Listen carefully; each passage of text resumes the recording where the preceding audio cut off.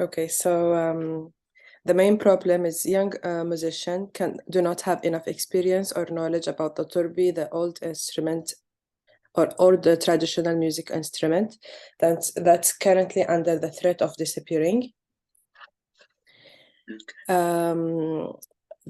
The community and media and activists lack of awareness about the role of the turbi instrument in San'ani music.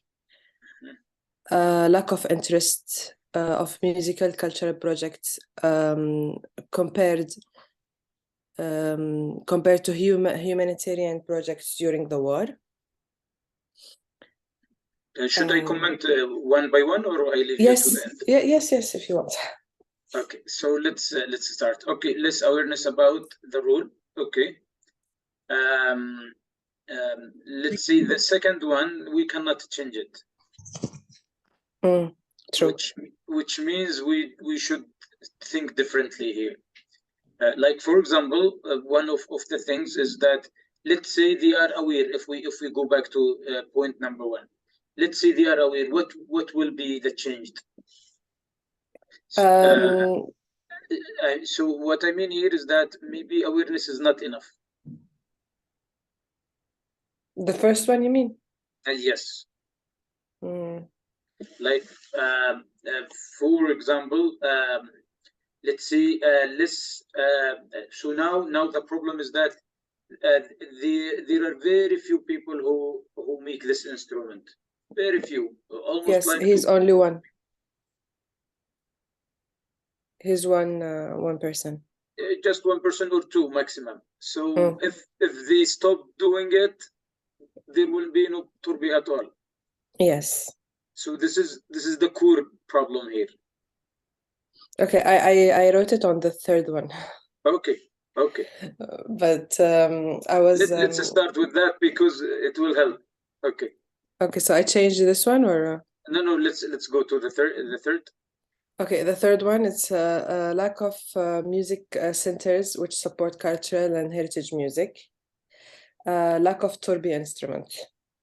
Okay. And then lack of support music cultural programs. Okay, so let's focus here. Let's say we talk about lack of turbi instruments. Okay. Now when I read it, I think, like you are telling me, there is no turbi instruments in Sana'a, so let's just import. Okay, it's not specific. Yeah, so you didn't tackle the problem. So lack of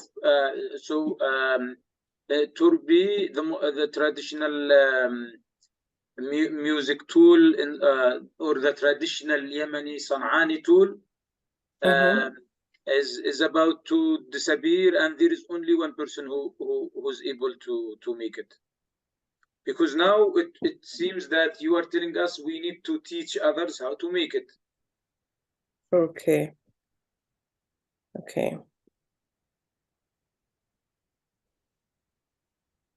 All traditional instruments. Let's see, turbi. If you are focusing on turbi, of course. All traditional turbi. Now I feel we should work on this.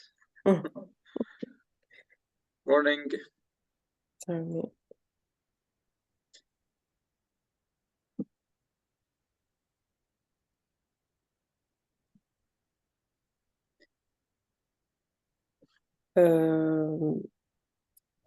Instrument is only made in Sana'a by one person. Let's say one person.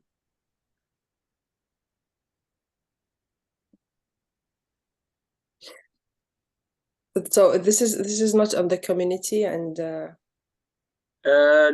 let's say there should be institutions who adopt the manufacture of this.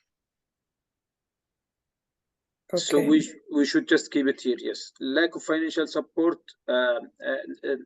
If you are talking about turbi, so you keep everything related to turbi. Lack of financial support. Financial. Okay, let's. Lack of finance support for music for traditional music. For Turbi and other traditional music tools, let's say.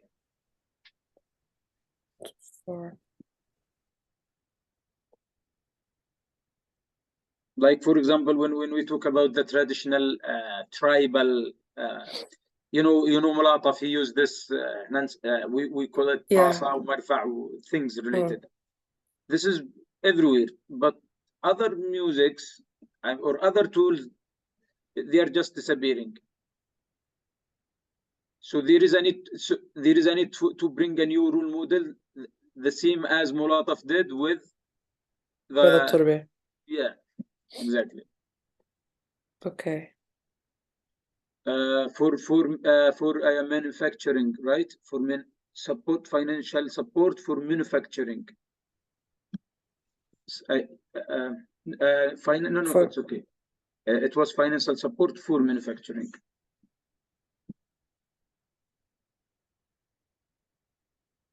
For manufacturing, Turbi and other.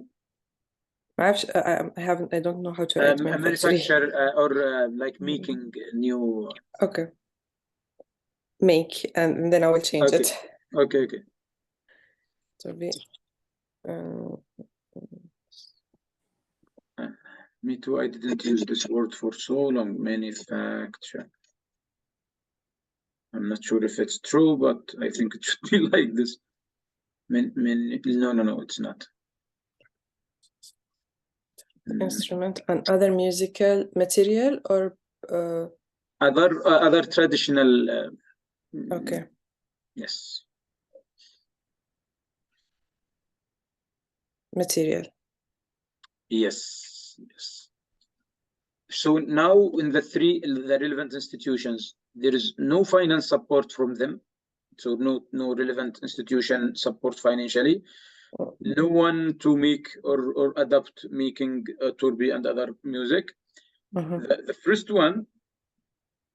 There is no institutions or centers. Yes, that let's say adapt the promotion of Turbi and additional support. It's which support cultural heritage music. Yeah, but when you make it very specific would be yes. Which support? Okay, which support? Now you already mentioned it. Which support? Turbi or which promote? Yeah, which promote, not support. Yes.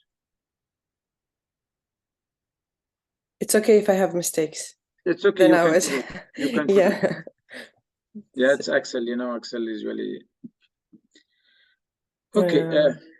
I think that number 3 is good for now. Okay.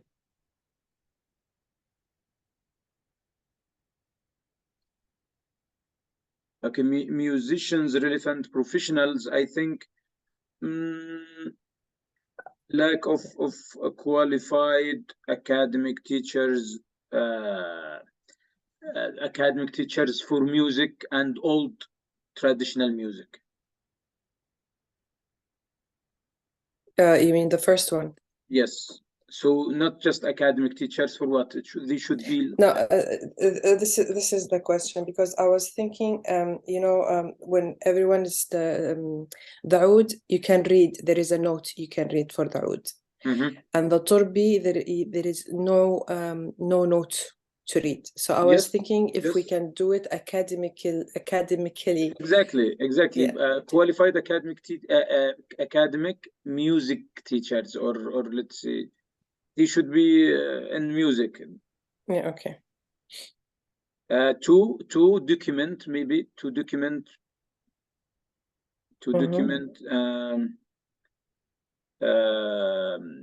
I don't know what, because I'm not really good in music.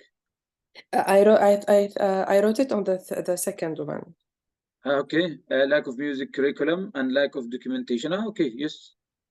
But yeah, when you said this, the السلم الموسيقي, the musical, I don't know, should we say ladder?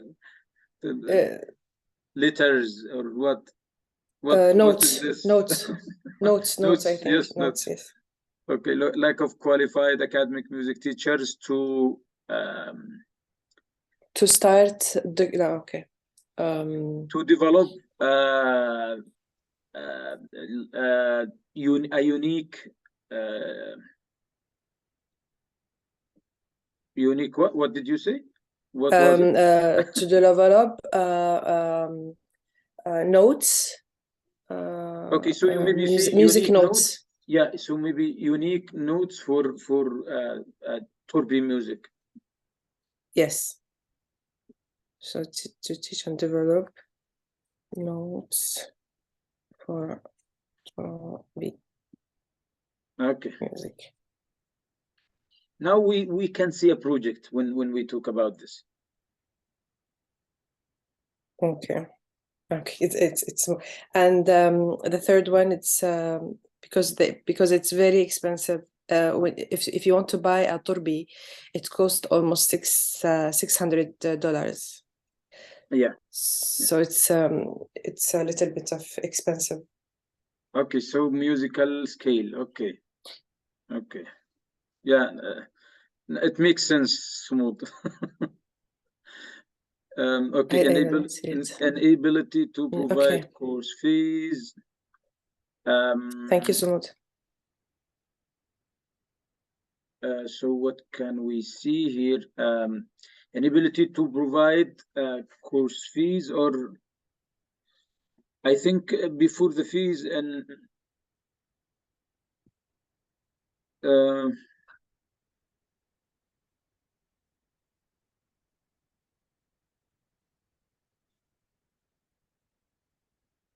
you mean there will be some courses for music and then no one is able to pay for that? I mean, the musicians, they cannot buy the Torbi because it's expensive. Okay. So this is one of the okay, to provide, so not course fees, so inability to instrument fees. To buy the instrument or the high cost of Torbi. Okay.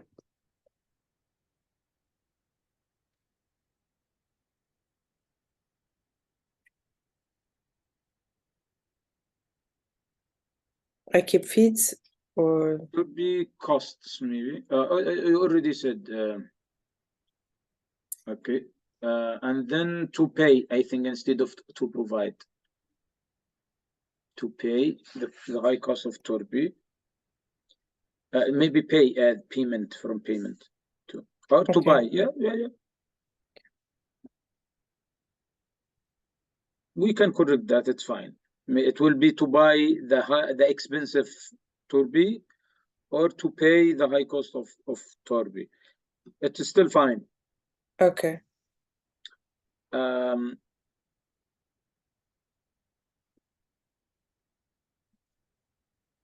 Torbi instrument by young musicians, because usually now the hope is in the young musicians who might like it and then they become professionals in that.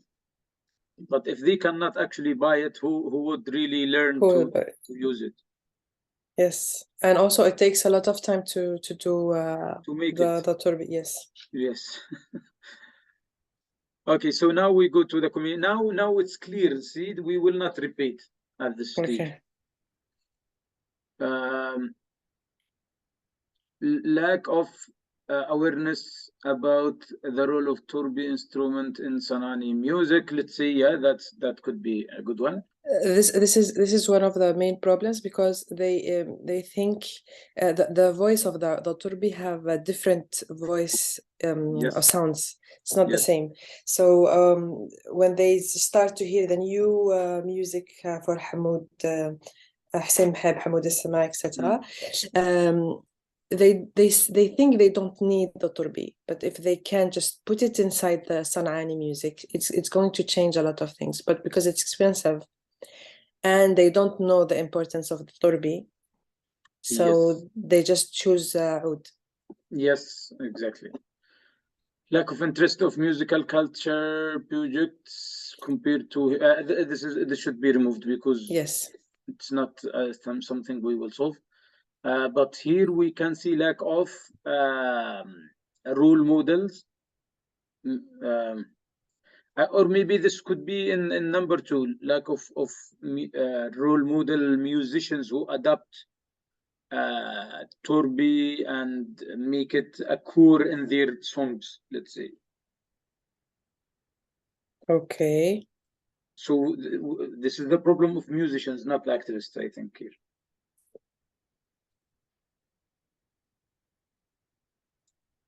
Lack of role model, like musicians who create of musicians.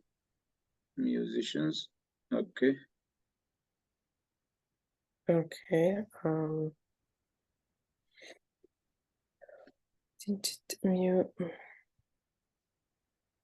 Music. Okay.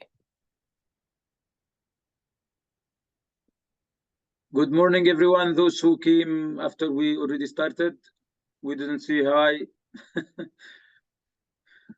Okay. So lack of musicians. Good morning, and we are sorry for being late. No worries. Hopefully you just find us working on art from early morning. So today is the artistic day. It's great. Okay. Okay. So lack of music. Let's say lack of musicians who let's say who adapt okay. I will help you writing in the chat. Lack of musicians who adapt Torby in their music, on their okay, what up Torby and create a role model of new songs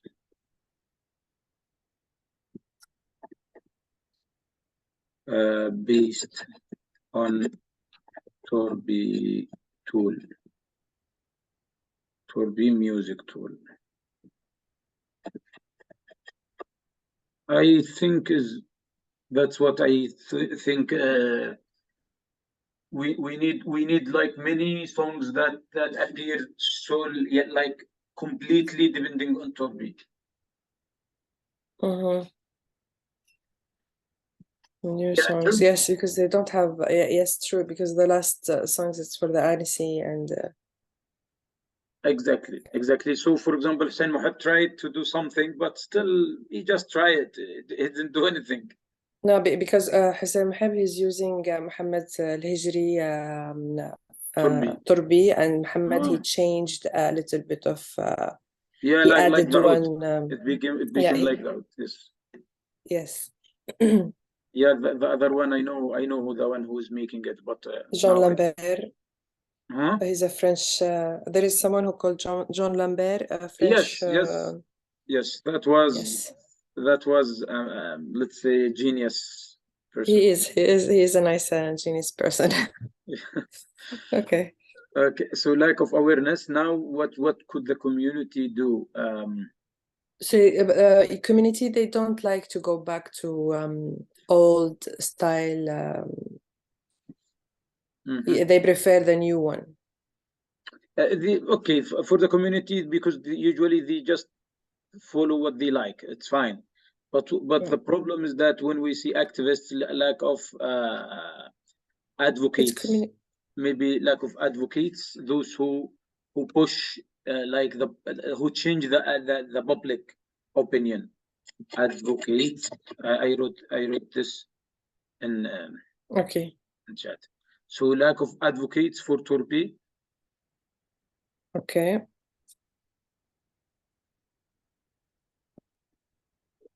Lack of advocates for Torby that encourage the musicians to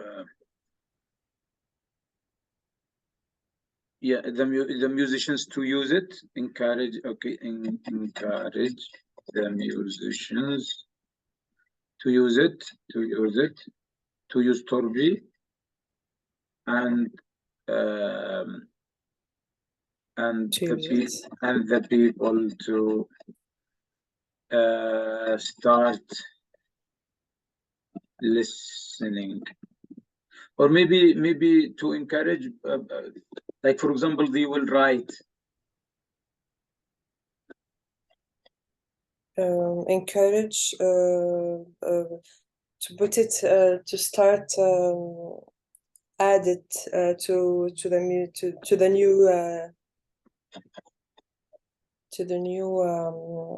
new music, new San'ani music. Yes, by writing, let's say by writing about it and hosting events. Events or events live or in TVs, let's say TVs and radios.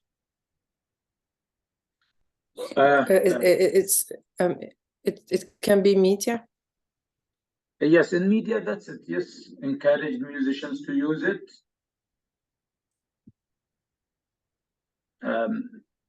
Even on. I think you need just to copy this live events or. Yeah, if you keep lack of advocates who encourage.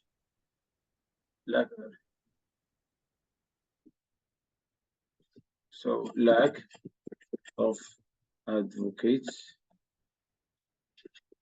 who encourage.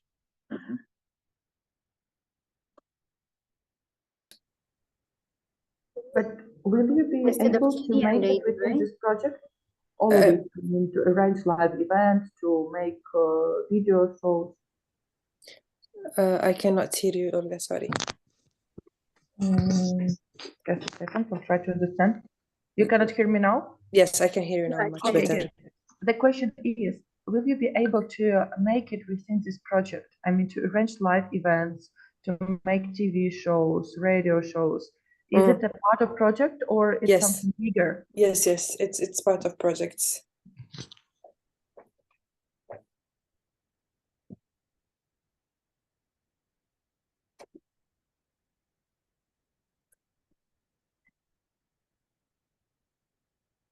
So Basma, I wrote another. So lack of advocates who encourage musicians to by writing and hosting and things. Okay, I will just. Okay. I will copy.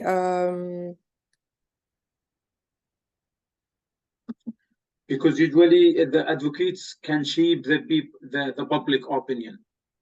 If they want to change the opinion of the people, they can write, post, talk about it, right? Because they are influencers. People will just follow.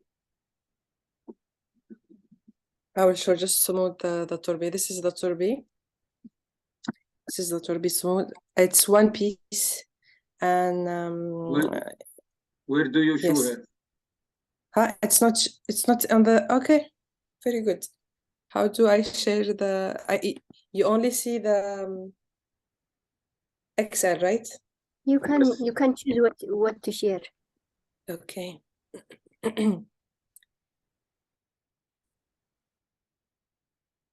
Okay, okay, perfect. Okay, I will show you. So this is, you can see this now?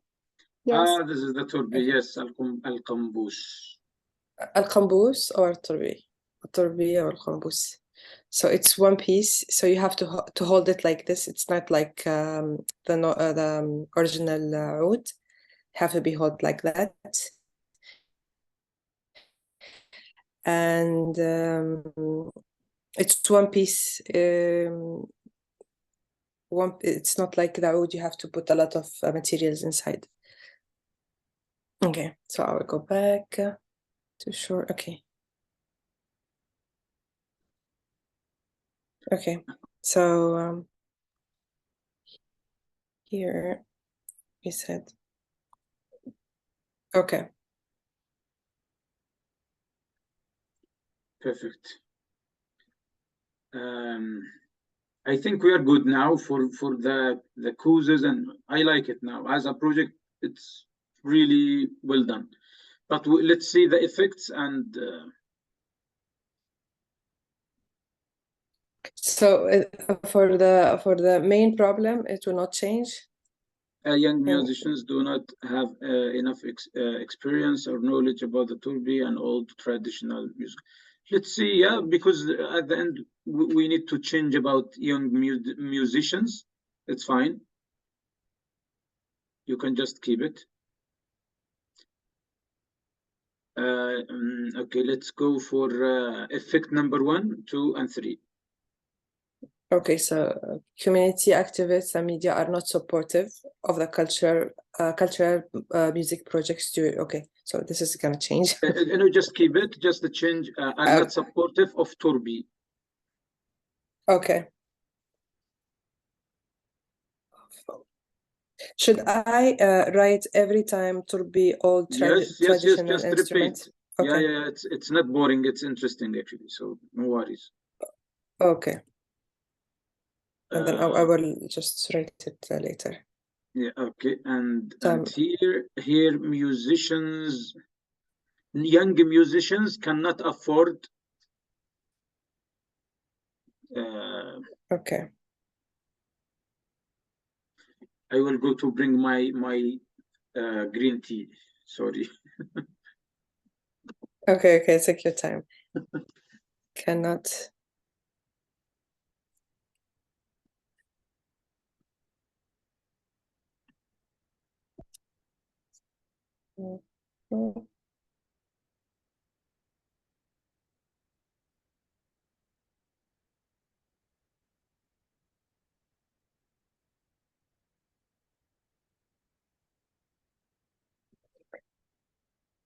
Cannot.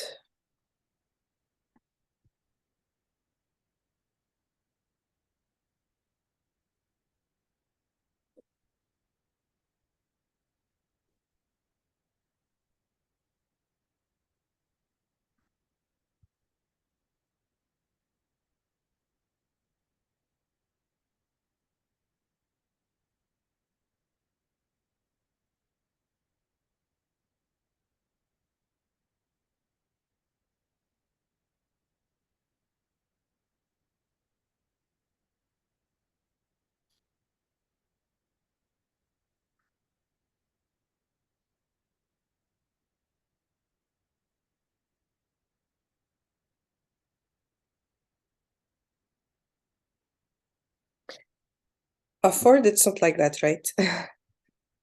For sure. Yeah, you have it in chat. Without you. It's double O, double F, and Double one O. Double F. Oh, yeah. Double F or D. Yes, now it's good. Okay. So this one, it will be like a facilities and services that support turbi music, turbi instrument. Yes, like you could see institutions, lack of institutions. Number 3, yes. Lack of institutions.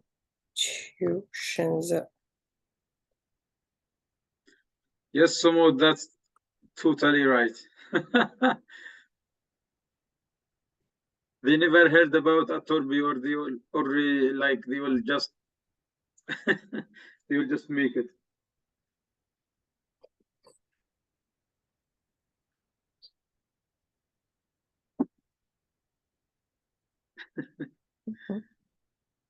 It's very interesting. The sound of it, it's very, there is only one person, and he, because his father, he used to make the turbi, and his grandfather, he used to do, I think, it after, but he doesn't share how to do it.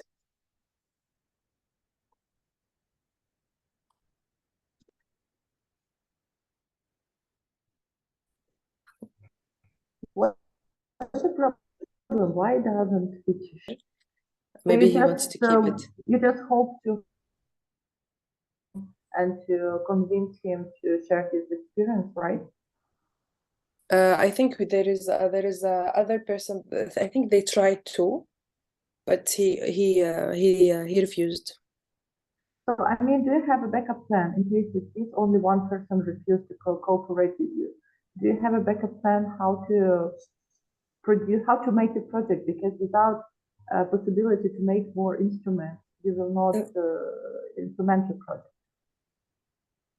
I have to go back and check because I think this instrument it's protected by the UNESCO. Oh, okay. I think they have they should write something about it, how to Some otherwise I buy one and then we buy one and then we just see how it works and we try to do it. Make a copy. Yeah. So please buy 10, okay? 10, it's very expensive. Very, very expensive. Now you have a project. Come on. Okay, so I will buy 10, then we okay, good. Okay, I will okay. But you I will can give buy you them one. from this guy, right? Yeah, we can buy 10. So he is the only one who produces it and who can sell it. Yeah, and it's going to take a lot of time. Like Oh my for God, one he's torbi, almost it takes gotten his beer. 2 or 3 weeks for one torbi. He's almost gotten this beer. He took it everything for him.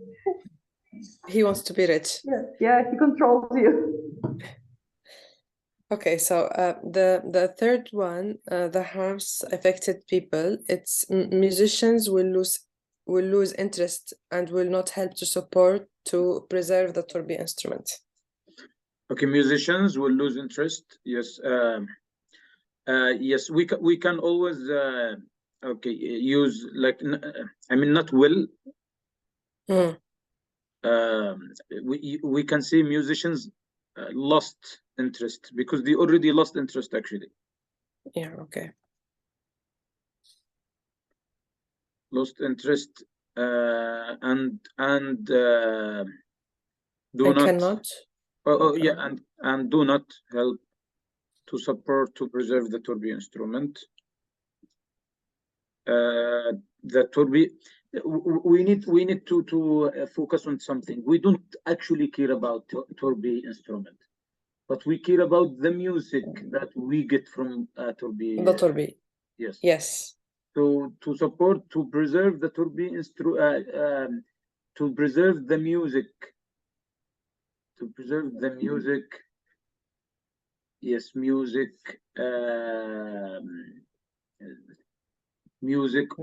of the torbi instrument. Okay. Okay, and then the harm or let's say the impact on community, torbi instrument disappearance rate is increased. I think here this one torbi instrument. I mean the same sentence you can cut and put in the previous sentence. So at the end of music of the torbi instrument, leading that our leaving torbi instrument this is about to disappear. You mean in the harm of affected people? Affected people, yes. So we take the torbi. Yeah. Yes. No, we take this impact. The last sentence you have. Yes, I did. Okay. Music of the torbi instrument. Leaving which could okay music to preserve music of turbine which will lead to the disappearance will lead to yes the disappearance of torbi, and that's it.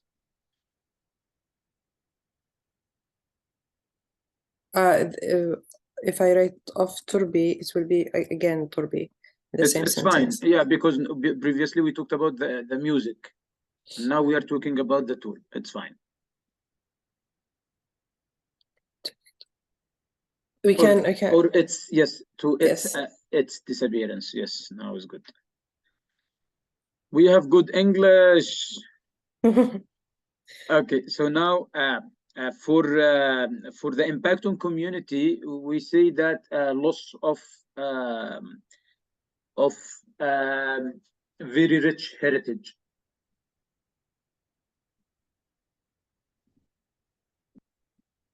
Oh my God, how to write rich? R-I-C-H. R-I-C-H, thank you. Now this is because of France, it's fine. Yeah. Loss of rich heritage.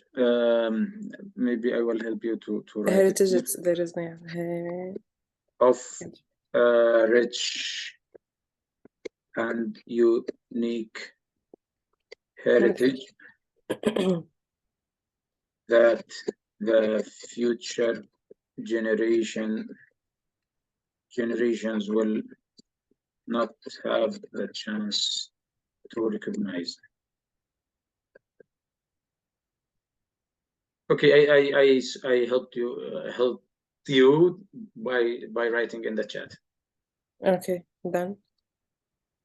Yes, somewhat for extinction. Yes, could be another instead of disappearance. It's fine. But now we have a great project. I really like it. I will hope to see it someday implemented. Yeah, I will look for the donor.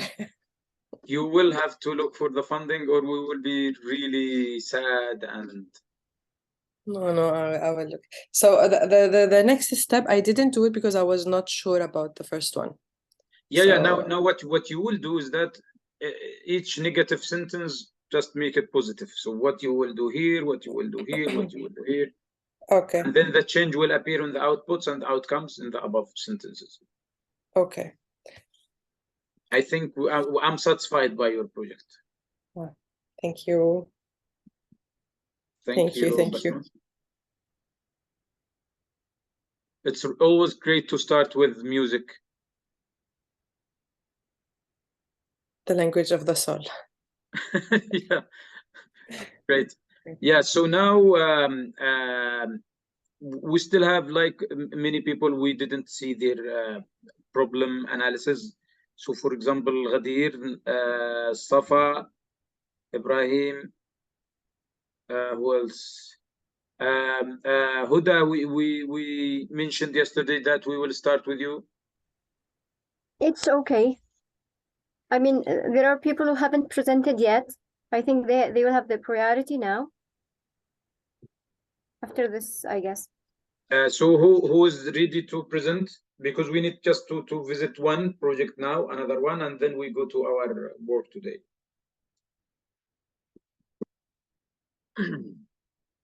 Thank you. You are welcome, Basma. Now I am already one advocate for Torbi, and we have two advocates from Ukraine too, or three. Mission I think. accomplished.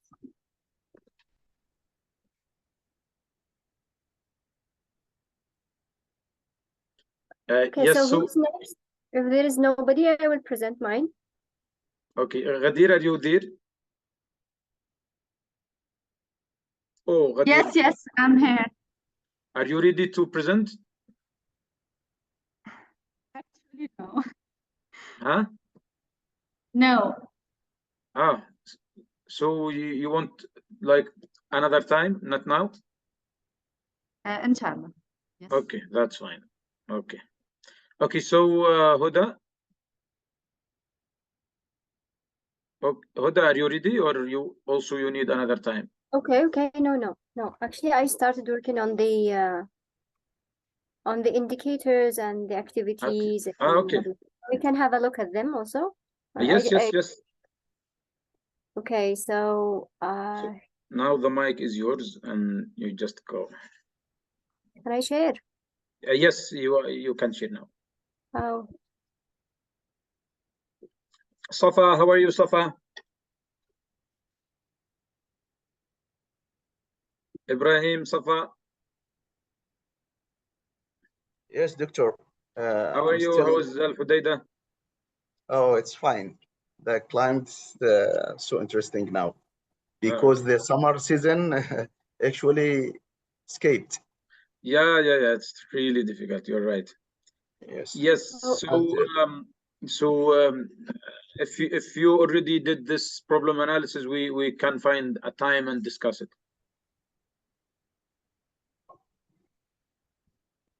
If you So don't, can you see my screen now? yeah, now is clear. Yes. Okay, I made some changes since Okay. yesterday. Yes. We can go from here actually, from the identifying the factors. So we have women and youth. The affecting factors are the community, authorities. I didn't say government, just in general authorities. Let's just make it Yes, yes, it's much better. as limited as possible. So it will be like local authorities around the community. And then we Okay. have women and youth. They are the involved part here also.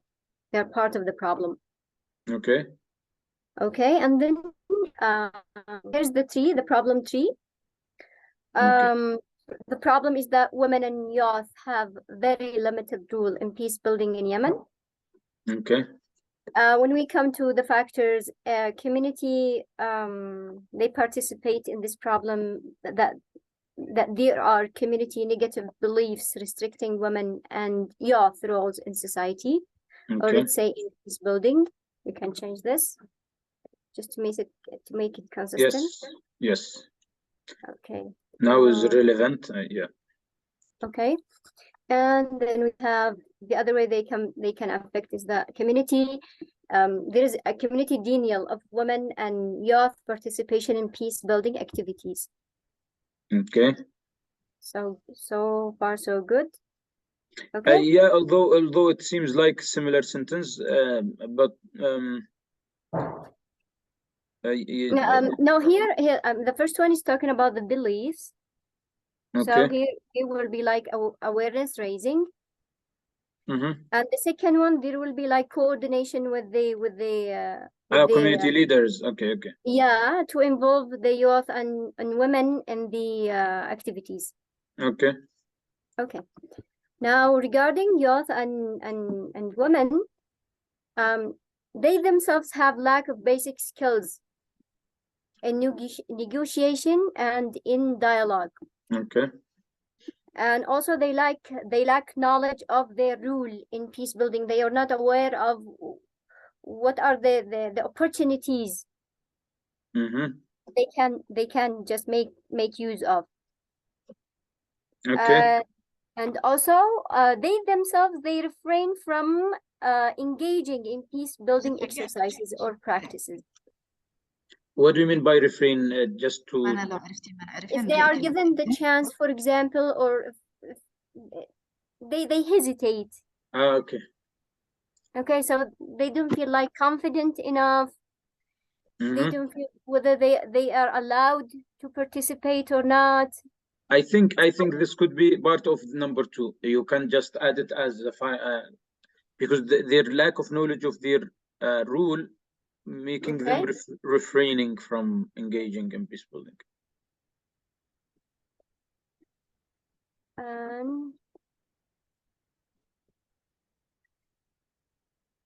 Yes, and then we will find other. Engaging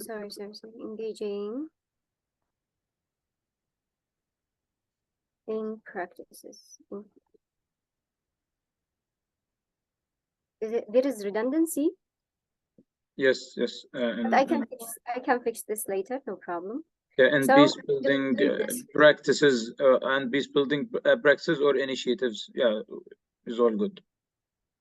Okay. Now regarding authorities, is it okay to move now? Yes. I'm just thinking what to add in point 1 and 2. I'm still like my mind is still thinking what to add here. But it's okay. But let's go to the authorities. Okay. Regarding authorities, there is lack of local authority leaders, awareness of women and youth rules in peace building. So here we will work on raising their awareness. Yes. In number 2, there is lack of communication between women and youth, and also on one side and the authority on the other side. Okay, but we need to make it very specific here. Okay. So here, I involving them like in seminars, for example, in workshops. So there is less communication. So to give room for communication, we can organize some workshops that involve both. I mean, authority leaders and youth and women. Yes, I'm just trying to see what we will discuss in the, like, what will be the output of this discussion. I'm thinking the what type of so let's say just to make the project very comprehensive, we need the young men and women, they should be trained on peace building initiatives, let's say on leadership and peace building initiatives. And then they start to like they develop initiatives. So when they discuss with the local authority on how to implement it. So we include here an activity of like starting initiatives. Lack of initiatives adopted by youth and women. You mean here? In the second column or in yes, the in third the second one? In the second. Okay. Lack of okay. There is what is called peace, lack of initiative, youth and women initiatives. Okay. On community, let's say cohesion, on peace, for improving peace at local communities, or yes, community cohesion, and let's say initiatives in community and peace building at local community level, let's say.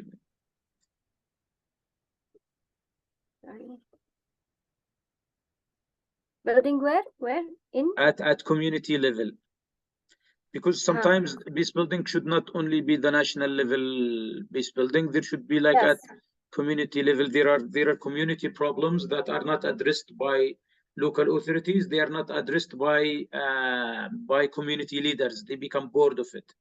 But if young men and women adopted some initiatives to solve them, and then they push, so they meet with the local community leaders, so they push the community leaders. See number 2, the community denial.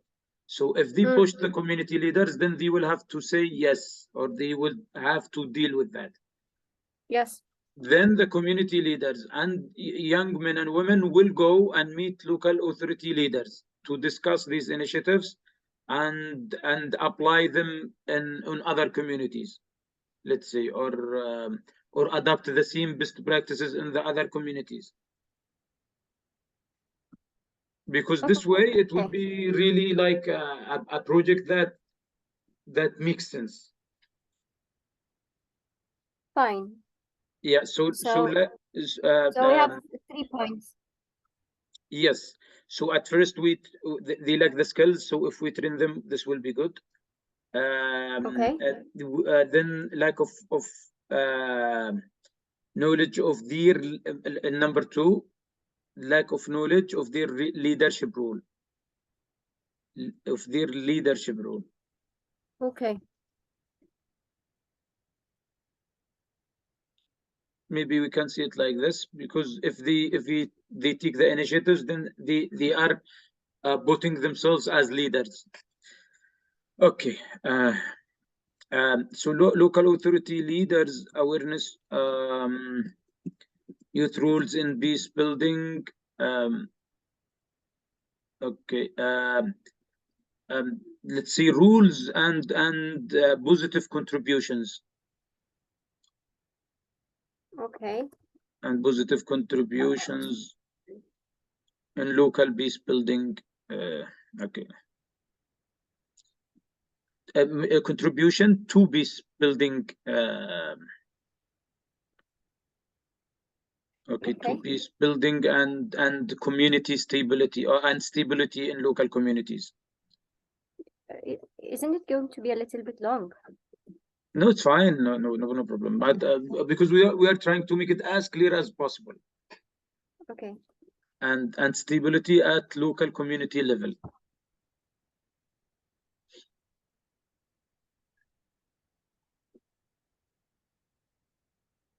Fine. So now the lack the awareness, but then we see that lack of support, because now the first it was the awareness, but now we need the practice of the local authority leaders. We need them to practice supporting the initiatives adopted by youth and women. So we changed the word communication to support. Yes, lack of support of local of leaders, local authority leaders. Okay. Mm-hmm. To initiatives. To initiatives. Yes, or to maybe peace building and initiatives. Yeah, leaders to the peace building initiatives. Okay. Yes, yeah. So leaders to peace building initiatives.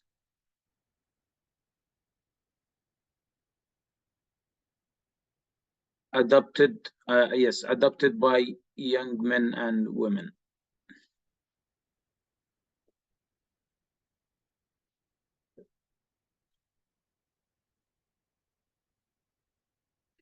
So Okay. I think now we have a very clear. I mean the whole idea of the project become like interlinked from community to youth and authorities. They are working under like creating something. Okay. Thank you. I feel happy now. Now I'm really I feel we have a project now. Okay. Okay. Okay. And Women and youth have very. I'm reading the main problem again so that we see if it's still relevant. Women okay. and youth have very limited role in peace building in Yemen. Let's say it's still good, but we can see in local communities of Yemen. Okay. So the idea is that, you know, when we see in Arabic, لا يفسحون المجال للشباب والنساء في تعزيز يعني في إيجاد مبادرات للحلول المجتمعية خاصة بالاستقرار المجتمعي. That's what I mean. Yes. So it's just reserved to them. Okay. Yes. So youth and women need a space to initiate to bring initiatives that could create more peace and stability in local communities. That's exactly what we mean by this project. So it's nice. Now it seems really nice. Okay. Now shall we go to the effects? Yes. So this problem has a kind of reflect on the community. In that community lacks participation of role models, as you said yesterday, or we might change it here, of women and youth in peace building practices. At local level, just add at local level. Okay. Fine. Because we keep see the activists on media, they are working at national level, but at local level, they are either neglected or they don't have the space to show the leadership, their leadership. But even at the national level, they are very limited. Yes, exactly. But if we can create, I still remember on 2018, I was asked by some NGOs, international NGOs, they wanted me to nominate some women leaders that contributed to peace building in the local communities. I was not able to find someone that, yes, I would nominate this. We can find it only on Facebook. This is yeah, in Facebook, they just, in Facebook, everyone writes, but you don't know their contribution. Yes. Okay. So this problem is affecting the targeted people who are women and youth, women and youth have very little participation in peace building.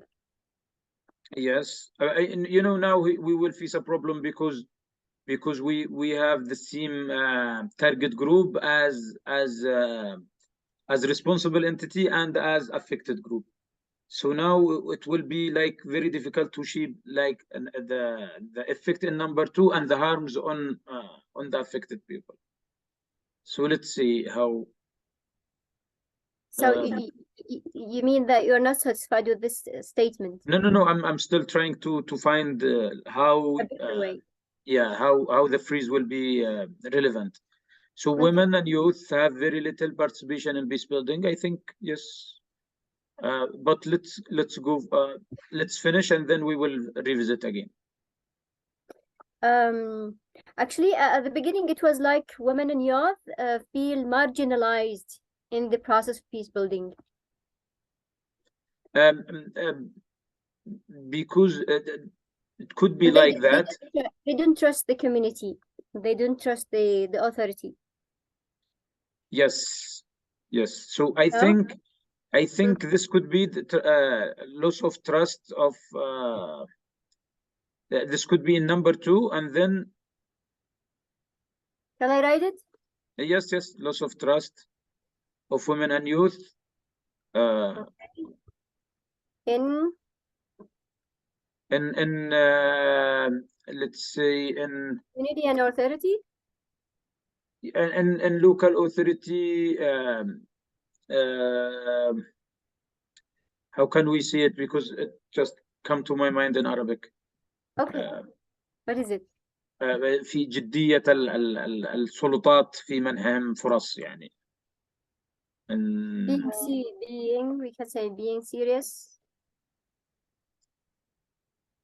Being supportive, maybe we can say being Okay. supportive.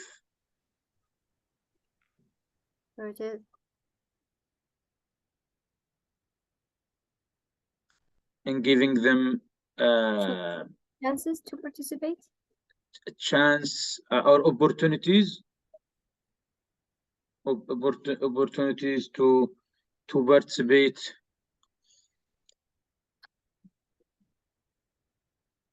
participate, in building peace in at local communities.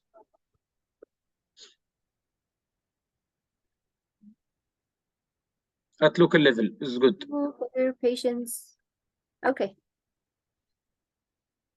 What is that? Building. Okay. Yeah. So now the harms on okay. Now the low participation is in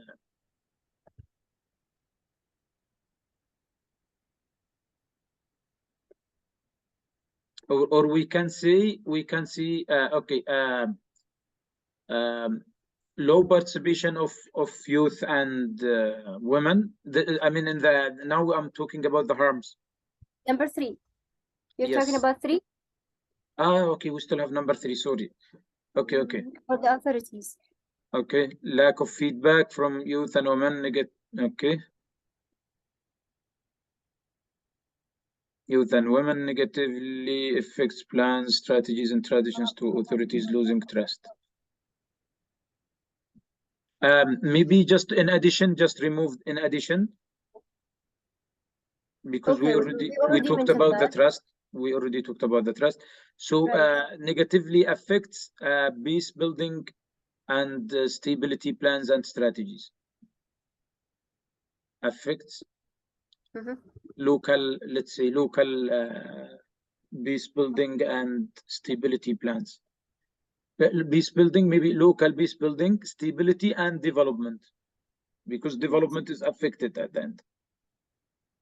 Local peace building, development, and development plans and strategies. Yes. Then? Yes. Thank you.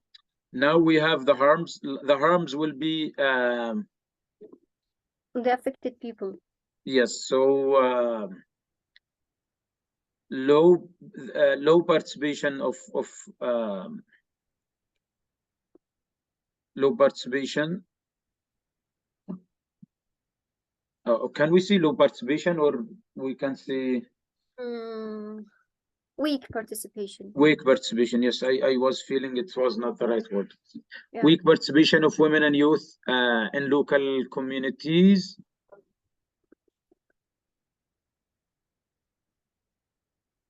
In local communities? In peace building. Okay, in peace building and development. We're adding development now. And it's okay. We will try to add it in some parts because it should be included. Okay. In peace building and development. Let's say At the local plans, level? and plans and initiatives at local level. Where to? Peace building And development, planning and planning. all plans and initiatives.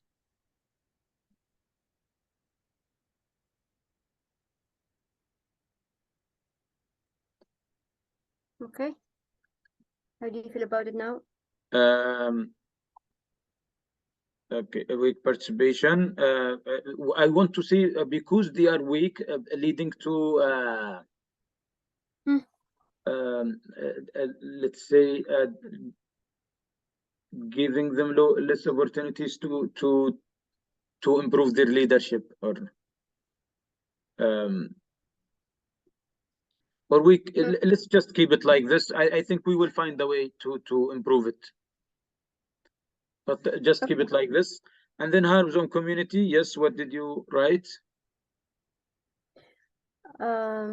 Needs, opinions, and views of all segments of the society are not equally involved in establishing peace or in peace building. Yes, I think here if we lose the initiatives of youth and women, then the community will keep losing opportunities for improving stability, let's say. So we can see instability and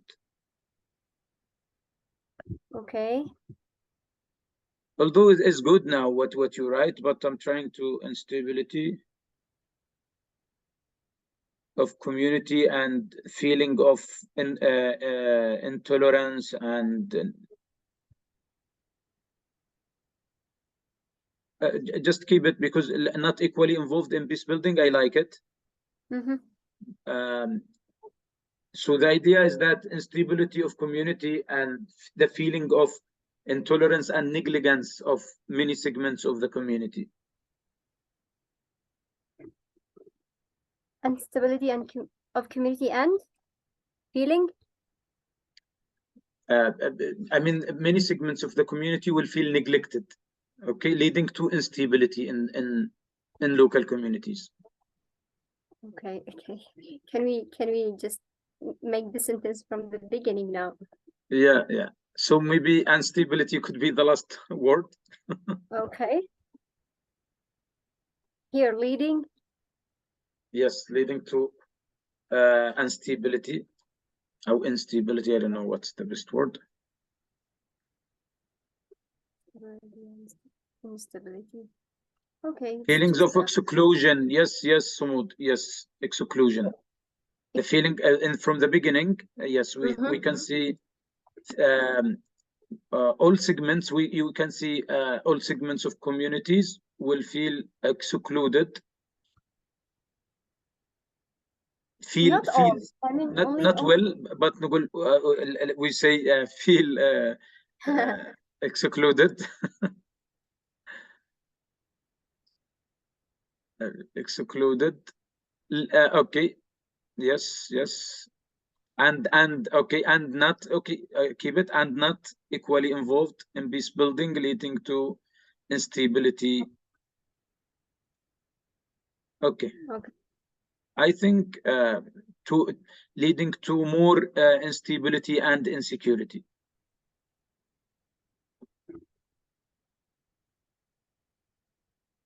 I think is good now. Okay. That was like the proposed topic, the title of the project, increasing. Okay, increasing women's and youth participation in peace building in Yemen. Okay, still relevant. Thank you very much. Would you like to have a look here? I think you will revisit after we changed a lot. Okay. Yes. Sure. Sure. Yes, and then we will review. Yes, the indicators and everything. It will be clear because usually when the problem analysis is good, everything will be good. Yes. Everything falls in place. Yes. Thank you very much. Thank you. I will provide you with a template today to work on, and also you could work on Portal. So we will see the best way. Okay. Okay. Thank you. So now I think thank you so much. We already discussed 2 projects. Let's say for those who didn't have their coffee yet, can we have 3 minutes break before we go to the next topic? Okay. Great. Can I just ask a small question before we Yes. go to another topic, if it's possible? Yes. Because yesterday I was working on solution 3, right? It's called solution Yes. 3. So Yes. theory of change, whatever. Yes. And I realized that probably my project seems to be very big and goes out of the topic that I specified. So I mean, No, it's it's because the first project, so you see it's so huge. But because my question is about donors' way of thinking. What do they prefer? Like the project which gives a complex solution, or the project which gives a very specific solution for very specific small part of problem? Because what I was thinking about my project, that I specified I want to spay, like nurture 1,000 cats, street cats, let me say. But then I'm speaking about governmental problems, legislative problems, lack of associations, or it's fine. but if I try to solve these problems, it will not be relevant with spaying or nurturing 1,000 cats. It will be larger than it. The idea is that fine? the idea is that when you involve all parties, it's not just you are solving the problem of the 1,000 cats, but you are making a new culture that solve the problem even for future cats. Exactly. That's why I'm asking. Probably they will say that your project goes out of the target that No, it's still good, but usually if the donor has limited funding, then you decrease the number of activities. You try to change the activities to make them a little bit not very ambitious. That's the only thing. So it's not a problem if my target is to spay 1,000 cats, but besides of that, I'm saying that I want to improve infrastructure of facilities, to increase number of facilities. Is it still okay? Yeah. Or I should not change the target or the name of my project. I think just keep it. But for example, instead of training, let's say 40 vets, so you could train just 10. If you will involve 100 activists, just involve 20 or 10 activists. So you just decrease the numbers. Okay, but the activities can be the same, but in less volume. Yeah, exactly. So you could select just part of Amman. You see Amman, the western Amman or the eastern Amman. So you can limit geographically numbers, and that's it. Okay, but shouldn't I change the title of the project? For example, not TNR campaign, but let me say saving street animals in Amman campaign. Still, yeah. To make it not so specified in TNR, because TNR is related only with surgery for sterilization. No, I'm speaking about larger things. Yes. You need to make it as representative to the objective of the project as possible. So your advice is to change the title and enlarge the target, right? Not to remove activities. Yes, yes, yes. Just to decrease the numbers if you want. But for now, because it's for the trainings, then just keep it as it is. And then Yeah, you okay. might find a donor for the whole, or you just decrease once there is a donor with limited budget. Because what I was thinking about that maybe I need to divide it for several projects. One project for TNR only, without involving government, without involving institutions and Yes, others, yes, and to make yes. another project targeted to change the legislation system, to encourage people to open facilities, so to divide it to different projects. Yes, yes, yes. And I'm thinking what is better. Yeah, and still, the more you go on details, you can make the government part as a problem tree with 3 segments, and you talk about it as a single problem. Yeah, I can So make you any of it as a single problem. yeah. The So now you problem just is so huge that I can divide it for million problems. yeah. Okay, I see. Thank you. Yes, welcome.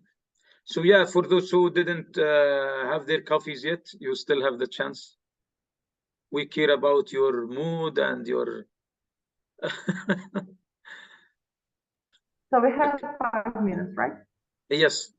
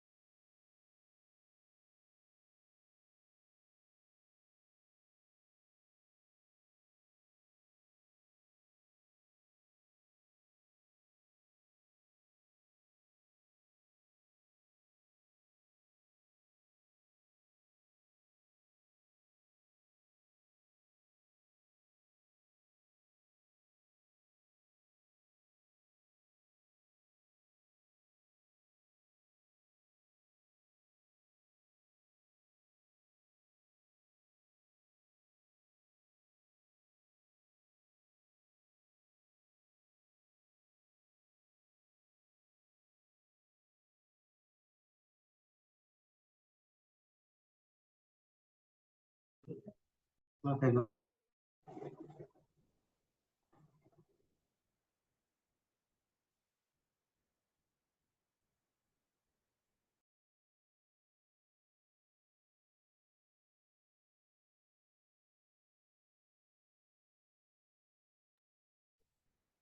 Bandar? Yes. Are you in break or what? Yes, I'm in break. Okay, thank you. Thank you.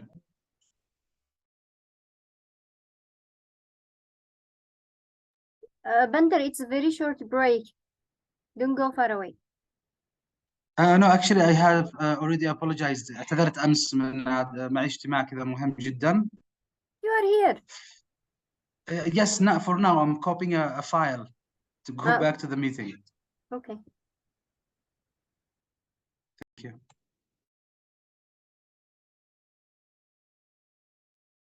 Huda? Do you hear Yes. me? Yes, Ibrahim, how are you? I'm actually facing the power problems here in Hudaydah. Hudaydah. Yes, usually it sounds so poor and the connection also is also poor.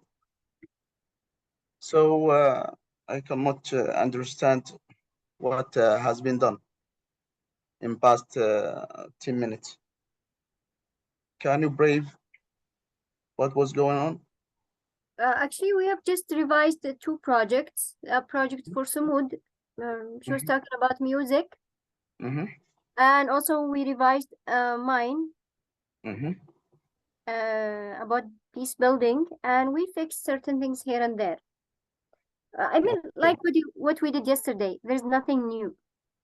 Okay, thank you. So here we have people from Hudaydah. Hudaydah is in Yemen. Yes. Sana'a, Sana'a, capital of Yemen. Olga is where? In Amman. Yeah, In I'm in Amman. Jordan. I'm from Ukraine, but I'm in Jordan. Yeah. Arena is in Ukraine also. Yes. Which city? Odessa.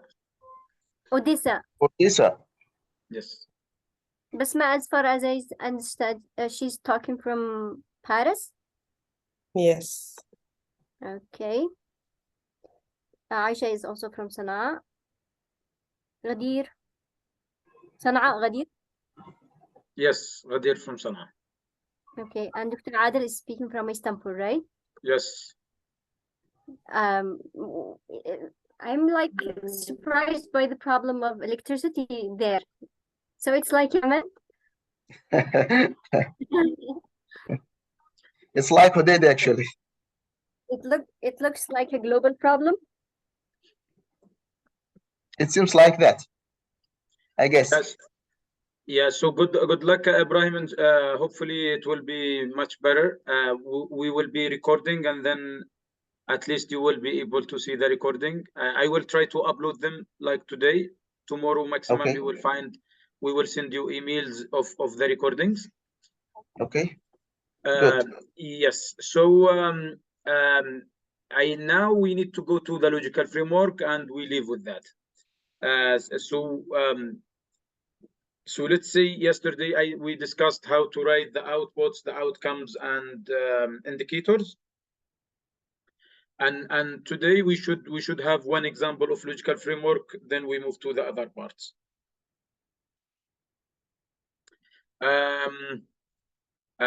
So before we go, I'm just trying to think: should we work on the Seam Excel tool or we go to Portal?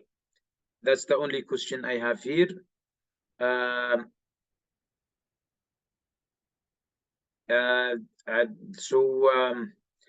There is also another part from the PowerPoint presentations of yesterday.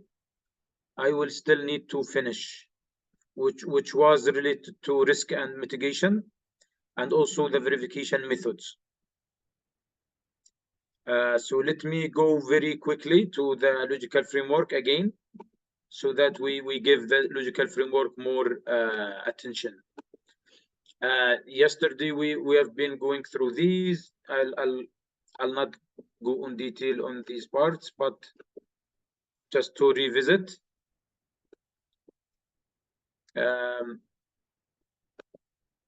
Okay, so we had the logical framework. We talked about logical theory of change and how it looks and how donors are expecting it to be. This is the whole frame of logical framework. Then we talked about the impact, that it's only achieved at the end of the project, or I mean after the end of the project. So it's usually difficult to measure the impact during the project lifetime. The outcome usually is the reflect of the problem, of the main problem. If we understand what was the main problem, then we can just have the outcome, the positive reflect of that. Outputs usually are related to the entities, not to the affected groups. So here we talk about teachers, we talk about classrooms and schools, about the communities, but we didn't talk about children in the outputs. Usually the children in schools usually will be the outcome of the project. Different number of activities for each output. And we talked about indicators, that the indicator is 3 parts: the question, the answer, and the document that confirm the answer. So the indicator is like a question after removing what is. So it's what is the number of, or what is the percentage of. The answer will be the target, and the document contains the answer is the verification methods. We give this example: number of health workers, target is divided by men, women, total, and then verification method was like training report. Here, final evaluation report for a percentage indicator, percentage of beneficiaries aware of complaints and feedback mechanism. Yes, different indicators based on the level of impact, outcome, output, and activities. We give these examples. How can we make the question an indicator? By removing what is and then changing the number to the hash, changing the percentage word with this percentage sign. Verification methods. Now, the verification method is a document that contains the answer of the indicator, that contains clear answer with the numbers of targets achieved. Usually we collect the verification methods during the implementation time of the project to prove that all activities were completed. We see here up to the last day means that from the first day of implementing a project to the last day, we keep implementing activities and then collect reports, review reports, making sure that we have all documents and evidence that this activity is done. So some documents, they prove the activity is done. These are verification methods for activities. There are documents that prove that outputs achieved. There are documents that prove that outcomes are achieved. For example, usually if the indicator starts with number or the hash, usually we can use these verification methods. So distribution report, training report, activity report, project monthly report, semi-annual report or mid-year report, final report, awareness sessions reports, complaints and feedback lists. Usually we collect them regularly by the project staff and during the monitoring visits of the monitoring and evaluation team. But verification methods for percentage indicators, usually they are documents that needs a lot of work to do. So post-distribution monitoring report, midterm evaluation report, final evaluation report, project final review. This is usually done by it's like a study. So if we have an indicator that starts with a percentage, then it's collected by sometimes outsider consultant or a consulting company. Sometimes the donor contract with external agency that comes and do a final review, or they do final evaluation for the project, and then the document presented by the consulting company or firm is used as a verification method that proves whether the percentage indicators achieved or not. We will go and work on examples together for sure. We will work while we do the logical framework. But I want to move also to the last point of the logical framework, which is assumptions, risks, and mitigation methods. What do we mean by assumption and risks? And how could be the assumption and the risk, what makes the risk a risk? And mitigation methods, how can we deal with that? So usually the identification of risks and assumptions helps in clarifying whether the proposed objectives achievable or not. Let's say when we develop a project or an activity, usually we assume that external factors are going to happen, and we want them to actually happen. This is the assumption. So, for example, let me see if here we have clear example. No, I will give you an example here. For example, we are implementing education project. We have assumption, as our assumption will be that the Ministry of Education and education authorities are supporting our project. This is assumptions. Let's think about it differently. What if the Ministry of Education refused or did not agree on the project or the activity? Then if they refuse, it will become a risk. So what will we do if it becomes a risk? Usually we ask ourselves, is the risk high impact on the project? If it's no, then it's not actually a risk. So we don't include it in logical framework. If it's yes, high impact, then is it going to happen? If it's unlikely to happen, then also don't include it in the logical framework. If it's likely to happen and it's high impact, then include it in the logical framework as an assumption. If it's almost certainly yes, for sure it will happen, then we need to do some changes. If it's high risk project, for example, we need to redesign. If it's for sure will happen, we need to redesign and change the inputs and factors. If no, still we cannot change, then high risk project, it should be rejected by the donor. So what we do is that we redesign the project and add activities or outputs or rewrite the outcome. But if it's likely to happen, we can include in the logical framework as an assumption, and then we monitor the risk and think of ways to reduce it. This is just the logic thinking about assumptions and risks. But the best way is that when we develop a logical framework, usually there are things that become repeatedly mentioned in every proposal. So now you might see it very strange, but once you get used to writing proposals, you will find the same phrases that everyone is talking about. The risk of, for example, the risk of insecurity in the targeted area, or conflict in the targeted area. This is a risk. So what will we do? We need to mitigate this risk. Usually the mitigation measures, it could be risk avoidance. How can we avoid the risk? By modifying proposal and changing some activities or adding some activities. We can control the risks. Some risks we could control by adding activities or we do prior coordination. So for example, if there is a risk that the Ministry of Health will reject the proposal of children living with HIV. So for example, if we ask Irina, is there a possibility that education authorities refuse the project?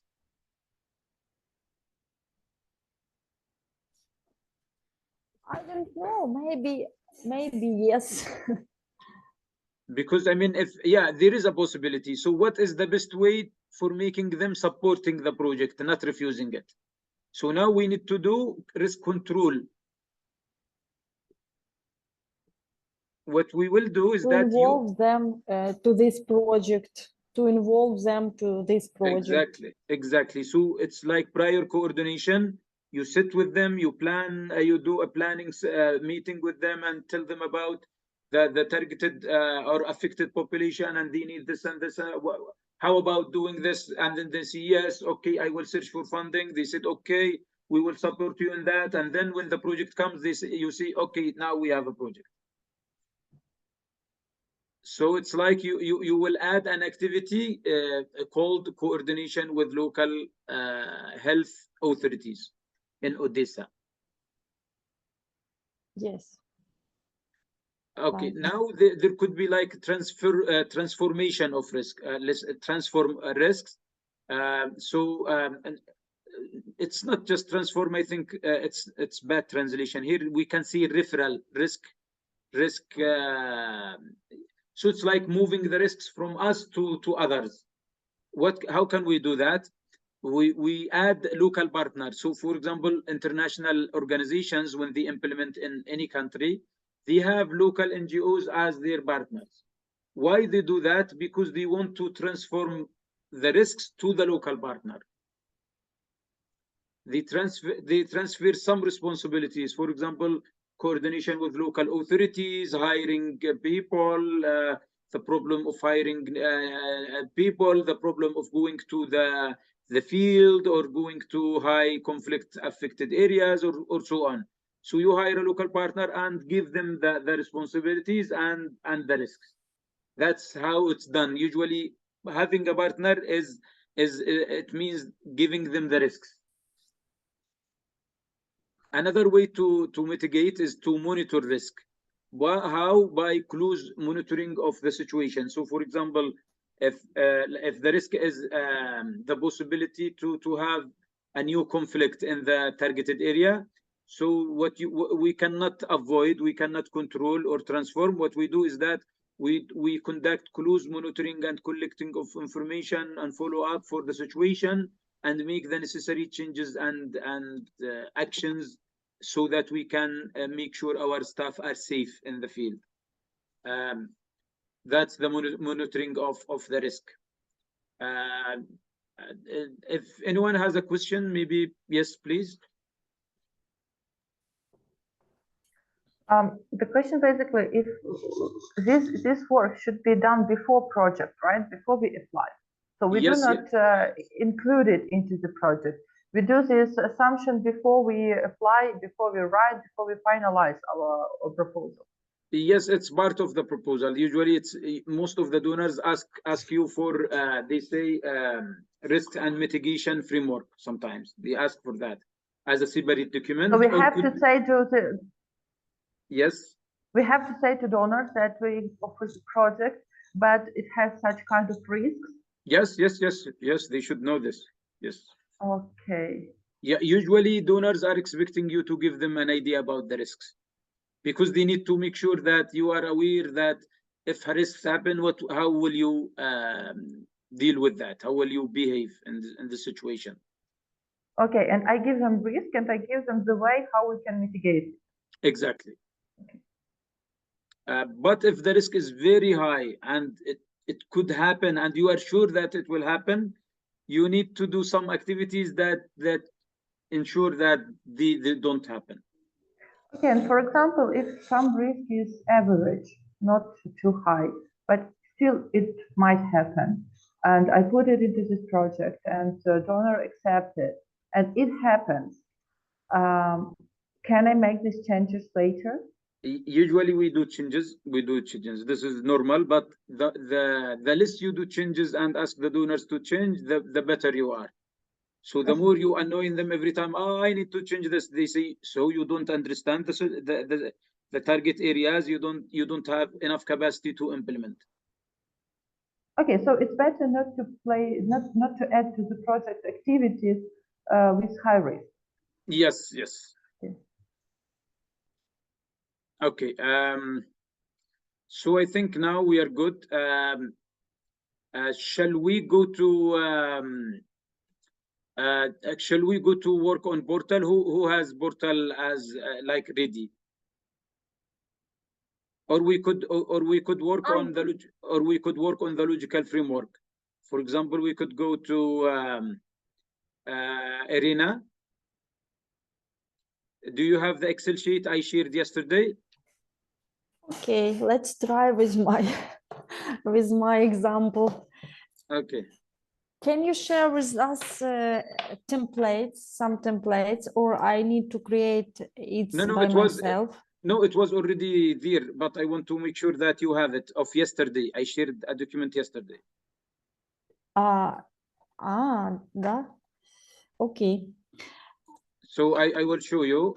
So for example, here in the same document I shared yesterday, we have the problem tree, we have solution tree, and we have the logical. Oh, okay, I didn't change the name. Okay, logical. Okay. I'll open my document. Just a moment, please. If there is no in this, I mean, you could go here and do copy and based on the same document you have. Okay. Just a moment, please. I need some. Yes, you have you can do that. I see that Samud in chat asked to repeat the monitor risk part. Is it still? Is there a question? In chat. Yeah, okay. Okay, so health authorities, because the local authority are more aware of local context. Would you repeat the monitor risk part, please? Yes, usually when there is a risk that there could be local conflict, a new conflict that arise in the target community, what should we do? What we do is that we monitor the risk. So we monitor the situation in the targeted area, and we conduct close monitoring. We collect information. We keep talking to the community leaders and activists, or our staff will keep asking and giving us information as a project and NGO leaders. We keep collecting information and take decision once we think this is a big threat for our staff, or once we think that this is a big risk for us as NGO and as community. So we decide to stop, or we decide to change the target area, or we just stop for few times, and we keep also reviewing until we are ready, like until the situation become normal and we work again. So the idea is, yeah, this is the close monitoring. The close monitoring is to collect data as much as possible that helps you to take decision.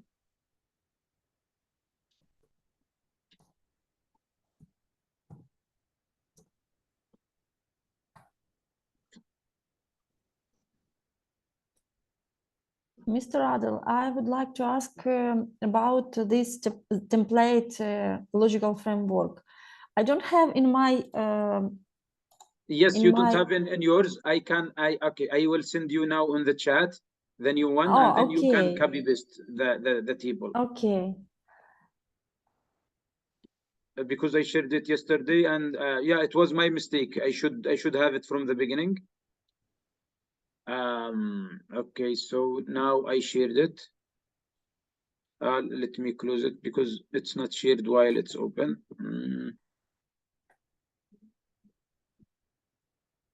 I think now you can. Yes, so you can download and then copy Thank you paste so the much. table. You are welcome. Okay.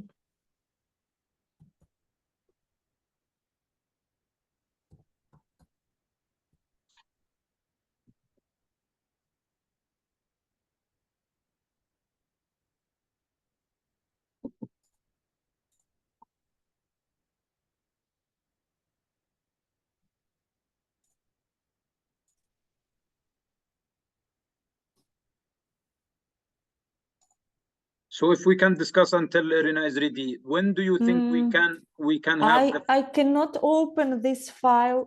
I cannot open this file because I don't know why. It's Excel.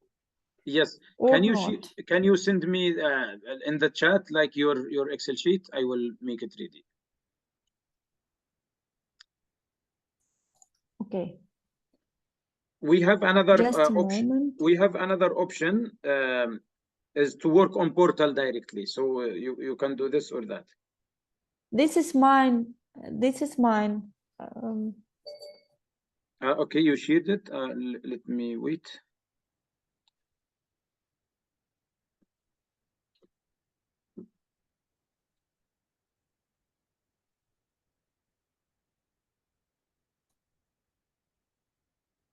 Do you receive or not? Not yet. Just make sure Not it's yet. closed, because usually in the chat you need to close the document before you send it. Yes.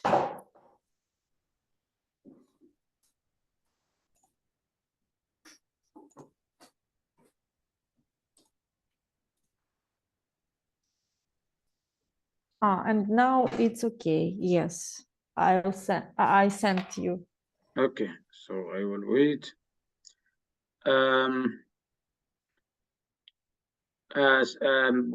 Safa, I don't know if Safa is here.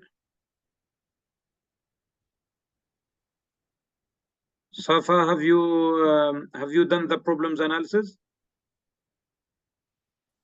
I think she's not here. yes, she's not.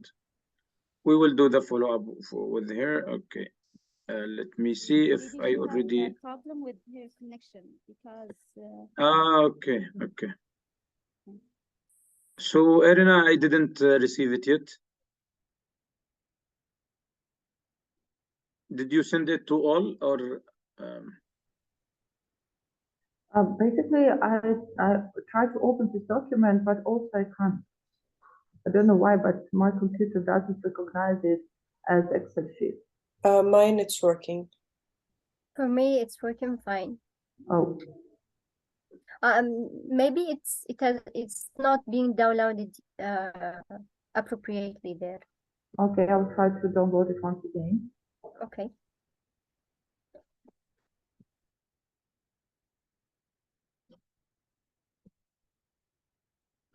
We can have the time like working with another one until we are ready with Irina. Can we have another project? So for example,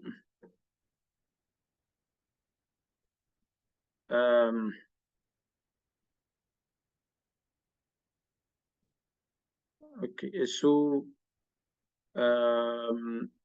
which project is already analyzed and ready other than Irina?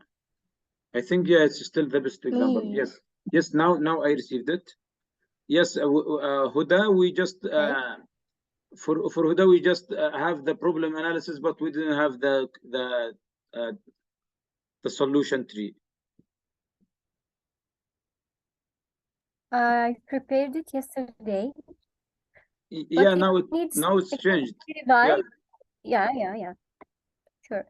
That's the problem. Yes. So now I will do copy paste from this document I have to Irina, and then we will start with Irina because it's already done the solution tree, so it will be easier for us to move on. Okay, Irina. Okay.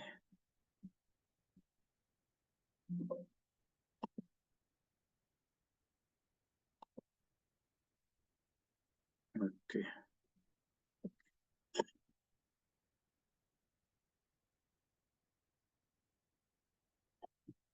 Logical frame.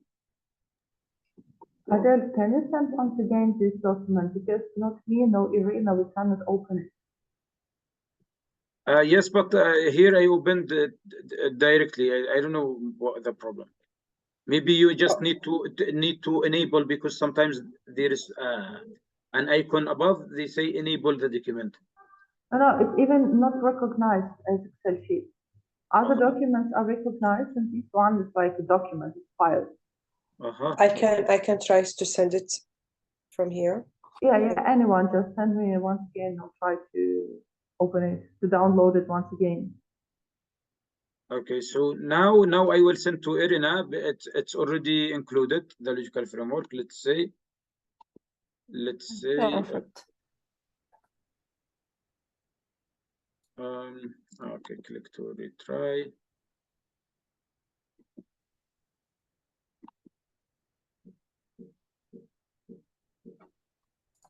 Okay, so Sumud, you have the same problem. Okay, so let's see Irina now. Irina, I sent you the one so you could open it. Yes. Open it and then let's see if you have it. Yes, I download it and this file has the same type. I cannot open it. Can you? It's not like Excel. It's another type of file. I don't know. Oh, wow. Because it's normal for me. I don't. Can you send me the email in the I can chat? share screen and you can see my. Irina, Yes. the one that Okay. Basma sent is I will okay. share the tool with her by email. Yes. So open it. Okay. Okay. So I tried to open one from Basma and I believe it's the same, but this one is open. So for me, it's fine. Окей. А як його завантажити, якщо він, ну, немає такої Ні, стрілочки? подивіться той, що Басма прислала. А от у мене від Basma to everyone, і, ну, я його не можу Пробуйте, бо у завантажити. мене він так само був, не розпізнавався, але коли завантажила, розпізнався. Я просто не розумію, як його завантажити, якщо тут немає такої стрілочки, ніби Немає? він вже завантажений. А в мене була. I think because okay, this is very strange actually. Yes, you need to see yes because you need to replace the old one. Okay. Так. І дивіться, черговий файл знов завантажився як... Де він? Як ось він, дивіться, оцей, це всі файли, які невідомого походження. Давайте я вам спробую його відправити. Окей. Okay, I will try to send.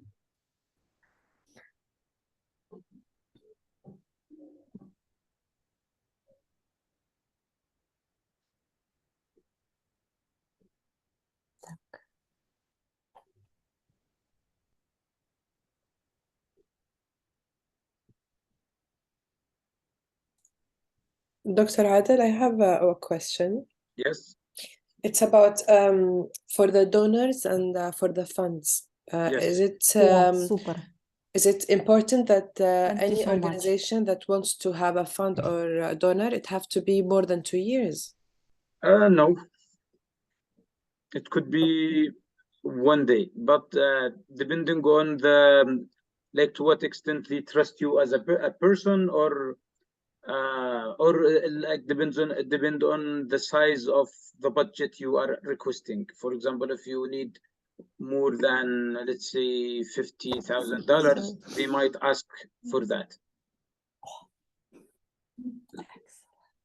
Yes, now is good. So what you will do, Irina, is you copy paste. Yes, but my Excel. Okay. If you go from, see above number one,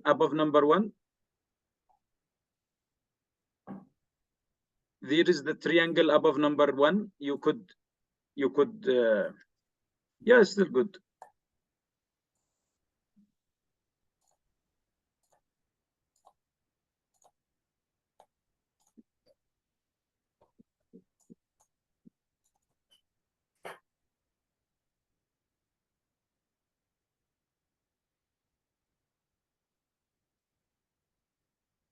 My Excel is not so fast as I wish.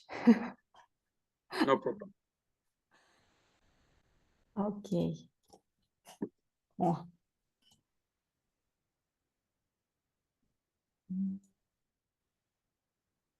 Yes, I think you can. You need to extend the number C. You need to extend it. the letter C. Letter C. Where is? Like above the file. So we have ABC in the Excel sheet.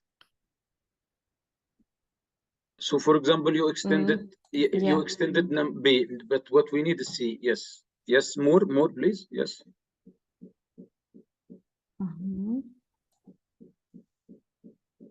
Okay, great.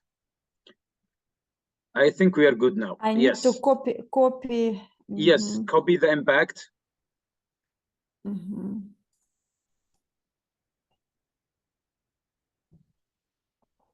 I think you need to copy just the words, not only text. Yes. Yes.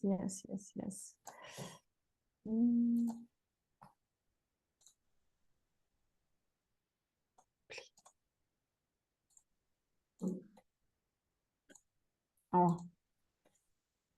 Yes. Так, outcome. Now it's easy to create a logical framework. I need to copy past all, or we did it do it step by step. No, it's okay. We still have just 3 outputs. You copy it, the 3 outputs, and then we go for the activities. Okay. Then we will work on indicators. We will be good. So let's start with output 1. Perfect. Output 2. This is the most interesting activity I have ever seen. Because usually before the solution tree and problem analysis, it was like a nightmare to develop a logical framework.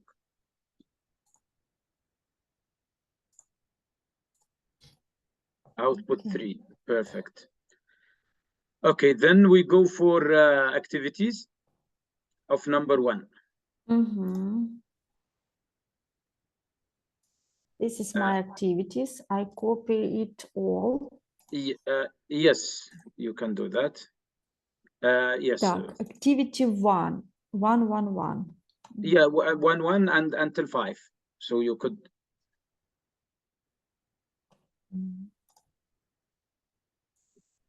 It will be over 1 to 5. If you can copy paste, it will be done. Yeah. Yes. But if it's 6, I think you will have a problem. Yeah, just copy paste 5.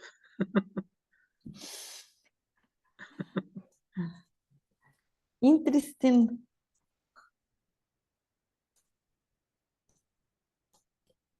Oh my God. Okay, if no. Maybe 1 by 1. I think 1 by 1 maybe is much 1 better. by 1. Yes. Yeah. Oh my and God. more faster because it's special preparation for this task. Yes. But no, it's okay because usually the logical framework, I remember in 2014, I stayed 1 week from started on Friday and ended up on Thursday just developing a logical framework. It was really difficult. But once you have the approach, now it's easy.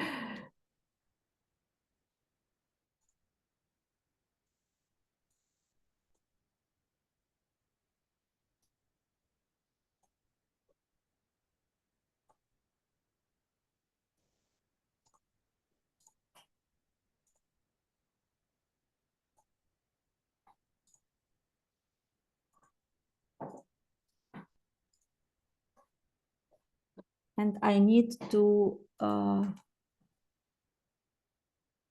add one more link or not, or use only 5 activities. No, you can create a new insert a new line and then add the 6th. Insert. Okay, great.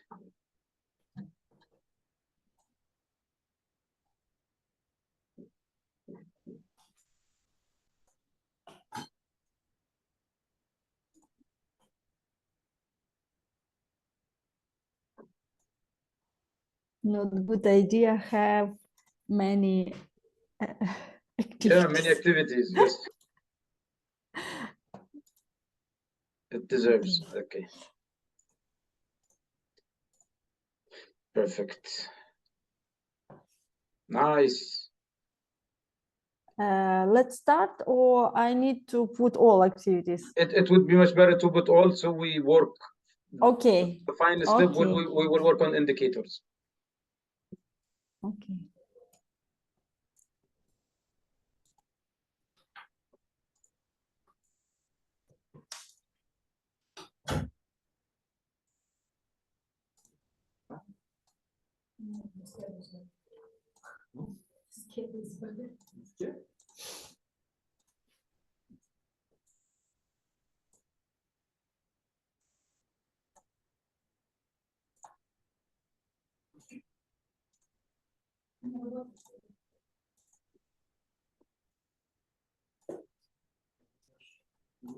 Не, работаю, я написал уже сейчас по надо зайти.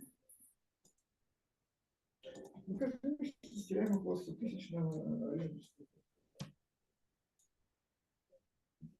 Давайте запустим. Завод вперед.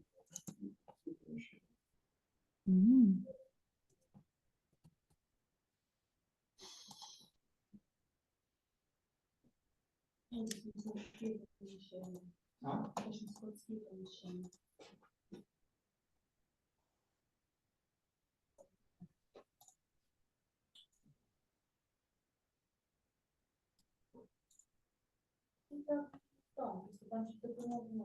Если начать копать, сразу станет очевидно, что ты там, ну, прям придесни, что Ну, как это запустите. Я бы не бежал, не думаю, что случится.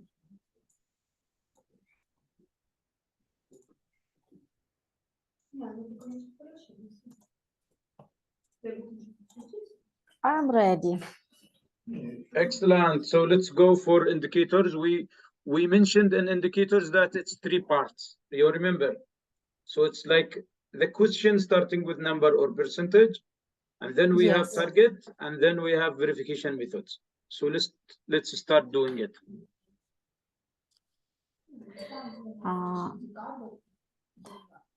I need to create indicators for output. Yes, yeah, that Not represents for activities. no, it but- reflects the activities of the output. Okay, I need to thought about it. Just a moment, please. So, for example, activity number 1, it was 10 awareness sessions. Yes. So we see And number. indicators, we can use indicators 10 awareness session. No, it will be like a question. What is the number of awareness sessions conducted? So we see number of awareness sessions conducted.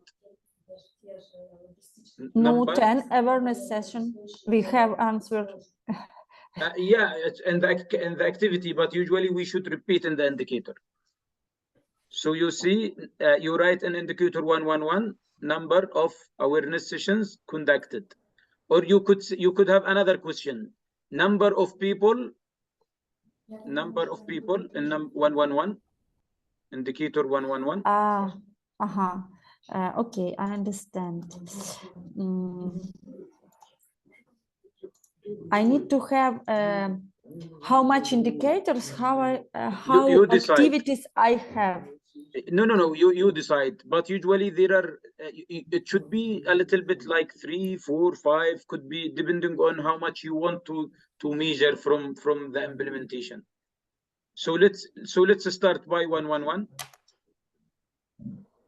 Okay. Like, for example, here you mentioned about the people you will conduct this activity for. So what question that comes to my mind is that how many people you will target? What is the number of population targeted by awareness sessions?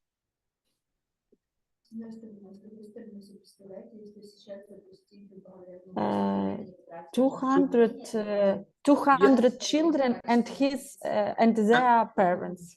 Okay, so this is the target, the answer. Yeah.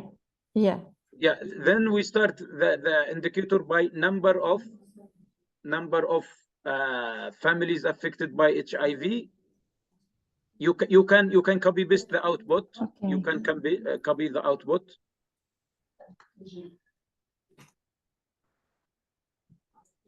Yes.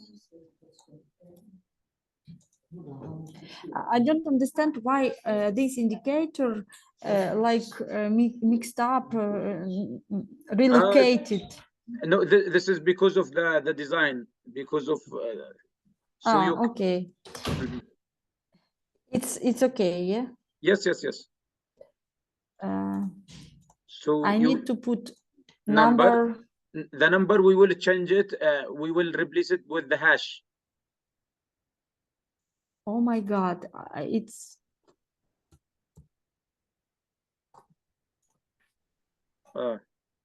just a moment, please. Should you make indicators for output or indicators for activity? Yeah, we can include that reflects the output, reflect the activities. So So it doesn't matter. yeah, all the questions that could happen to the donor, we will give. It's like the indicators are the questions that we tell the donor, please ask us these questions. So maybe we can have a number of indicators bigger than number of activities. Yeah. Doesn't care. I mean, if it's bigger or less. So it's not directly related. It's just yeah. It's not, but they should exactly give the answers to the donors at the end of the project that they want to measure, to make sure that the project is implemented and achieved its objectives. So number of families, number of, then after, yes. Of, okay, of. Families affected by HIV received adequate support and improved. Great. So now, as you can see, we said number of families. We didn't ask about people. It's families, which mean men will be 0, women 0, boys 0, girls 0, but that we just tried the total. Total. I think that it's among 80 families. 80. But you mentioned that the output went to 200. 200. In the output. But 200 children in one family. We have, for example, sometimes 5 children with HIV, or 3 children, or 2 children. It's not the same. So just write ET, and then we can do some change in the output. Yeah, so, and verification methods. What you will do? What document you will provide to confirm that you already did this awareness sessions? It's a list of registration, for example, on this session. Yeah, you can see the card. Awareness sessions reports or list of participants. Yeah.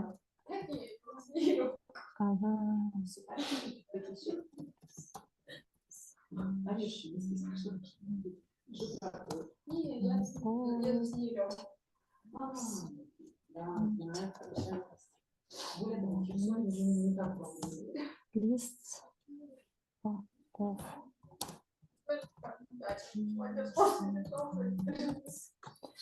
okay. Интересно, первый вопрос. Месячные пошли? Месячные не пошли? Так, the next one, regular meeting for target group, parents, children, close surrenders. You could see a number of meetings held during the project, for example. Yeah. Number of regular meetings, yes.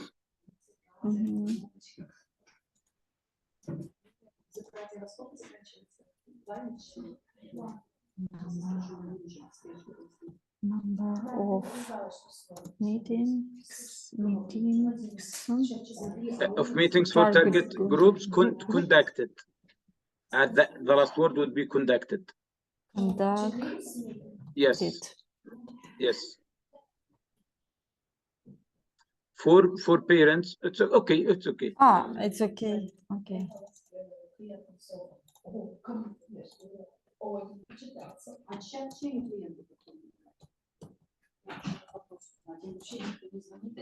You can see conducted for parents, children, and close surroundings. For parents, children, and close surrounders. Okay. Так.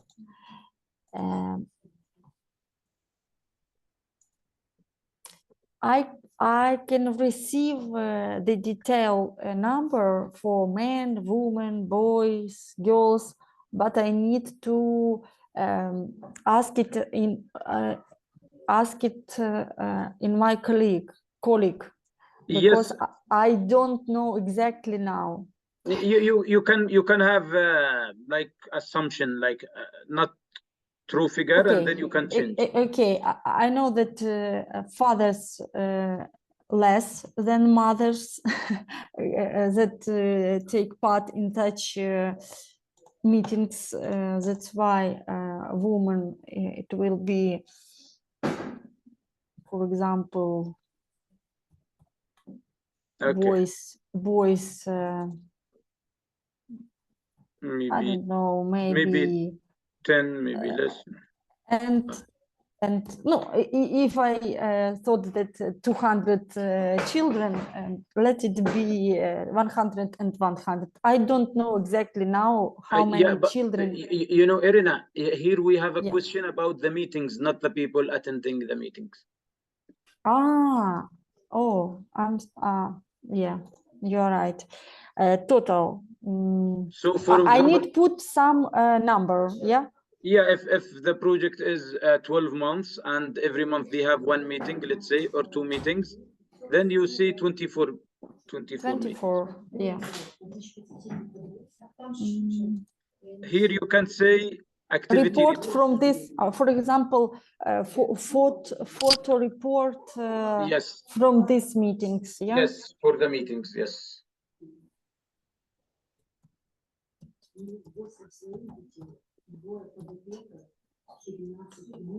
Reports.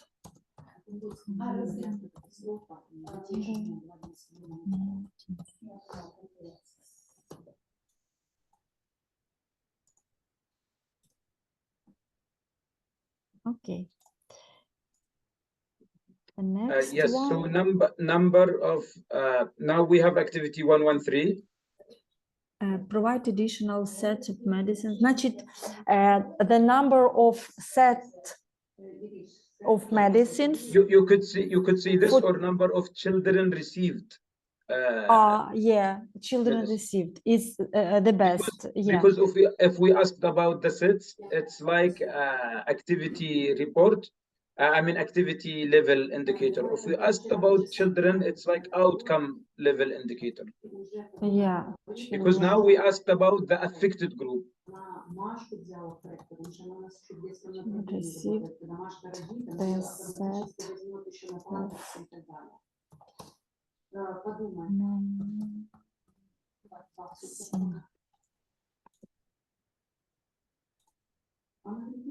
and I can put 200 or less, for example, 100 children.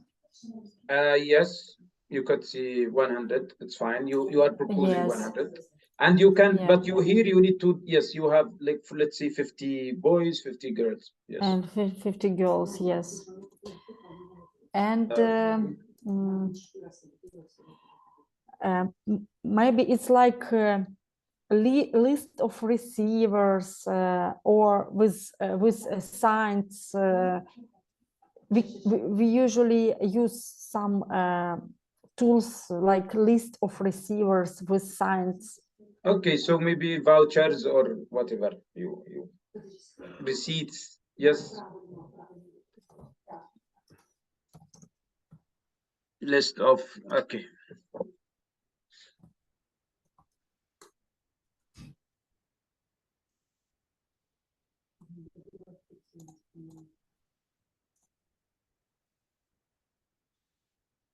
Regular psychotherapy session for parents who have children living with HIV. Number of sessions or number of parents who take part in such sessions. Yeah, exactly.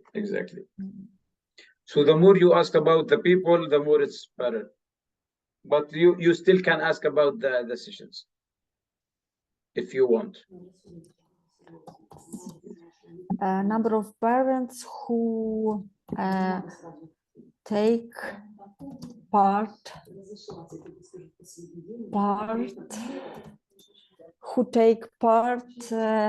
in such in a psychotherapy session. Yes, very direct. Session. Okay. For example, it's if I predict that it will be 80 families, it's for example 80 parents. Yes, but you decide how many men, how many women first. Okay, it's like 5 men and 75 women. Not really. Okay, that's discrimination about men. Can I ask? That's can I detail? Elena, this is discrimination against men. In most cases, there are family without fathers. I know. A mother I know, more active took part in such sessions. That's why it's not like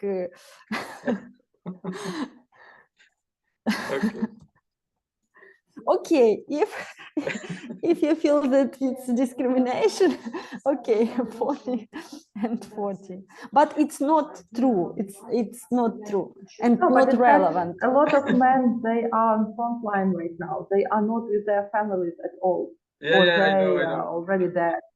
I know. Usually, impossible to make it equal. Usually women are the caregivers, so usually they are there for their children. Men will be there at all, unfortunately. So yes. In our conditions, yes. Next, a verification methods. It's photo reports from the meetings. I think not photo reports, because sometimes the psychotherapy needs privacy, so it will be not good. Okay, reports from these sessions. Yes, just activity reports and lists of beneficiaries. Registration. Okay. В течение пары дней все идет. У меня большая просьба. Как только деньги придут, надо их сделать постпубликации. Сразу же не беременна. Дальше. Ты с Никитой решил вопросы или дай ему трубку, я скажу, чтобы он поделился с тобой деньгами. Ну смотри, если что, потому что у меня Никитиного телефона нету, когда я с ним разговаривала, я его нигде не записывала. По действию нет. Если надо будет, то я по телефону ему скажу, чтобы он поделился. Все, я очень жду твоего звонка. Как только поступят деньги, только не забудь. Да, давай, все, пока. Да, давай, хорошего дня, пока. I think now it's very clear, right? It's not a big deal now. Yeah. But sometimes I mixed up and don't understand. I need to collect or number of meetings or number numbers of yes, people. yes. Yeah, usually is good, whatever. But in general, it's clear. Yes, perfect. Arrange awareness meeting at school about HIV topic, or numbers of meetings. Yes, I or think here, numbers of school children's school who I think attend. I think just the number of meetings at school. So just keep it like this, because you cannot expect the number of people. Yeah. Meeting at school.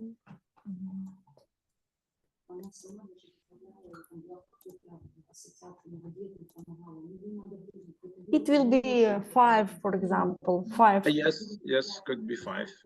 5. And it's activity report. Activity report, and we can put a list of participants. For example, we can show how many children, school children. But usually when there is a difficulty for collecting the names, then if you put it as a verification method, the donor will insist to have the list. Arena, are you with me? Yeah. Yeah. So for example, if you put the lists and then you didn't collect it for any difficulty, the donor will insist because you mentioned that it's part of the agreement. Mm-hmm. But I can add photo report, for example. Yeah. So the best way to see activity report, and you don't mention anything, then you do the best for the report. And I can put in this activity report anything else, a list of participants, photo report. You have to do that for sure. You have to do that, but don't mention it, because it will be like, if for any reason not there, then you will have to bring it. I understand. Thank you for your advice. Once there was an NGO who mentioned that they will who will provide free medicines for 50,000 people. Okay. And then in their verification methods, they mentioned that they will take the thumb, approval of receiving the medicines from all the patients. But usually on mobile clinics, we don't take the approval from. We just write the name of the patient, but we don't take the signature, the voucher, or the stamp. Yeah, you're right. Yes. Yes, then the donor was saying, no, I need this approval you mentioned in the verification method. Yes, you're right. Oh, next one, regular post on Facebook, on public I was pages. Thinking, Irina, I was thinking maybe we could work on risk and mitigation, so you finalize the thing alone. The other parts, but we will work on risks and mitigation for output. Okay. Go to risk and mitigations. Risk and mitigations. Yes. So for the risks, what do we have in terms of implementing this project, especially this output?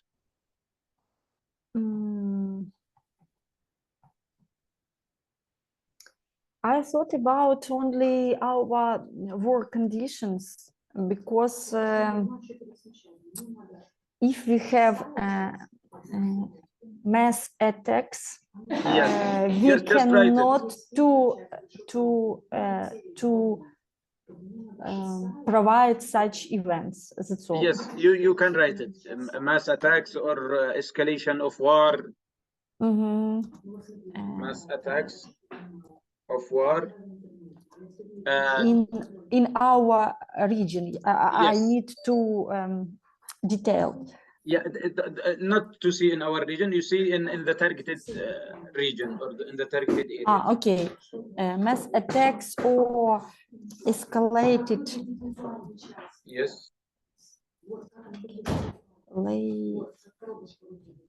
Escalation of war in target region.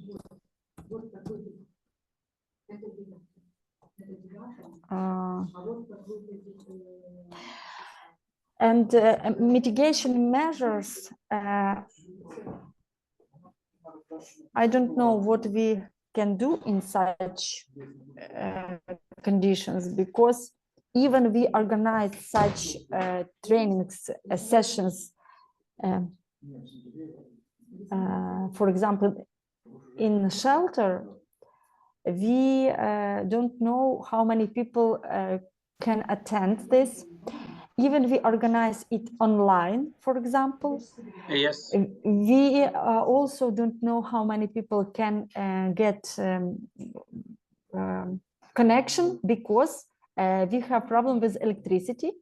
When the drones attacks our electricity stations, we stay without electricity. That's also influence on our online possibilities. Yes.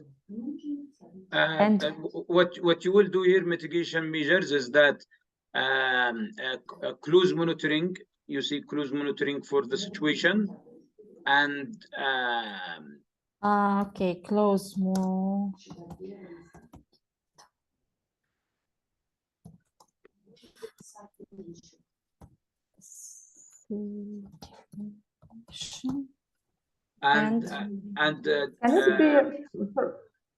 and do a necessary can change. It be flexible schedule? Yes, yes.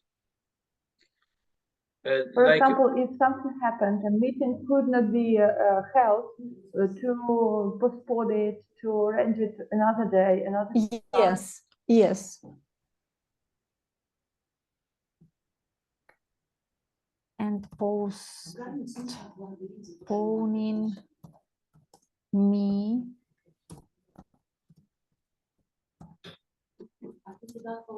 Maybe rescheduling, not postponing, rescheduling.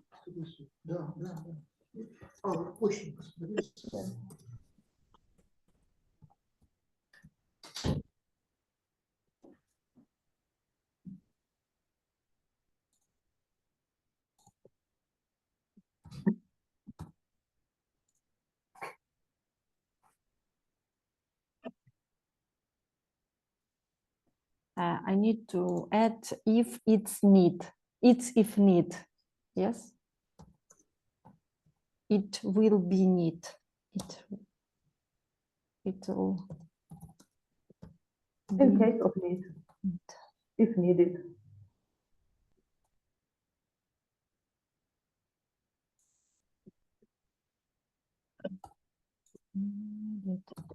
Okay.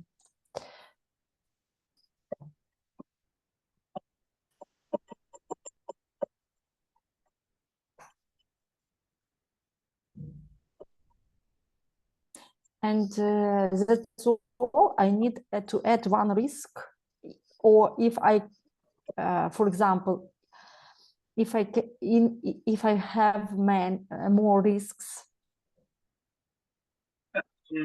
Yeah, you can have more risks for sure, but try to make them as short as possible, because sometimes some donors, they just ask for it, but they don't care about it. And others, they might ask for details even on a separate document. Mm-hmm. Yeah, so the idea is that at least you understand how to make it. It's fine. Because some donors, they ask you to write the risk, and then you write in a column the impact on the project and to what extent it will happen. Then you see high impact, medium impact, low impact, or you say how sure we are it will happen. Then we say very sure or less sure. And I mean, there are 13 frameworks for them, but for now is good. For now is good. Okay. Let's continue, or I need to stop on this and then preparing by myself. I think you can prepare by yourself, because it becomes really clear. Yeah. After finishing one output, making sure it's almost ready. Yeah, I agree. I totally agree. Okay, perfect. Thank you so much, Irina. Thank you so much too for such opportunities. Yeah, I'm happy for that. Okay. I close my screen.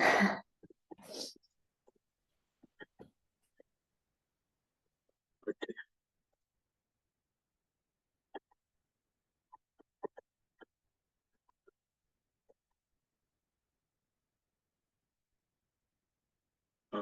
Okay.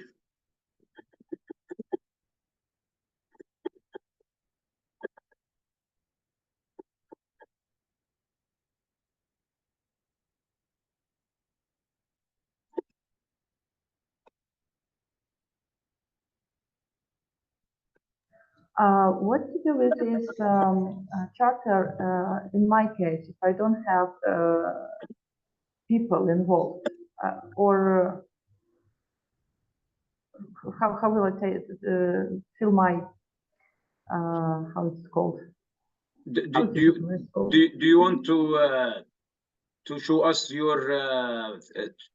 Don't want to take much time, but just want to try to understand how we feel it in case if it's not related to number of people, because you have boys, girls, male, females, and in my case, should I write about cats like male, female, age of this cat? Not to that extent, but you could say, for example, number of cats will be sterilized, for example, as you mentioned, then you see 1,000, for example. Yeah, but what to do with this detailed information? Male, female, boy, girl? I don't know for your case, but if you are sure you need to be detailed and you know about it, you can add, or you just keep it 000 and then just add the final number. Yes. Okay, I see. Okay.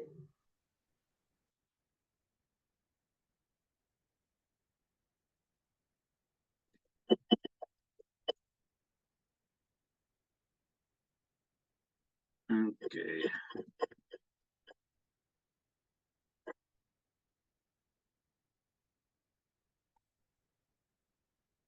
Perfect. So we still have many things to discuss. I want to discuss with you now what about beneficiaries. So let's say about beneficiaries. Let me open the PowerPoint presentation.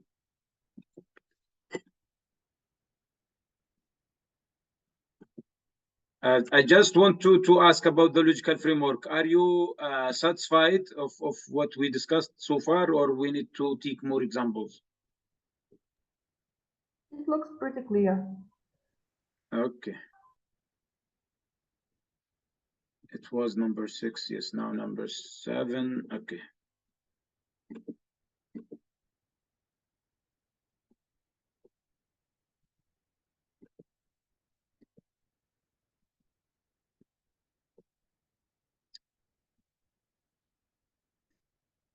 Okay, so now we will talk about beneficiaries. I'm just trying to fix this. Yes.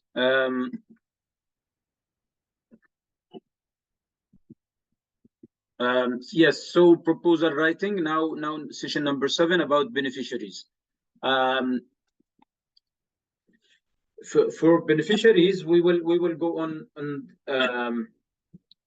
in this session, we will talk about project beneficiaries and the difference between beneficiaries and target groups, or let's say sometimes we say people reached. We will talk more about direct and indirect beneficiaries.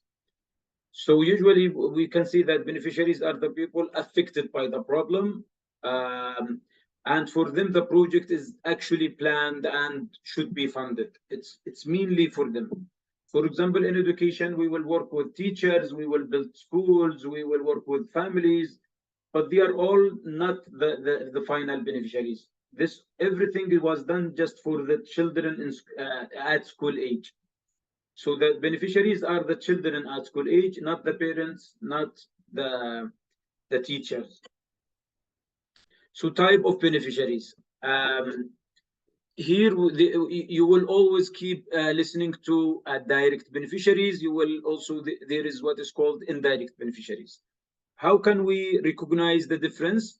let's say that direct beneficiaries could be the final beneficiaries, could be the target groups, for example, teachers and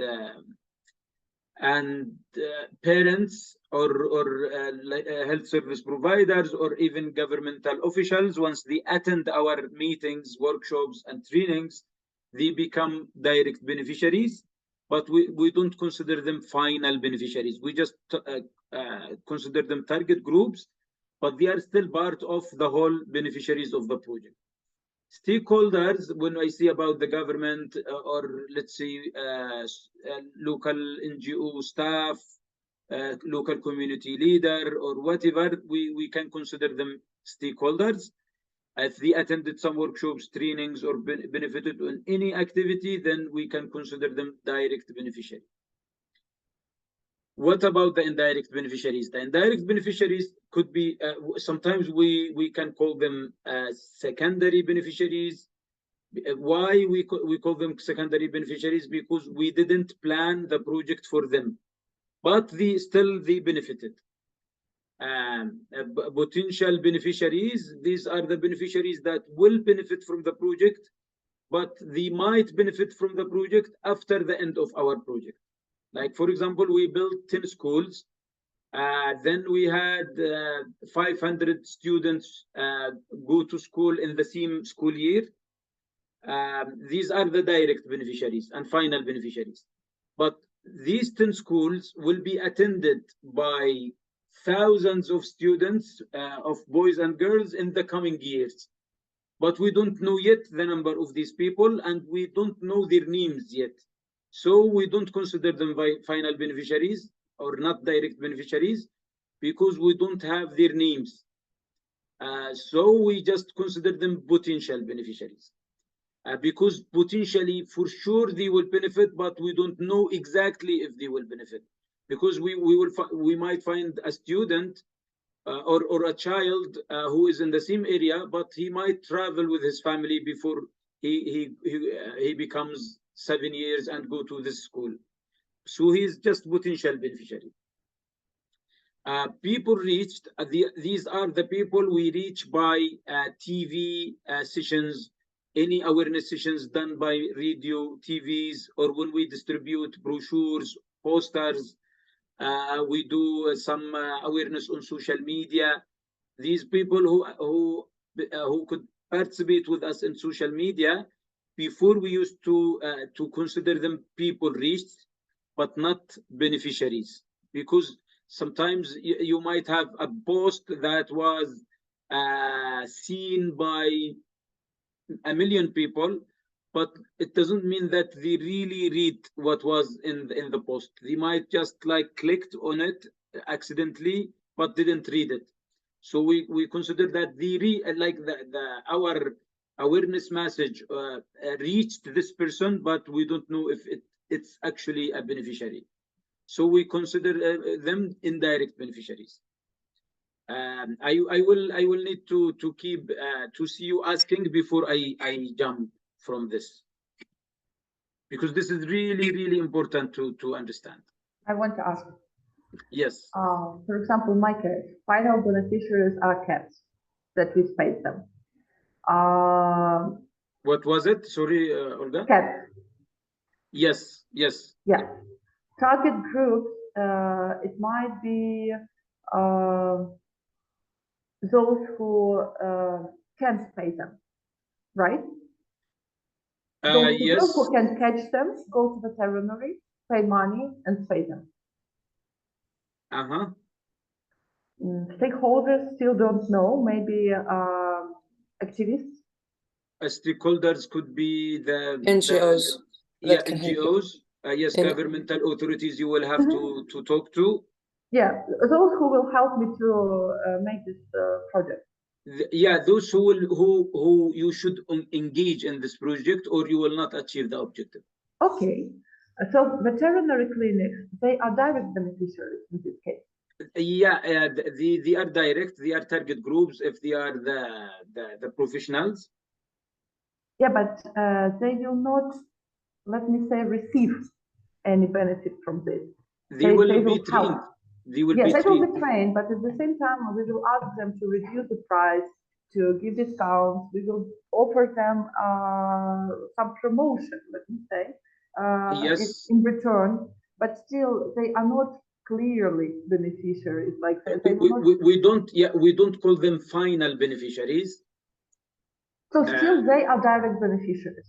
They are direct, yeah, but we consider them. We don't consider them final beneficiaries because it's when we implement designed this project, it wasn't meant for them. Okay. But so we cannot secondary beneficiaries. Yeah, but we cannot neglect them because we cannot achieve the objectives without Yeah, we need including them. We definitely need them. Okay. Yes. But what about indirect beneficiaries? In my case, it's those students who will not be borrowed. But how can I mention them?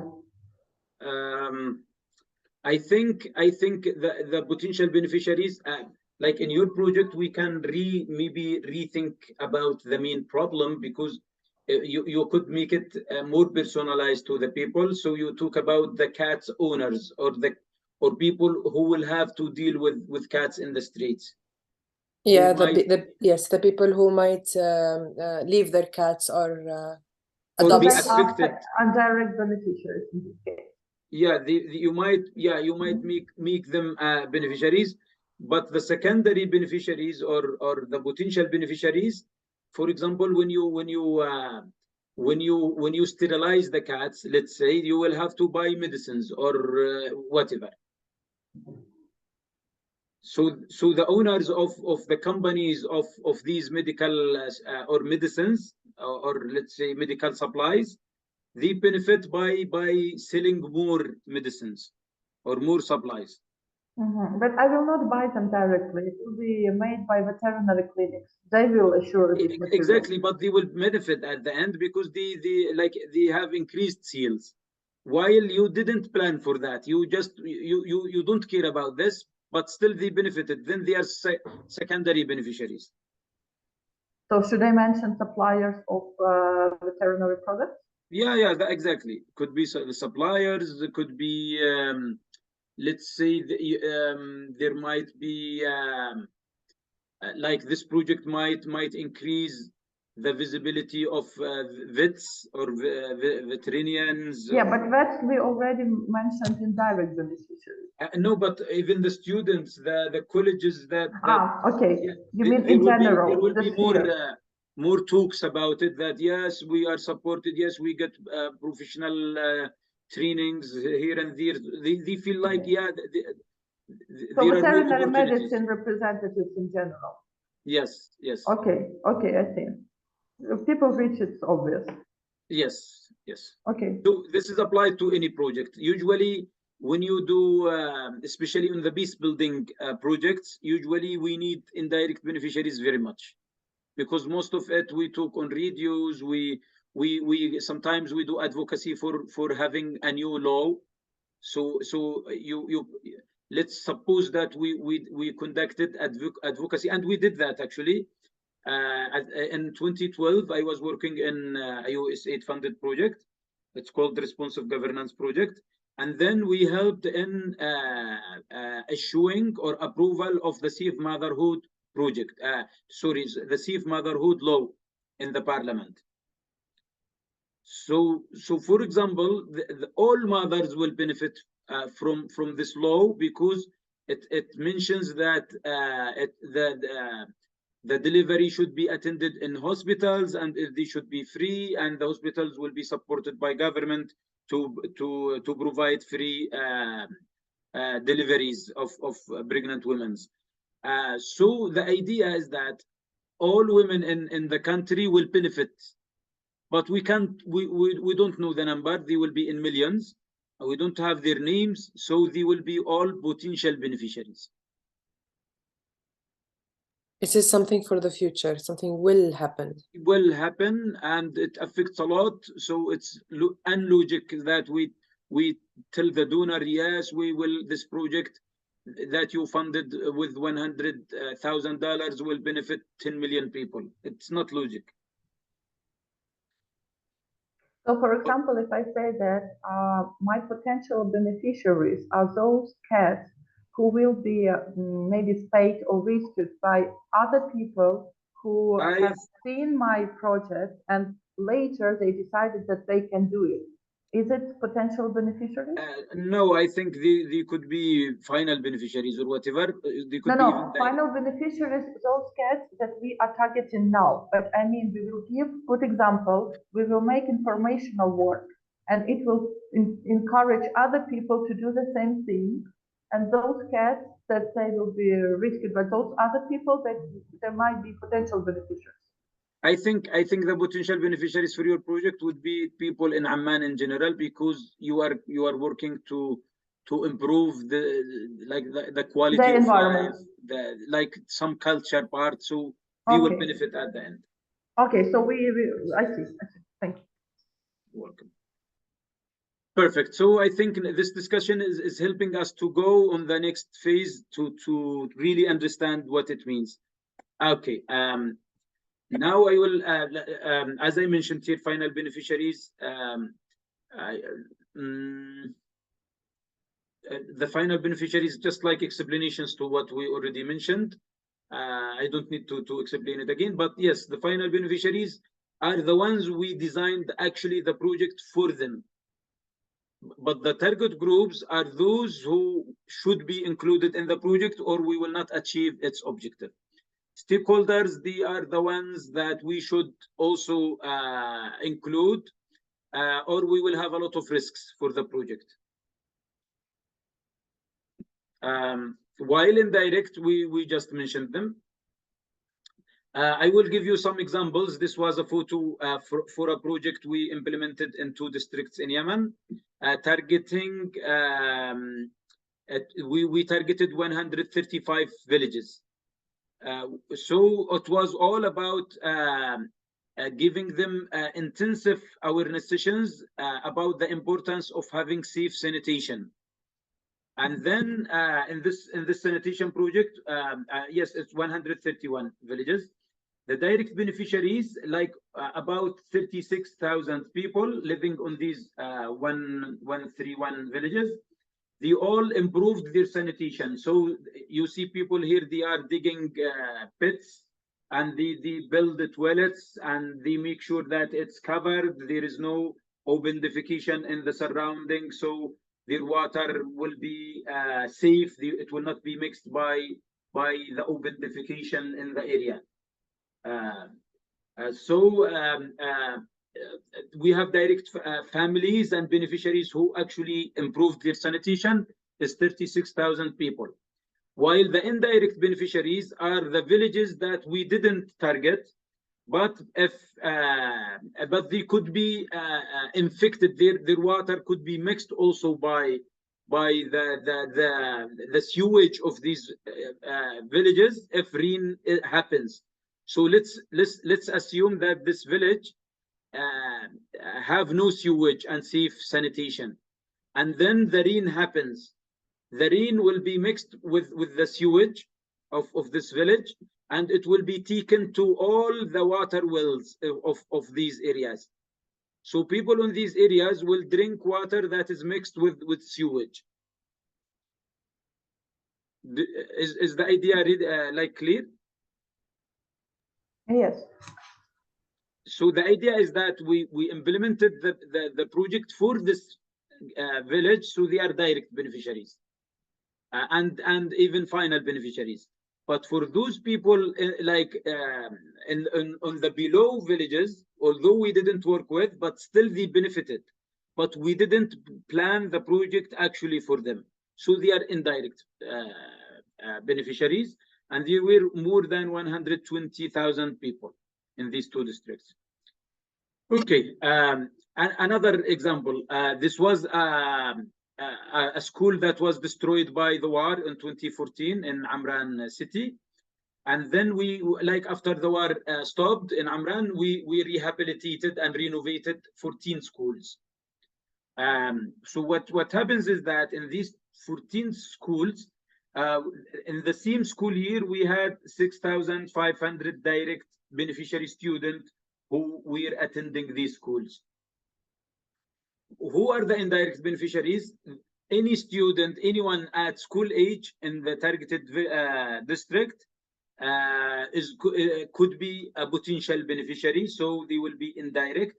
And usually, if we need to calculate, what we do is that we consider them 20% of the total number of population at every target area, which they could be more than 40,000 indirect beneficiary students and potential students in the coming years. Another example is this project we implemented in 2018. We distributed livestock. Livestock means that these sheep to 350 families. So the direct beneficiaries and final beneficiaries are 300 families. In Yemen, the average is 7 people for every family. So we talk about 2,100 people directly benefited by receiving these sheep. While the indirect beneficiaries are the sellers of the sheep in the same targeted area. So there are families who sold their sheep, so they benefited by getting money. And there are direct beneficiaries who received these sheep, so they are our direct beneficiaries. Because when we implemented the project, it was not for the sellers, it was for the benefit of the direct beneficiaries. I hope it's clear. Let's say you still can ask. Another example, maybe I think it's the last one. Let's say in this health project, we rehabilitated and renovated, equipped 4 health centers. Also, this was in 2014, and provided services by 2 fixed medical teams for 6 months.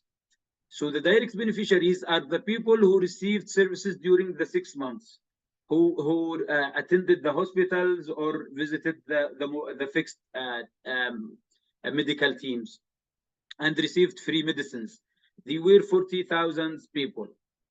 While the indirect beneficiaries are all people living in the target sub-district, which is more than 120,000 people that are living close to the 4 health centers we renovated and equipped.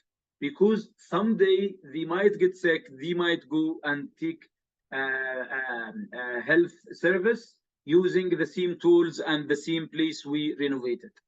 So they are considered indirect beneficiaries or potential beneficiaries. Yes, now I need to stop again and wait for some questions, because I need to divide this this presentation, because sometimes it's tough. Excuse me, doctor. Yes. I have a question regarding yesterday. I mean the tree of solutions. Mm-hmm.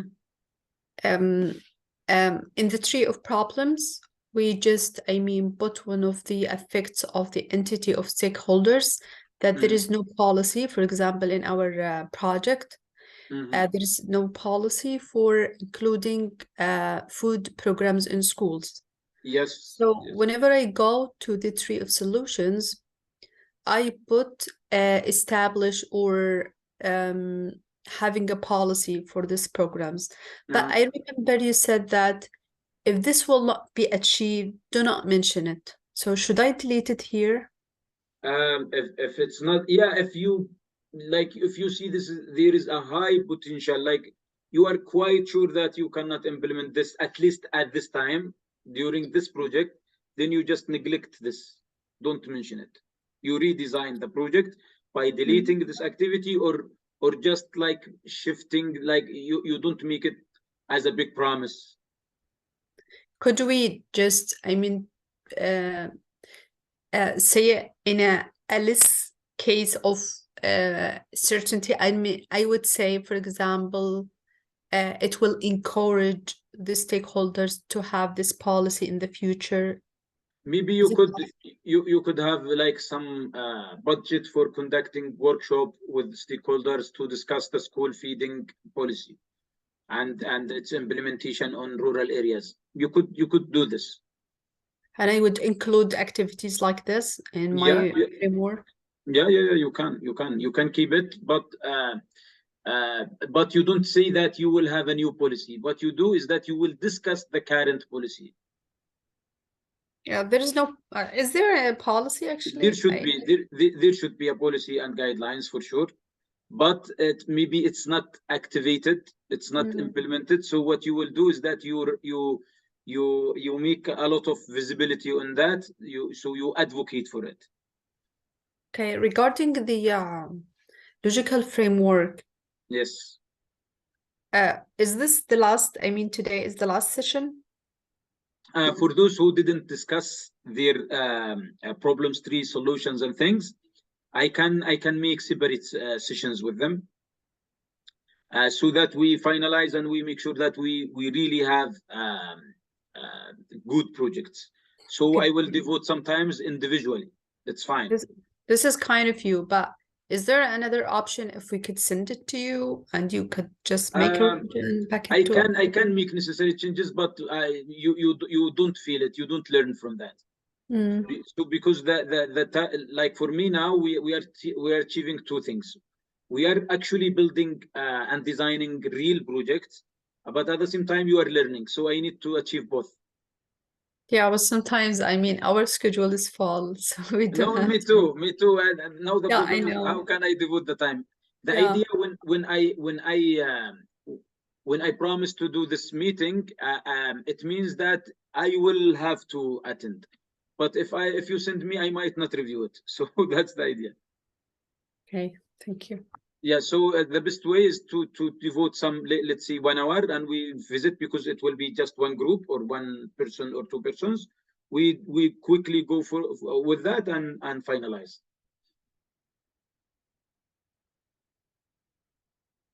Okay, perfect.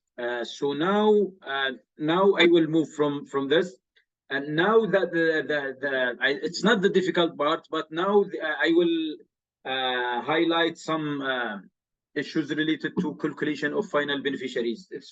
This should be advanced session from this place, but it's okay for those who are interested to learn more. Usually when we implement big projects, we have target beneficiaries of 10,000, sometimes 100,000 of beneficiaries in a single project. But now the donor is usually asking us for how many men, how many women, how many boys and girls benefiting from the project. So how can we give them a number that the donor have to just say, okay, I like it? What we see is that usually the donors like the beneficiaries. We identify like when we give them a number of beneficiaries, they like the number to be disaggregated. It's like divided by age and sex. What do I mean by age and sex? I mean is that they don't like to, for donors, they don't like to say male, female. Like let's say we are saying we will provide food for 1,000 male and 1,000 female, because this is a division of sex. When we see male, female, it means sex. But donors don't like that. It should be gender disaggregated. What do I mean by gender disaggregated? We see we see men, boys, so age and sex. So I don't see male. We see men, boys. Boys are usually less than 18 years old, men more than 18 years old. And then we say women and girls. We don't see female. You need to keep this in mind. Never report male, female in projects, whether you are doing the plan, the proposal, or a report. When you do a report for an activity, don't mention male, female in projects. Just say men, women, boys, girls. Always remember this. So the disaggregation should be based on population census and target communities. So for example, we will support, let's say we are supporting, I need you to really focus with me here, because it will give you a very like detailed info, but also if you focus here, I think you will be able to calculate any number of beneficiaries after that. So let's say that we are supporting 10 health facilities that provide primary, maternal, and child care services for 12 months. In order to calculate the expected number of beneficiaries, we do the following. We assume that every health facility will provide health services for 20 people per day. So 20 people every day in every health facility. So we are talking about, also another assumption is that the health facility will work for 22 days a month, because we have 2 days a week, like a break or weekend. So we are talking about 22 days a month for every health facility. And then every day there is 20 people benefiting from the services. So what we do is that usually we have what is called beneficiary calculation formula. This beneficiary calculation formula, we developed it, I think the first time I learned about this was 2011. And then I applied it on all my projects when I was designing it until it becomes like an official formula. So we use it everywhere. The idea is that now we divide people by 6 or by each. By 6 is male, female. In the census of Yemen, the percentage of male or men and boys, usually they are 49% of the total population, while females are women and girls are 51% of the total population. But in our also in our population pyramid in Yemen, men over 18 years old, they are 40%. Women over 18 are 40%, while boys they are 60%, and girls younger than 18 are 60%. This is a fact. If we ask maybe Olga and Irina, maybe it's different in Ukraine. We don't know. I don't know personally. Maybe, but I don't know. If we can. I don't know exactly too, but it's. I predict that it's different. Yeah, for example, if in Lithuania and some other countries, you might find like females 55 and men 45. So it differs from country to country. The idea is that we can sometimes also in Europe, for example, in European countries, people they live longer. So over 18, they are not 40%, and because they have fewer kids and fewer children, so you might find women above 18 are maybe 50% or more, and these could be less than 50 or 50. So these figures they became different in each country. If we go back to the theme health center, we mentioned here 10 health centers. They work 12 months.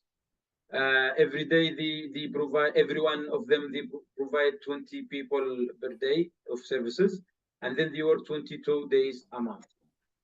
Yes. So now the number of beneficiaries, male and females, in a month in one health facility will be 20 people a day. They work 22 days a month. So 440 people per month in one health facility. So the number of beneficiaries in 10 health facilities will be 440 by 10 facilities. We will end up with 4,400 people a month in the 10 health facilities. The total number of beneficiaries in 12 months, so this final number will be timed by 12 months, then we have 52,800 people. These are the final, or let's say if the donor asks us how many beneficiaries, we will say 52,800 people, and these are, we say usually, the expected number of beneficiaries. That's why we use this expected number of beneficiaries. Yes, here it's expected number of beneficiaries, male, female is 52. Now the big question is, the donor is not asking us about this figure only. The donor asks us how many men, women, boys, and girls. How can we bring them the number? What we do is that we use this beneficiary calculation formula. So we distribute the total by age and sex. Number of men equals total number of beneficiaries. So we have the total 52,800 timed by percentage of male, 42%. So we do 0.45 times yes, men over 18 are 40%. So times where is it? Yes, 0.40. Then men will be 10,349. That's the expected number of men that will receive the services in 12 months in the 10 health facilities. While women, we use the same, so total number of beneficiaries timed by a female percentage in the total population, 51%. So 0.51 or 0.51 times 0.41, because women are 40% from the females. So we end up of 10,771. Same for boys. I know it's boring, but please bear in mind. We are about to finish. Number of boys, total number of beneficiaries. Again, and male percentages. Although we are in boys, but still now we are in the males. So for times, okay, where are we? Yes, times 49. Then times 60, because boys and younger than 18 is 60%. So times 60, we end up in 15. Yes, so 15,523. The same for girls. I think I lost it. I should add the girls. So at the end, we end up with this. Number of beneficiaries in all targeted health facilities is like this. And still we have the same total number. But we already distributed it for girls, for boys, for women, and men. If the donor asks us, how did you know? What we do is that we send the donor all this explanation. We send it everything included here, even the distribution formula. It happens to us in 2012. We sent the donor a project in Abian, I remember, and then they asked us, how did you come up with this number of beneficiary? We sent them these calculations and formula. They never said anything else. They said, okay, thank you. Now clear. So it was funded $205,000. I remember this very well. Okay, so this is how we calculate the number of beneficiaries. Let's say they are asking us to, that we have an indicator, number of women who will benefit from antenatal care, like the pregnant women. How can we know the number of pregnant women out of 52,800,000? What we do is that we assume according to the population growth in that same country. For example, in Yemen, there is a 30% growth of population every year. And this project is for 12 months. So assume 3% of the total population will be a pregnant women. So we have the total number of pregnant women equals total number of beneficiaries times 0.03, when we end up at 1,584 pregnant women.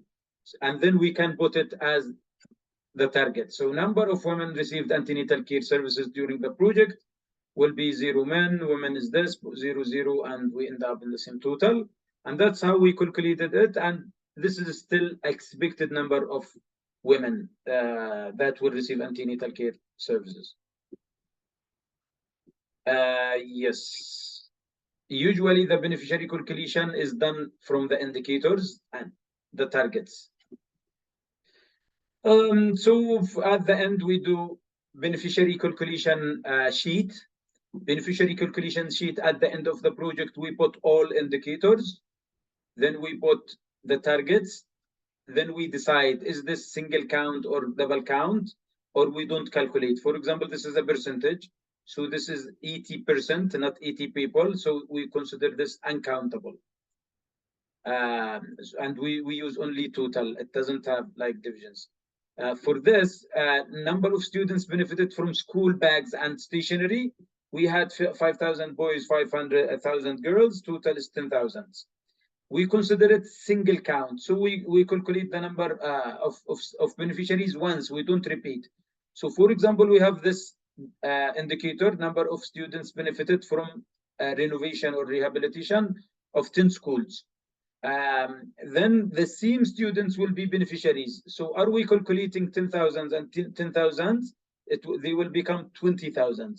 While the true fact is that they are the same. So we consider this number is a double count. So we don't calculate for the total. But the first one, we calculated it. This also we don't calculate. Number of parents attended awareness sessions. Sorry.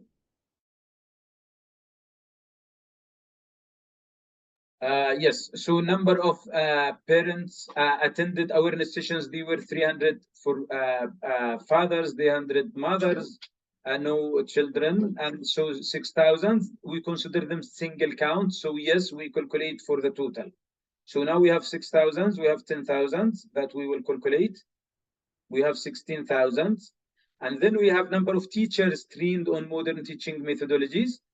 50-50, we had 100. Yes, it's single count because they are teachers.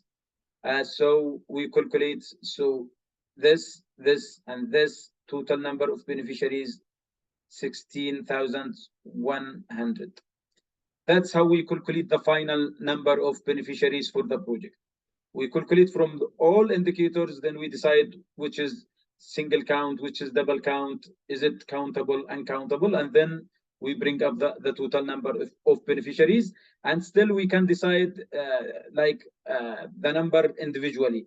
Like girls will be 5,000, boys 5,000, women will be 3,050, men are 3,050. The same total will keep like this, and even we calculated horizontally or vertically, we will keep the same figure for the total number of beneficiaries, and then we consider this single count beneficiaries. Usually we need this in big projects. I don't know if it was the right thing to discuss it today.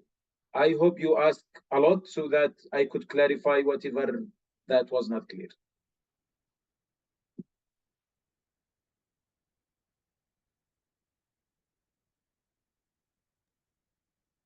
Okay. Thank you, Doctor.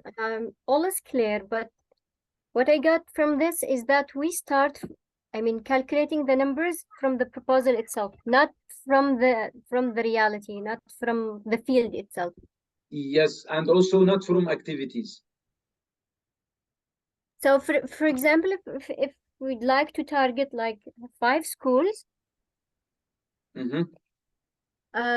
students in 5 schools with school bags. Okay. So we assume that each school, for example, we target just one level in each school. So we assume that in each school there is a fixed number of students. Usually for school bags and things, we try to get the figure from the school principals. So we call them how many students you have for this and this. Then we get like very close, accurate number. So it doesn't go this way. Yeah, sometimes we do it for many activities. Yeah, we can do that. But especially for schools, the only place is the schools that have the names of the students. So at the end, we cannot bring figure that the donor can get the number themselves. They could call the school how many students you have. They see, for example, 100, but we calculated 1,000, for example. Other than other activities, it should be accurate. So for places, for example, where we have lists of names and the number is clear, is fixed, we use the names in the lists.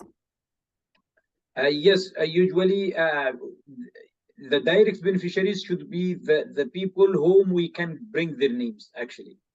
These are the final beneficiaries for any activity or for any project.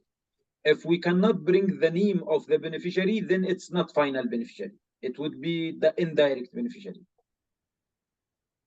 For example, in health facilities, They don't have fixed names because some people, they are recurrent, they come like frequently. Sometimes people, they come for once to get usually in the health facilities, when they register the beneficiary, like when they take the name, they ask, are you a recurrent or are you a new one? So they can consider, is it a single count or double count? There could be some ways to improve, but still, let's even consider it as a single count. Still, we have the names of the beneficiaries. Okay, I'm sorry, but I'm a little bit confused. Yes. So where to use this method of estimating the number of beneficiaries through the beneficiaries calculations, and where to use the exact numbers from the field? Okay. Yes. When we have the exact, then we put the exact. Okay. If we don't have the exact, then we have to bring like a way to calculate. That's the idea. So we calculate. So we use. Okay, we use the beneficiary calculations for estimating the number of final beneficiaries. The total beneficiaries. The total beneficiaries. Yes, for every activity or for every indicator. But the idea is that we just use it once we don't have very clear information. Okay, thank you. Welcome. I have questions. Yes. My case is very different, so I have more questions than others. Yes. It's a unique project. It's a unique project. So I just don't understand how to calculate beneficiaries, because my beneficiaries, they belong to different species. You know, I have people beneficiaries and have cat beneficiaries. So how can I mix them, or I have to make a separate calculation for both, for cat, and separate calculation for beneficiaries and more people? Yeah, you can have separate, but at the same time, if the donor is actually focusing on animals, then you don't need to mention the people. You just focus on the animal beneficiaries. Okay, they will not ask me to give them any calculation. No, I don't think they will ask. Yeah. I mean, these examples that we see on our screens right now, it's not the form which is required by donors, right? So we will give them this calculation in a different way. Yes. Every donor has a different like way to present it. But if you have these documents, you could make them as annexes or attachments. Usually, the donor will feel happy about that. Okay, thanks. Perfect. Any more questions? I'm sorry, I know, because now you didn't expect a math session. This is like we are doing math calculations times 52,800 by, so that's funny. So and money will come later. Yeah, exactly. Money is on the way. Yes. So let's say you are implementing a project, education project. For example, now you are going to target all children at school age. Let's just assume this. We don't say students in the schools. You have a project that will target people that are between 6 years old and 18 years old. So this is the school year, or the school age, sorry.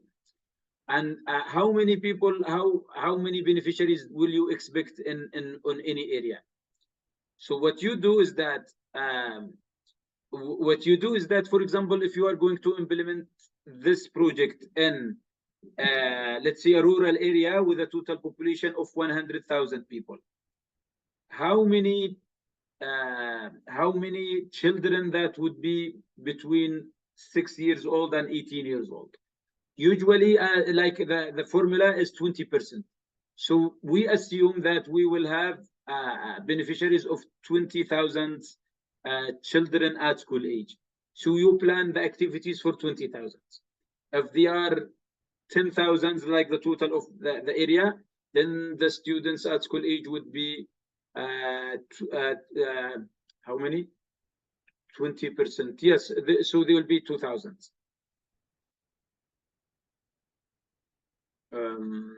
Okay. We had a comment before, I think, about Ukraine, that the sex ratio in Ukraine is okay, 86 per 100.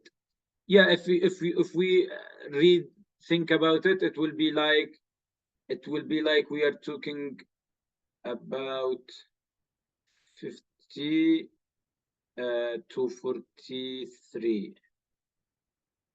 No, I don't know how we will calculate it, but it's like 55 to 45, something like that. So it's changed everywhere. Yes.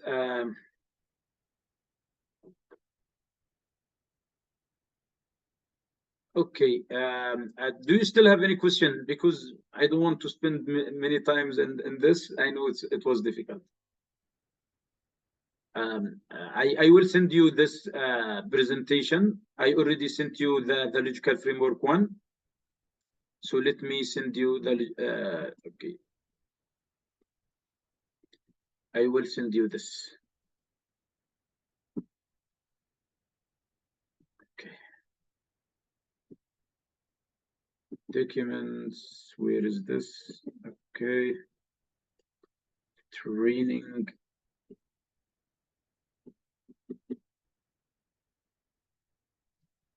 Who wants a break?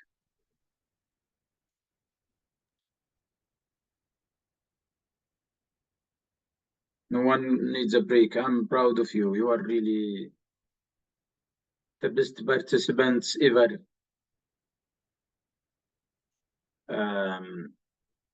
Okay, this was session number 7. Yes.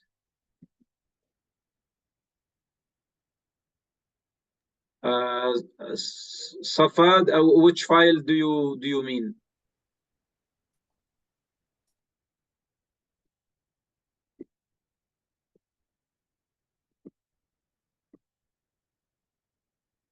Should we take a break, or I mean, you need to refresh so you come back Yes, please. for the next one. Yes, break.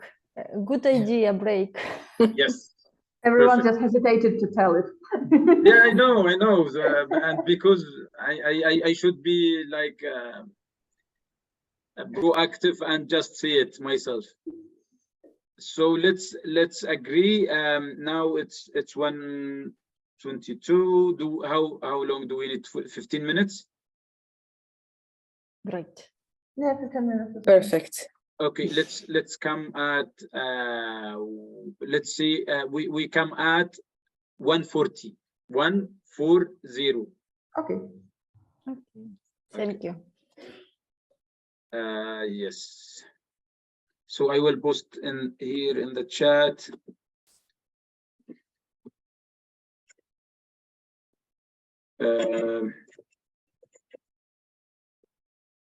Break.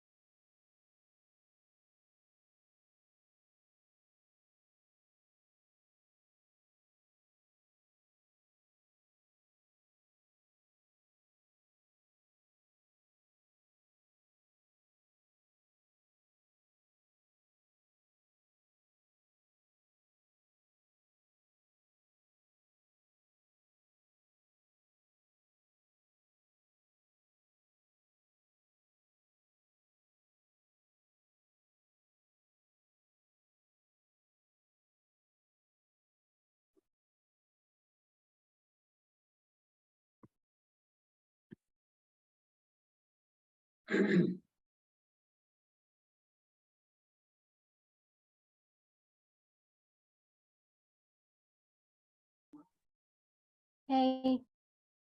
Hello, Huda. Back. Hey. Hello, everyone. For me, I'm ready. I'm just waiting. Doctor. Yes.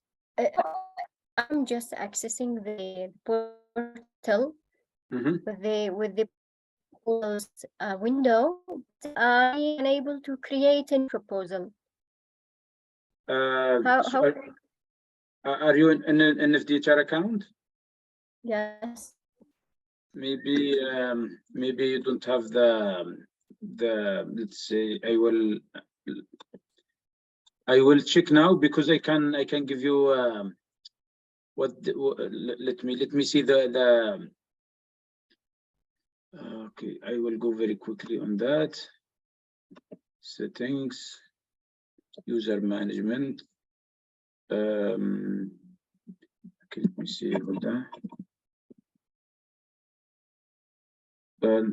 Are you in the new account or the old account? Oh, okay. With the blue logo. Huda, I don't know. Logo now. Huda, the Wi-Fi is not really strong at your side.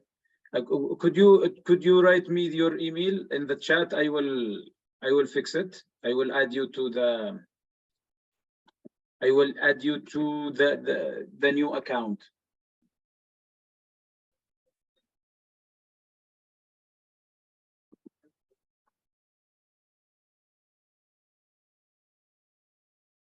There is my email address. Yes, in the chat. Okay, I will get it now, because it doesn't seem that you are added to the new account. Maybe I will show everybody how we do it. Let me see. So I keep receiving email. So you don't have an account in the new active one. So telling about funding opportunities. Okay, so for now I will okay. At first I will create a role for you in portal, and then we do it's your job is grants and reporting, right? Is it like this?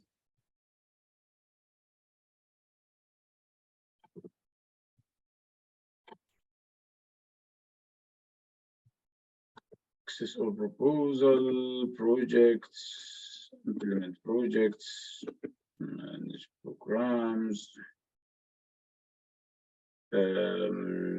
new project.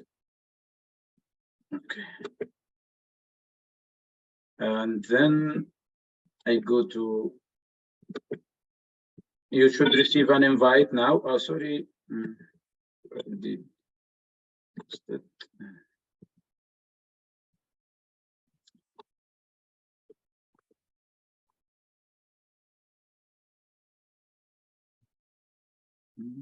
Okay. Okay, now like this, role is grants and reporting specialist. Supervisor Maher, I think, right? Okay.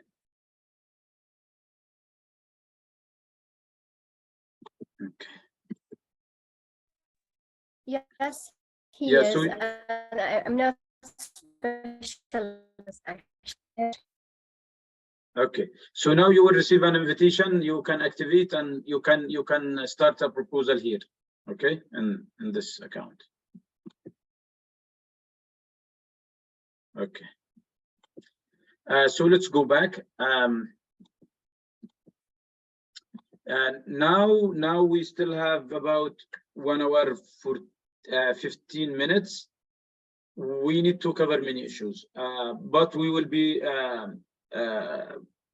realistic, I mean, about what we will achieve in this short time.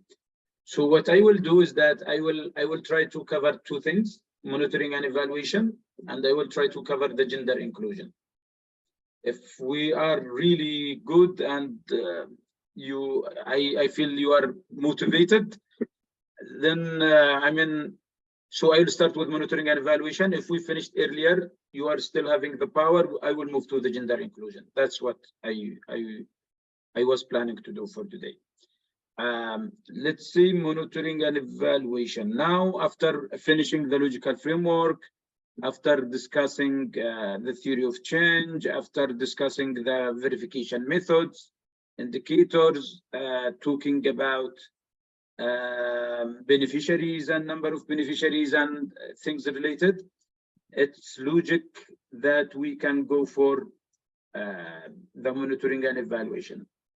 So I will go for that. Yes.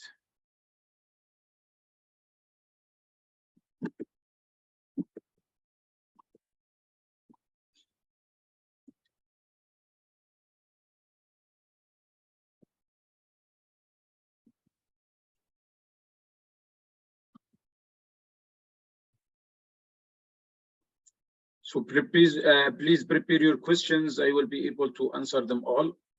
Hello, everybody. We are going to talk about the monitoring, evaluation, accountability, and learning. Usually in all development projects, humanitarian projects, we have what is called MEAL, or monitoring, evaluation, accountability, and learning. With some donors or with some NGOs or UN agencies, they say monitoring and evaluation for accountability and learning. So why are we doing monitoring and evaluation? It's for accountability and learnings. Okay, here we have these objectives. By the end of this session, we can develop the M&E part of the proposal.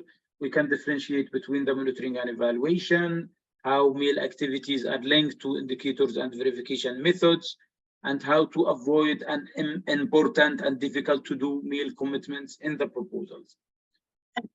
Now, if we revisit the different components of the proposals, we already covered the proposal cover, the background, that is the situation analysis and things related, objectives, logical framework, activities and work plan. That we can revisit it very quickly. We talked about beneficiaries, so now we are already on MEAL. Hopefully today we will finalize these two parts before the end of today. Yes, so let's go. Quality of programs, you will always listen to this. Quality of programs means that we should implement a very accurate and very active monitoring and evaluation procedures, documentations. We should implement accountability measures such as the complaints and feedback mechanisms. We should document the learning for every project. If we do this, and of course, reporting is part of it, but when we see reporting is the monitoring is actually end up in reports, evaluation ends up in reports, accountability ends up in reports, the learning is actually in documents and reports. Monitoring and evaluation. Usually there are two different, or let's say we need to differentiate between both. For example, monitoring is actually continuous process. It should be done from day one. Every day we should do monitoring as a project manager, the monitoring and evaluation officers, the NGO leadership, and all the management of the NGO. They should be involved in monitoring the progress of the activities, the spending of the budget, monitor the time, because if they lost a lot of time while not active in implementation, then at the end, the money will go back to the donor. So they should achieve the objectives of the projects they had planned for. They need to apply strong monitoring procedures and tracking for everything to make sure that they are doing and implementing the activities on time. So, continuous. While evaluation is periodic, could be monthly, could be quarterly, midterm, and annual. Usually it's not done monthly only internally, but quarterly, midterm, and annual, it could be done by the donor. So usually the donor is contracting with a third-party consulting firm or consulting company. They visit the NGO and they visit the project implementation. They review the data, the reports, the achievements. They call some beneficiaries.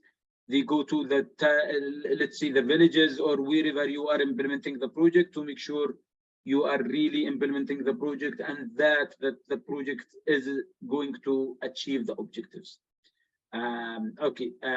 So evaluation is usually periodic. And monitoring, usually it's internal, so it's done internally by the NGO itself, so the NGO staff or the project staff, or the monitoring and evaluation staff of the project or the NGO, while the evaluation is done by external people. Usually it's done by external people like third-party consultants, whether they are a company or individuals, like freelancer consultants.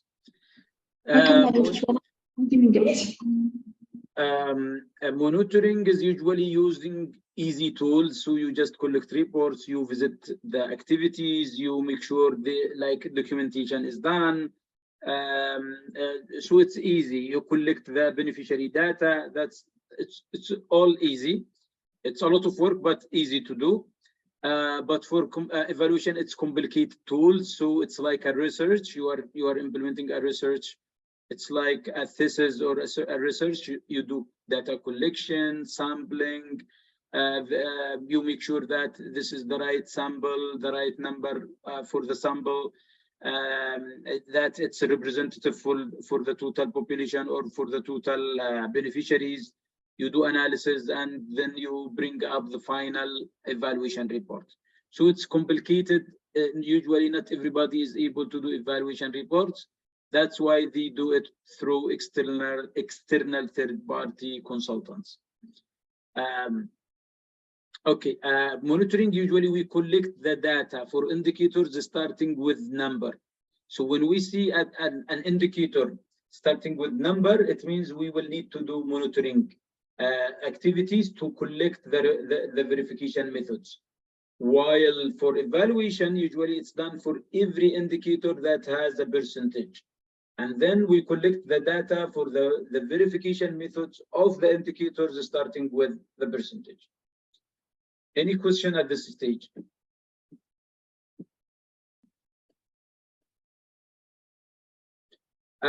Yes, Samud, she asked about whether all the team members should be involved in monitoring the projects. They should be responsible for monitoring the project.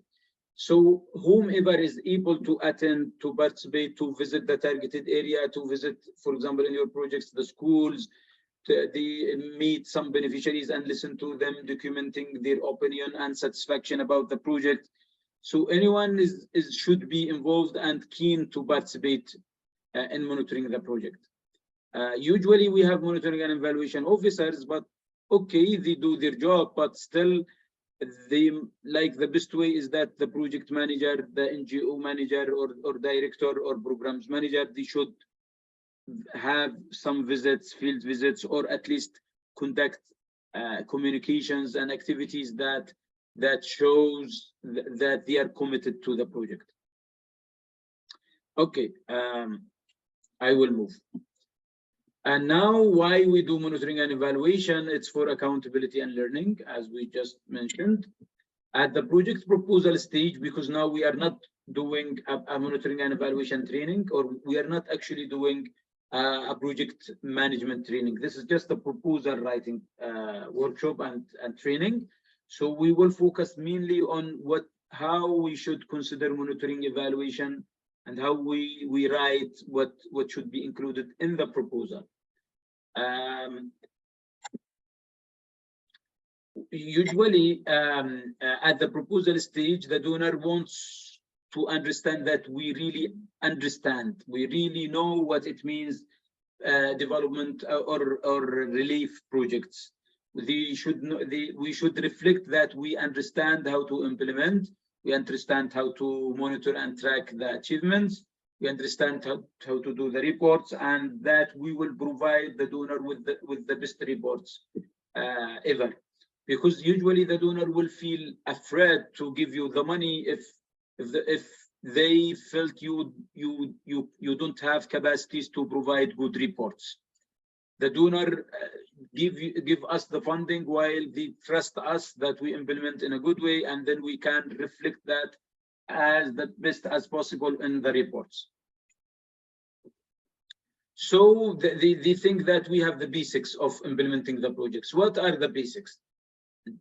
That we can do implementation plans. For example, we can do the work plans, activity plans, monitoring, evaluation, accountability, and learning plans, spending plans, HR or recruitment plans, procurement plans. We should reflect that we understand how to do the planning. Then that we do monthly tracking of activities, indicators, and spending. Evidence collection, we should show them that we can do activity reports, we can conduct field visits, collection, we collect data of targeted beneficiaries on weekly, on monthly basis, and that if there are vouchers for financial spending or procedures, then procurement documents like tenders documents, whether it's closed or open tenders documents, we should reflect that. Also, reporting of achievement, capacity to report monthly, quarterly, midterm, and final report of the project. This is everything that the donor is really in need to understand that you can do before they give you the funding. How to decide the best meal activities to include in the proposal. Usually what we do is that we review the indicators and the verification methods in the logical framework. We already did that. We know exactly what it means an indicator, what it means a target, and what it means the verification method. We read that, and then we decide what is the best way to collect the verification method. And then, for example, we say we will conduct a field visit to verify the implementation of the training in the school, training the teachers, and then we will have some pictures and document and collect the reports and the satisfaction of the participants. We include the activity in the monitoring paragraph of the proposal. So let's say for indicators starting with number, we mentioned before that it needs monitoring and accountability activities. So for example, number of beneficiaries of medical services in all targeted health facilities. It's the same number we used in the last session. So number of beneficiaries, we have the targets men, women, boys, and girls, and total. Verification methods was monthly statistical reports we will collect from the health centers. So now we will decide what to include in the monitoring and evaluation part. We will just write that our NGO or the project staff will collect beneficiaries statistics weekly and monthly. So now we confirm to the donor that we will do an activity that will ensure that the verification methods is documented and prepared for the reports. This is considered monitoring. We will conduct field visits to ensure quality of services provided. This is a monitoring activity.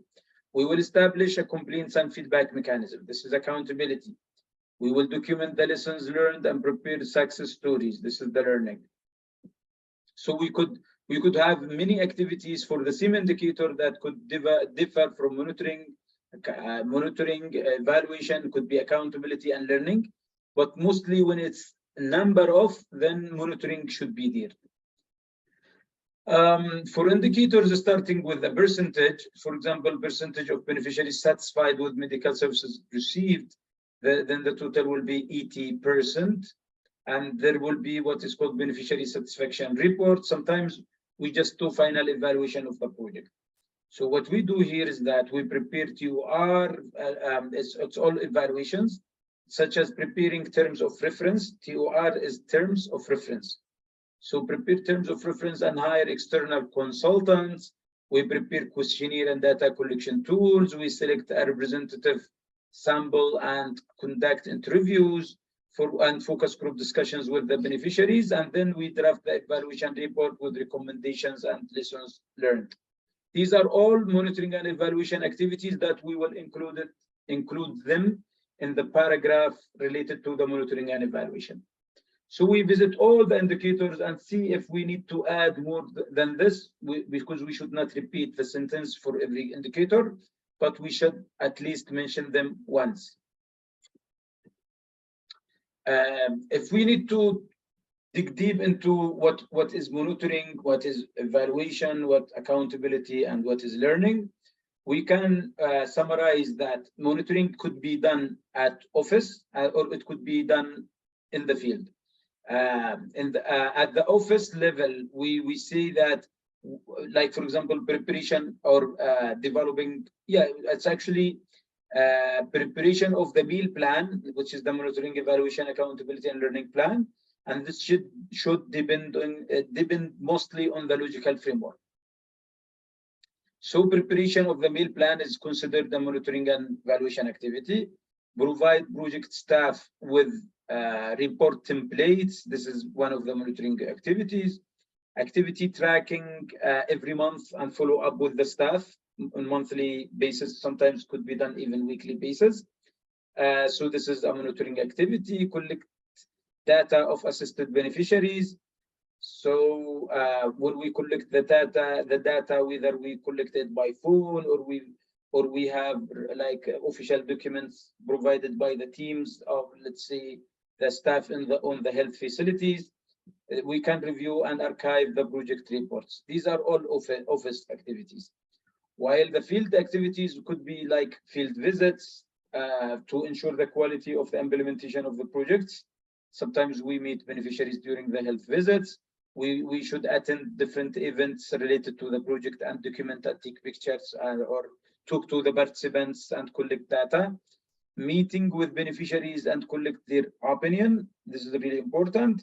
Sometimes we meet stakeholders such as local community leaders or local authority leaders. We collect their opinions because it reflects to what extent this project is meeting their expectation and meeting or going to have an impact or not. We collect some pictures during the field visits. We collect pictures, evidence for good implementation. So these are monitoring.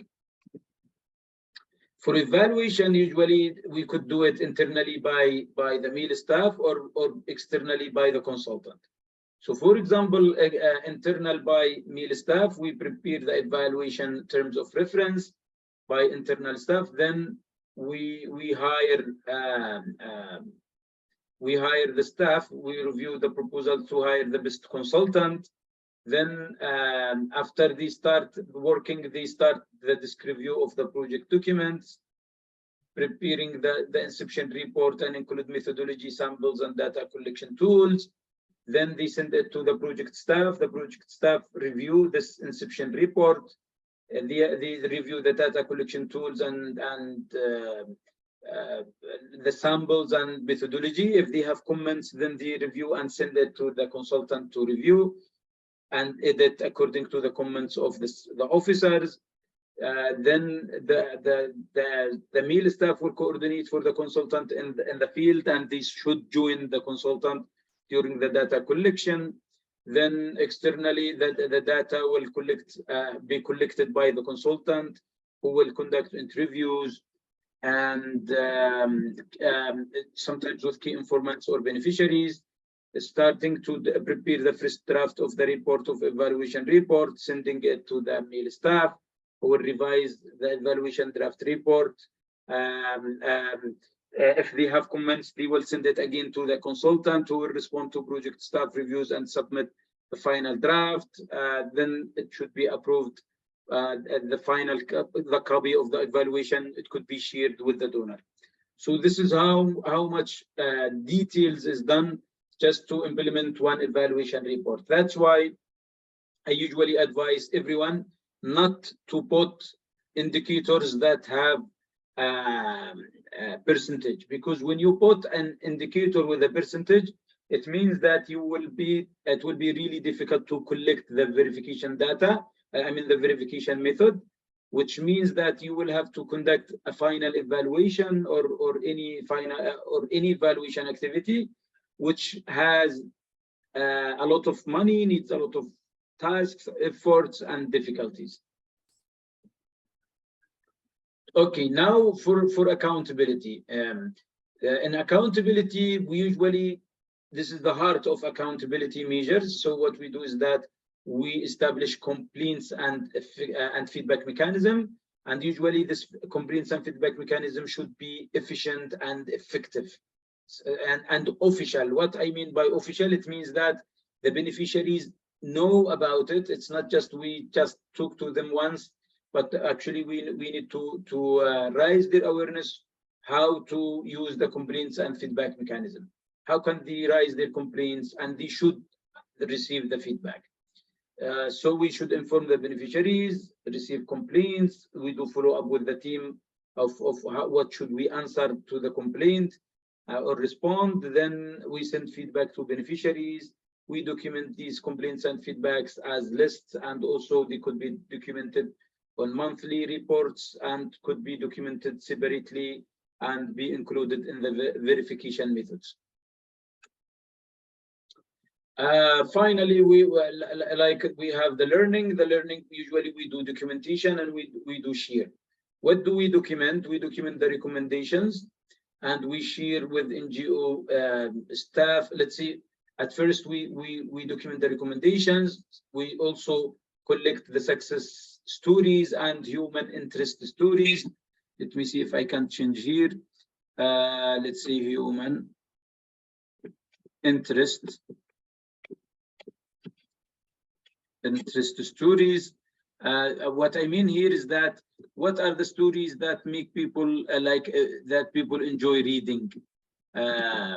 Sometimes they could be tragic stories that happened, and that the project was able to make the tragedy become like a happiness. Or how can we reflect that one intervention saved a life? For example, when the cholera epidemic started in Yemen in 2016, and then we had an activity in one village where we conducted awareness session for school students. So our team was visiting the students in the school, giving them information about the signs and symptoms of cholera and how can they prevent it. And if someone has these signs and symptoms, they should ask their family to take them as fast as possible to the medical center. And we were supporting the medical center also. So what happened is that one of the students, when they go back at the same night, he was, I think, 10 years old, and then he had a cholera. So there was a acute watery diarrhea. He might have lost his life, but because he received the awareness session, he was shouting out loud. He was saying, please take me to the medical center. I have a cholera. I know that this is a cholera. So he was shouting. So they had to take him at night to the health center, and he received the medication and saved his life. Usually in Yemen, people, they hesitate a lot to take their children or themselves to the hospitals because they can't afford it, or sometimes they don't really trust the health service providers, and this is wrong. But we can see here that information could save life. One single information was able to save the life of this child.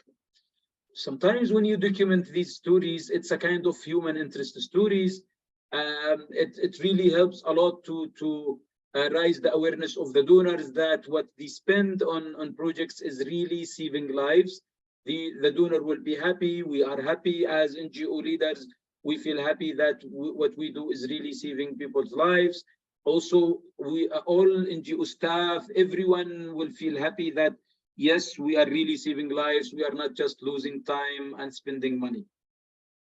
So collecting human interest stories, in addition to success stories, motivate the donor to continue supporting the NGO or supporting the country. We need to collect information and stories as much as possible. Also, we usually conduct some workshops for the project team at the let's say the midterm, during the mid time of the project and before it ends.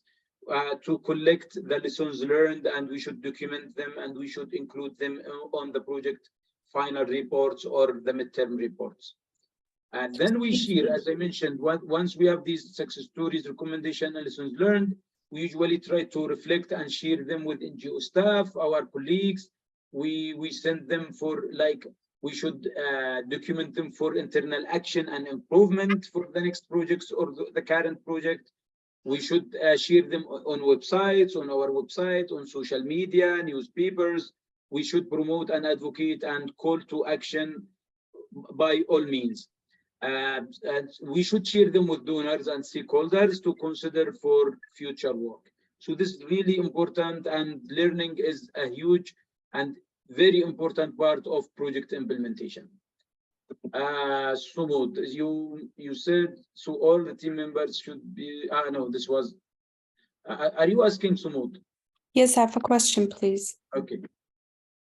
Is there a specific mechanism for collecting the stories of those beneficiaries, or it comes by a chance? I mean, about the story you have just said about the child. So, you know it by coincidence, or there was, I mean, a regular, a clear mechanism for collecting them, so we will not lose anyone.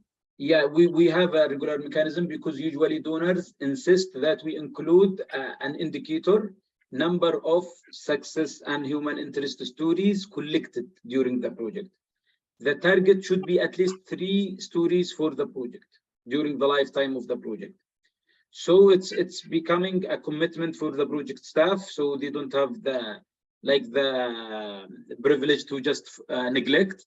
That's one thing. So it becomes part of the work plan of the project, the monitoring and evaluation plans. So the project staff should be informed if there is a good story in the field. They should inform the monitoring and evaluation to verify. And then the media staff, for example, the big organizations, they have advocacy staff or media and communication staff.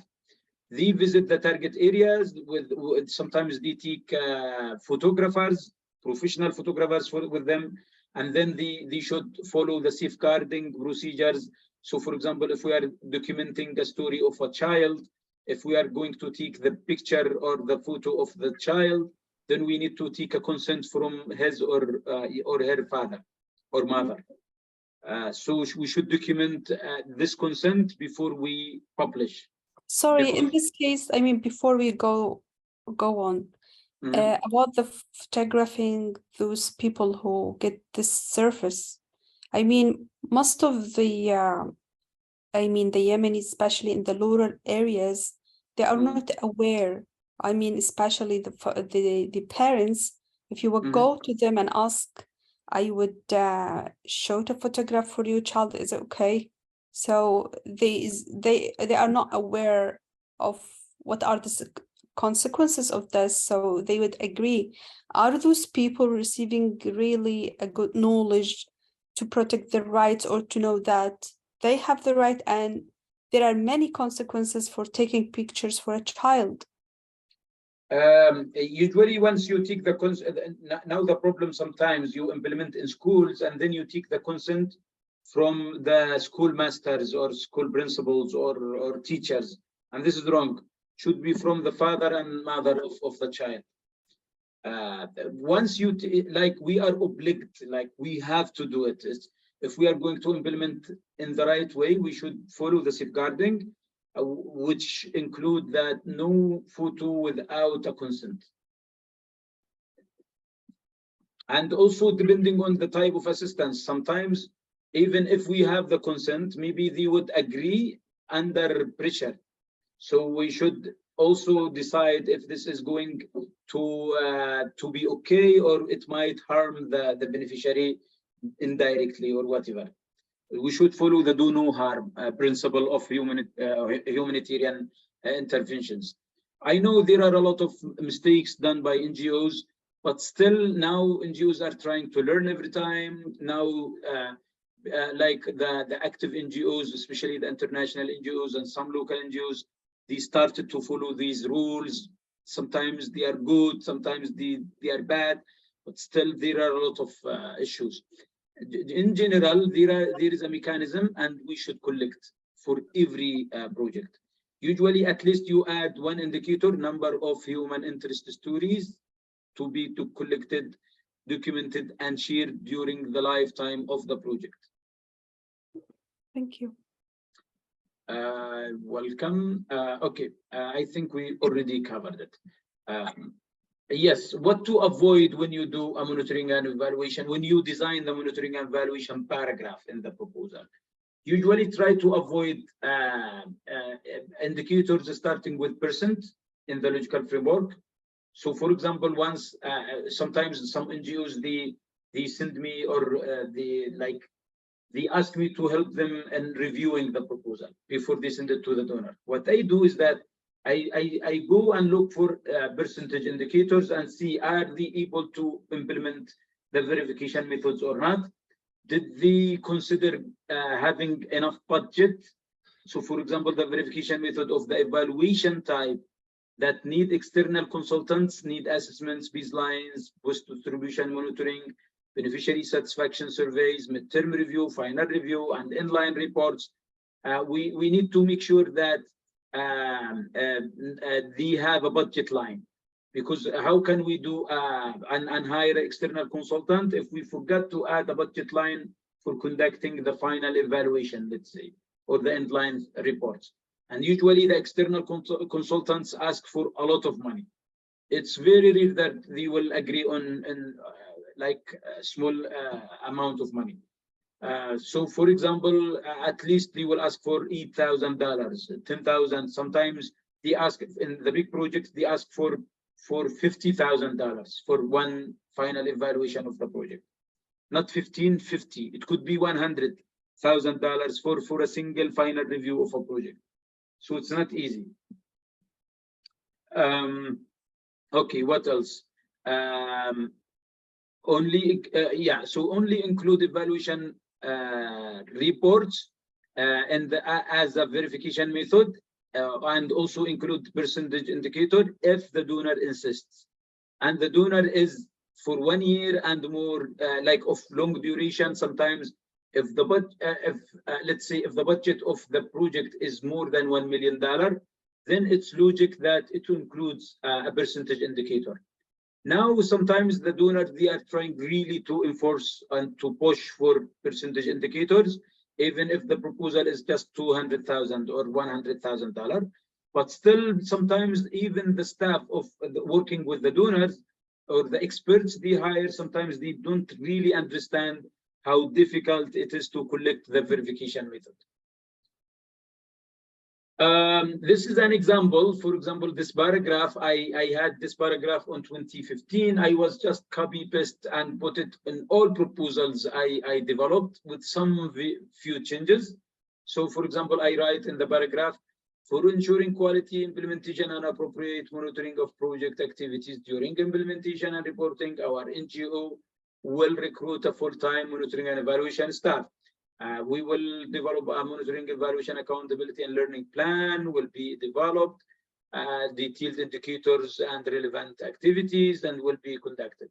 So the following will be done: review the project implementation plan, ensure it reflects our commitment.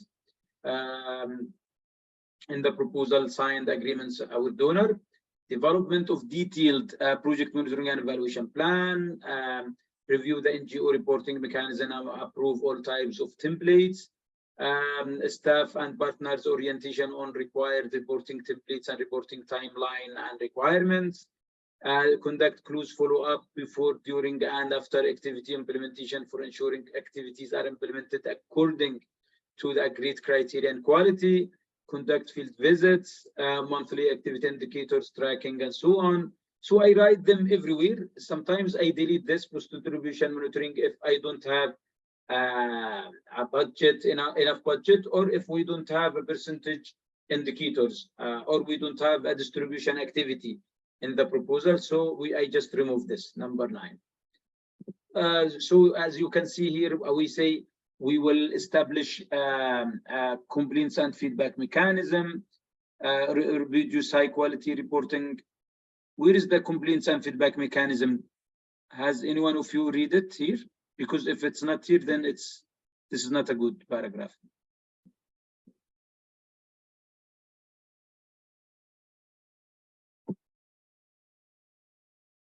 Where is the complaints and feedback mechanism? Because if you remember, we talked about accountability, which is so now we have it here. Number 6. Yes, so it's there, which means yes, this is good. The donor will be happy about it. We mentioned about monthly tracking indicators, so we'll be happy that we understand what it means. We say that we will produce a high quality report, so he will feel safe and happy that we understand this. He will keep trying to hope that we will bring him a good quality reports and ensure they are reflecting the achievements as per project outputs and outcomes. So usually this paragraph could be used everywhere, except if we are like, if we want to make it, it's okay, just, okay, I need to remove this. High quality reports, maybe I will need to delete this so that you can use it anywhere at every project. You just copy paste and that's it. Okay, I think now we are done with this presentation. I hope you really got enough information and fruitful information. I will be available for asking.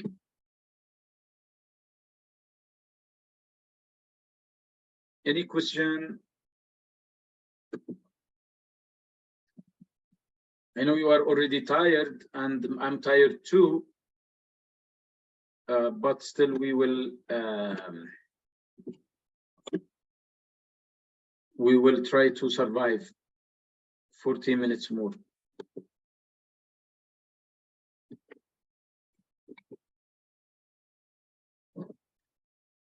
Are you ready for me to send it? No more question. Okay. So this is number 8.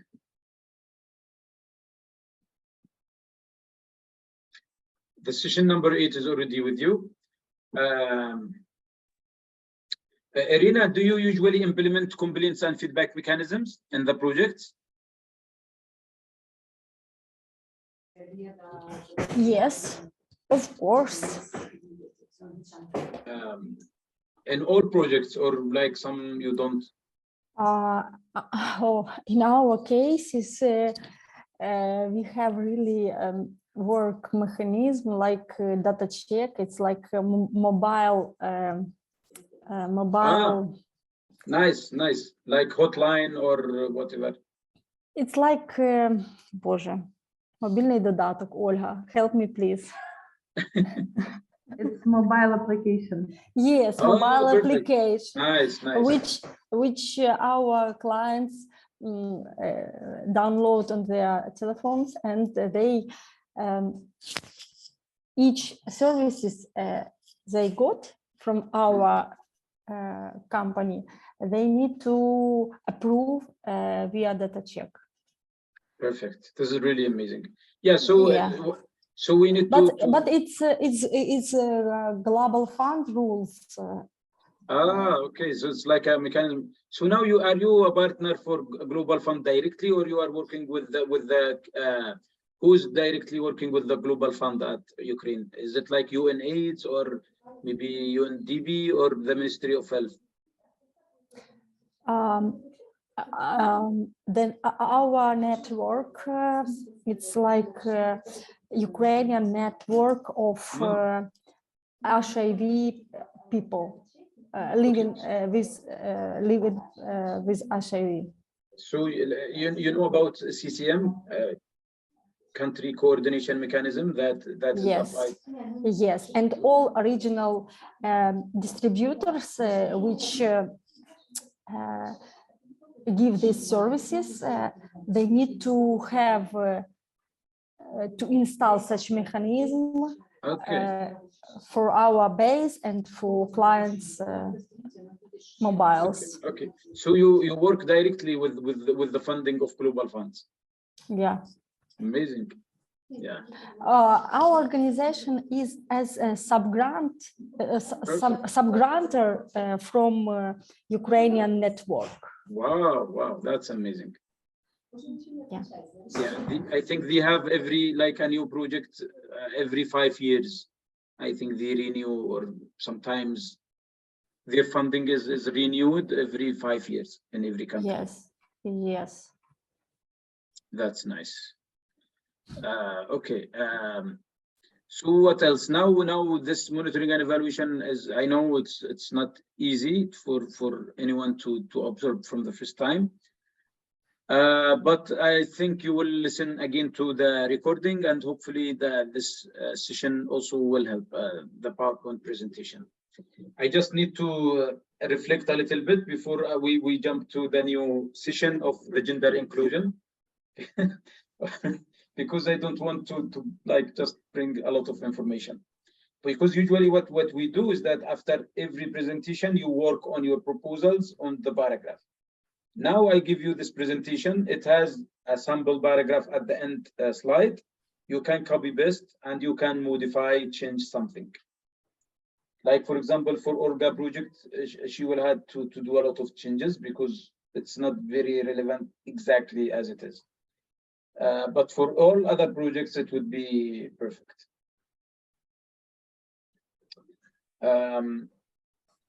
Sometimes what we do is some motivation, modification that we mention something that shows that, yes, this paragraph is just written for this proposal. If it's education, we will talk about, students, If it's health service, proposal, then we talk about health service providers or health services. We mention something that shows the link of this paragraph to the same proposal. But you could imagine like how many times I use the same paragraph for in the proposals. I just copy paste and that's it.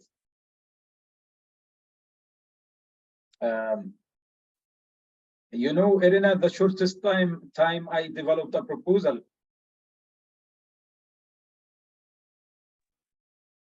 Could you repeat, please? Like if you like how long usually the proposal takes time to be developed and submitted to the donor? It depends on kind of proposals, because we if we prepare some proposals for donors which we had the work before, yes. Yes, it's more clear and understandable for us, but yes. Sometimes we we prepared some new proposals for new donors, and for example, was failed. Yes, donors don't give us any money. It's usually it difficult. Also happens with us. Yeah, and the problems is that it takes time. It's really headache for the NGOs to continue like submission for every available opportunity. And and then we keep missing opportunities. That's the problem. Yeah, and the different donors has different requirements of such proposal, different forms, different deep of his proposal. Yes. Sometimes it's like several pages, and sometimes it's like your portal, and they have own portal, and we need to fulfill a proposal on their site. Yeah, so that's why when we started portal, it was meant to convince as many donors as possible to use it, so they all keep the same templates and the same implementation and reporting. We needed to unify the process, but it's, you know, I know it's difficult, but at least we will try our best in this. Why we developed a portal? Because once I decided to apply for a proposal, and I had only 90 minutes before the deadline, and then I was, should I apply? Should I don't apply? Then I decided to apply. So I was just copying, pasting from Google, from everywhere, and trying to draft a logical framework, and I made it. I submitted a proposal. It was on protection GBV at $250,000, and it was accepted. So it was funny. This is the most funny experience I had. So since that time, I was saying, why do we spend months in a single proposal? Why we are spending weeks in a single proposal? Why don't we have a tool that makes proposal writing as fast as possible? Why do we spend a lot of efforts and resources? You know, most NGOs, they have to hire consultants, and the consultants will take part of the budget, and then the NGO can't give them the budget because at the end they will follow the wrong procedures just to give the consultants their part of the budget. It's sad, actually. It's really sad story that we live in. Yes, Sumud, yes, I developed the proposal in 90 minutes, and it succeeded. This was in 2015. Amazing example. Yeah. Actually, there was a call for proposal, and we had 3 days. I spent the first 3 days developing a health proposal. It was $300,000. I submitted before the deadline, like we had 90 minutes. Then I was thinking, should I submit another one for protection? I decided, and then both of them were accepted. The idea is that you can never know when to apply and when to not apply. So for example, I was training one NGO about donor prospecting, searching for the donors, and then we say, okay, let's go and search for this donor. And then we went to LinkedIn, we went to the website of the donor, and we found one NGO just got funding for Yemen for the same issue. So you will hesitate a lot, but others didn't hesitate. These I just submitted, they got the funding while you are still thinking about it. So every time I see a donor, I become surprised that there is another NGO from the same city we are located already received the funding from this donor. So what we need is just to apply as much as we can. We try to do such ways. Every time we prepare all proposals by ourselves, by our team. Without any consults. Yeah, perfect. And as for duration, it's from 3 days to a week. 2 weeks. That's nice. That's nice. But we don't have any examples as you. 90 minutes. No, it just happens. For me, the average is 2 days. Of course, 2 days is the average. But yeah, in general, it's pressure. It's high pressure. But when you have an approach, so now once you develop a proposal, this is for Irina and for everyone, because once you don't have an approach, then you keep losing time thinking what to do. But for now, once you have a project, why I am fast in writing proposals? Because from the very beginning, I decide that there will be target groups, there will be 3 outputs, there will be 1 outcome, there will be 1 impact, there will be activities for every output, activities for, and then I just write them.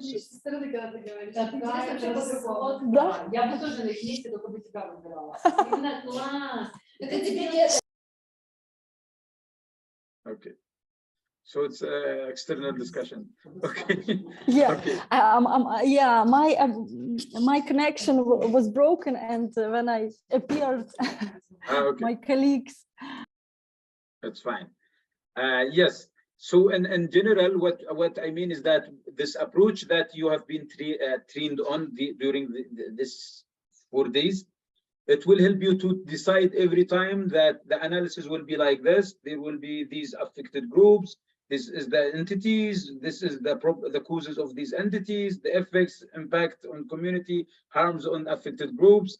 Then you just reflect and make them theory of change, logical framework, as we have been going. So you just write it. You don't need a lot of time when you have this approach. And then the monitoring and evaluation, we just use the same paragraph. Other paragraphs, we know how to copy paste and do some changes. The budget, we can have different templates for previous projects and do some changes, and that's it. For us, like for example, an NFDHR, I don't know if Huda has the details, but I presented it on the first day. We developed now for 10 years, we had about 130 agreements in 10 years. So we are implementing almost about almost in the rate of one project every month. So it's like that. So at least every month we sign new agreement. But still we are not good. I like for me, I always ask, why don't we sign agreement every day or every week? That's the challenge. Why not? Yeah, that's it. And I have a question. It's not precisely relevant for to what we are speaking about, but just general. Because I don't have experience in this field, I'm just starting to do that. Yeah. About the donors. Yes. Does the donor look at the volume of NGO? Yes. Is it NGO established like long time ago, or it's new NGO? How many people they do have in the NGO? Is it some critical information for donor to take a decision?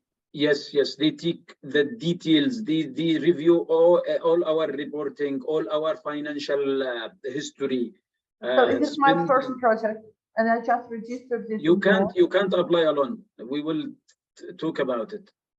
So I need partner. You need NGO to apply. Yeah, not you as a person. It will be very. No. I mean, if I register NGO, but it's new one. It did not implement any project before. It's the first grant. You could apply as a new NGO, or the best way, if it's difficult, then you have one active NGO. They apply, and then you are as a partner, as an implementing partner. I did not find any NGO in Jordan who already did it. I found one. They are active for 1 year approximately, so they registered before I did. But at the same time, they never applied for any funds, for any grants, and I even don't have local partners who have this experience to do it as like together. That's why I'm asking, what our chances, or what my chances as an NGO to receive grant if you do not have successful history before? It was just NGO, just register. You know, the less the budget, the higher the chances. So I have to start with small projects. Yeah, for example, when I started in FDHR, I was working with many NGOs. I know for sure we will get funding. But when I started in FDHR in 2012, I was applying here and there, and no one was accepting. I felt like, oh my God, what's going on? So like for 1 year, we didn't receive any funding. Then I was thinking, why are we failing? I realized that we were applying with higher budgets because I trust myself, but the donors doesn't trust the NGO because it's new.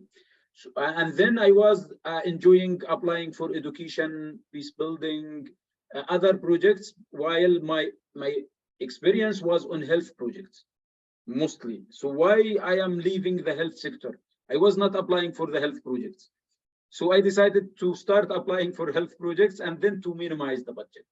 So the first budget we received was 7,600. Okay.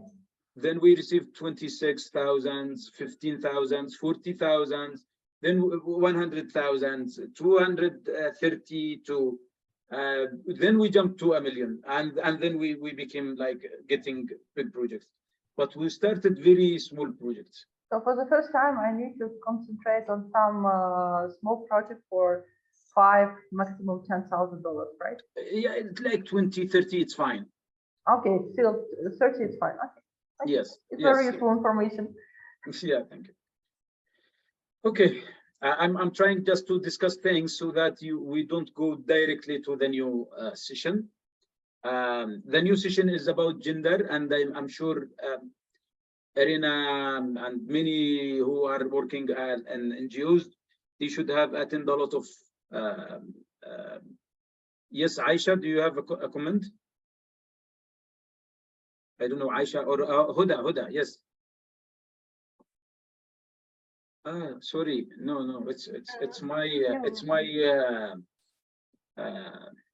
the mouse, like it shows like someone is raising his hand. Okay. So in general, the gender, when we talk about the gender, it's like a very critical thing, especially for people who are living in the Middle East. Usually gender is something that many religious people, they just contradict with this, because no one is trying or is able to explain what is gender in the right way. That's the problem. So they think that when we talk about gender, we are talking about only women equality, and that why are you talking like that? So UNGOs suffered a lot from applying gender in or talking about women empowerment. But what I'm trying to give you in this session is that maybe you will keep working on gender for 3 years and still it's not clear for you. If you go to read about gender, you will not understand anything. If you trained still, I remember I was trained maybe 4 times before I started to really understand how to apply gender on projects. So what we will do is in this presentation, we will talk about this, the very direct meaning of gender, and what is the tool to use to make sure our projects usually the donors do assessment for the proposals from a gender perspective. If they see the proposal is not gender balanced or gender responsive or gender specific, then it's likely they will reject the proposal. So before I go to the presentation, it will not take a lot of time, so don't worry about it. It's an interesting topic also. I'm happy I will talk about it at the end of the day. So who could tell me what is gender? Like the simplest way he or she understand gender. Male or female? Okay, that's what okay, I will come back. Okay, who else? I think gender has to do with the rules that we play in life, rather than the sex of a person. Okay, so now we have rules and we have male, female. Okay.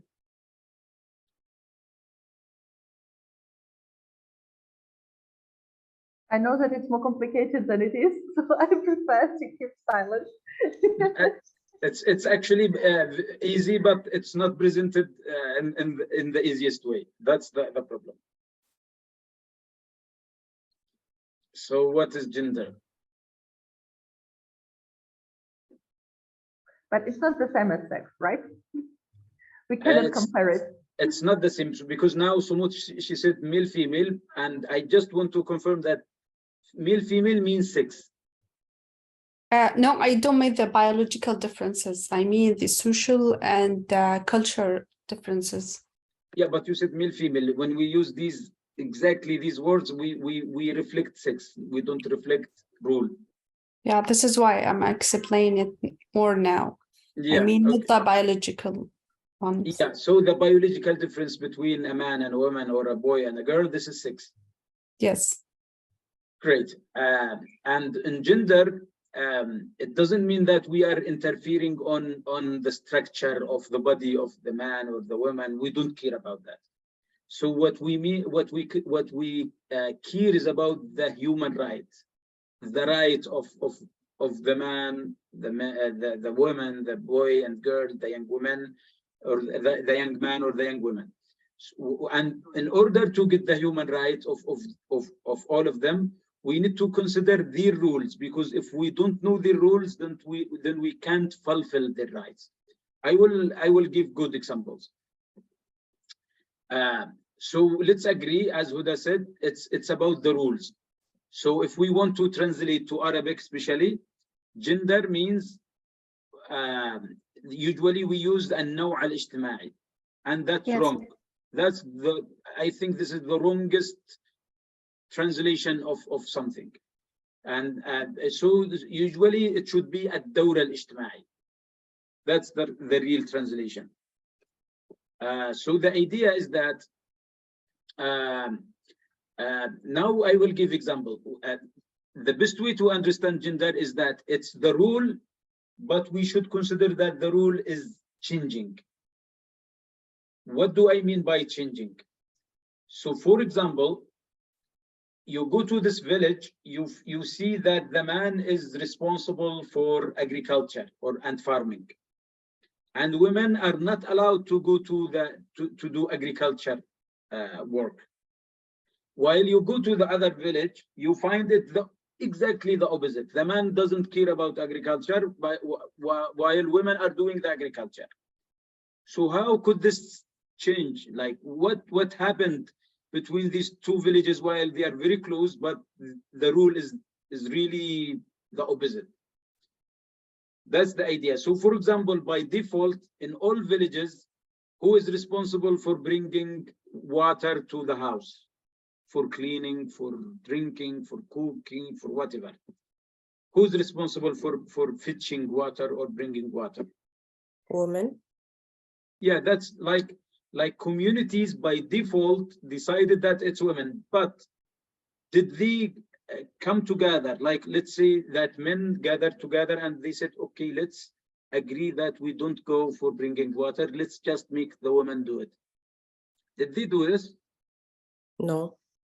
So how it happened that it becomes women's rule? Maybe sharing, or because they want to share work with the...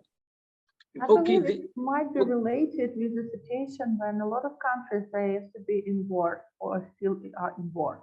And men, they mostly involved in war, in fighting. So women are the only ones who can take care of the household because men are busy with fighting. I believe that something happened in Ukraine because we used to be part of Soviet Union, and Soviet Union used to take part in Second World War. And basically in the villages, there were almost no men, so only women, or very, very few number of men, and they were probably some disabilities due to traumas and to be wounded. So probably it was caused because men was not there. Yeah, let's see the war, or the men, maybe they travel or whatever. But the thing that we need to consider is how it happened. Like, for example, you would be surprised.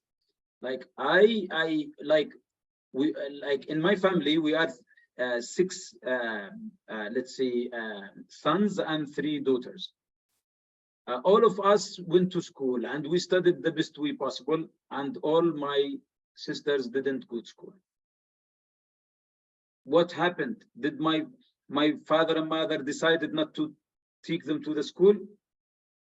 How or why I was like, when I was 6 years, they just take me to the school, while my younger sister, she was just going to the field, like after the sheep herding.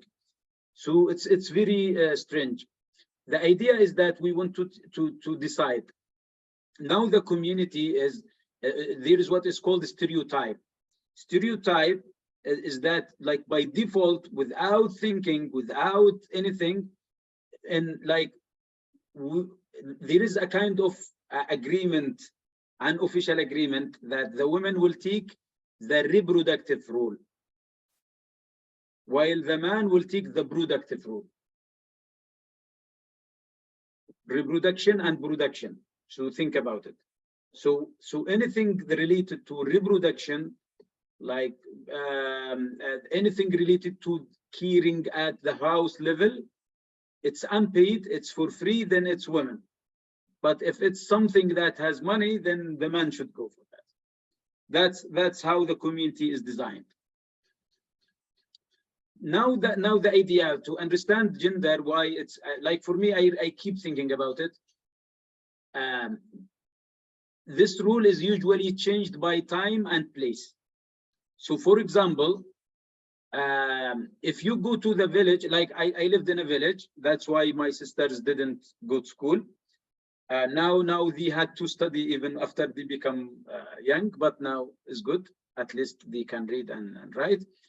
But But if you go to the same village, all girls or boys, they are all study together. What happened?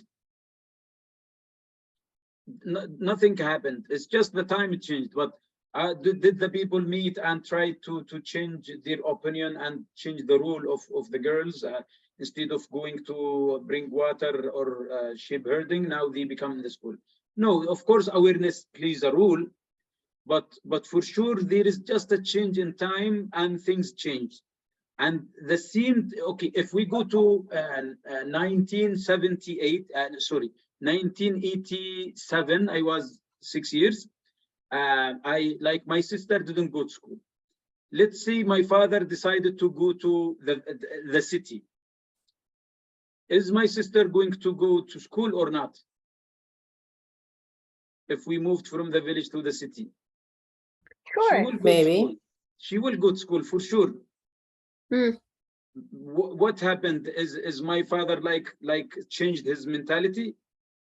No, the community, the people, they saw a lot of people going the same age, the same. Exactly. So because we shifted to different place, like the role of my sister will definitely change by changing the place. Influence of environment. Yeah, exactly. Yeah. So the idea is that we should agree that the gender is changing by time and changing by place. That's the fact that we want to talk about. So whatever is the rule now, it would be changed, and that's why men are now women are competing men everywhere on everything. I would like to say something. Excuse me. Yes. I think it's not only a matter of time and place, because there are people who live in the city in Sana'a, in the middle of Sana'a, but their daughters don't go to school. So I think it is the mentality itself. The mentality plays a role. The mentality plays a role for sure. But still, like there are many things just happen because of changing the environment, changing the place. By time, the same families, maybe they will have changed the opinion next time. So let me do the presentation. I just want to save it before we.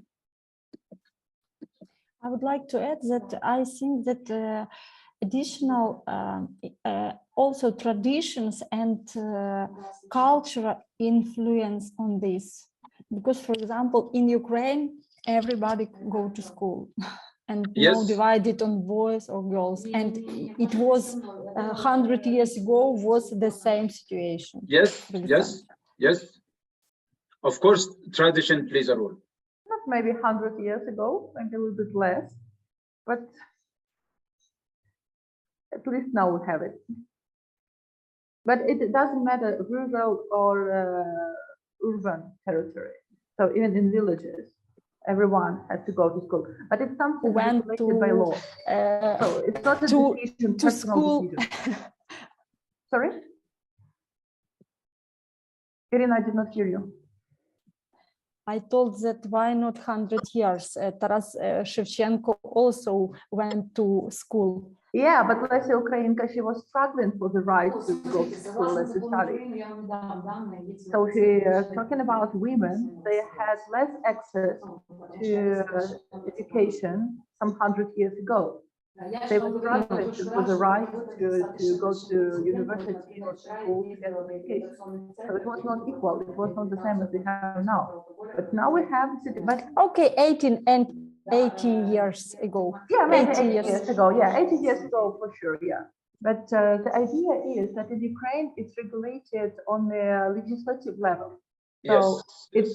we are forced, like if parents do not bring their children to school in appropriate age, they will be punished.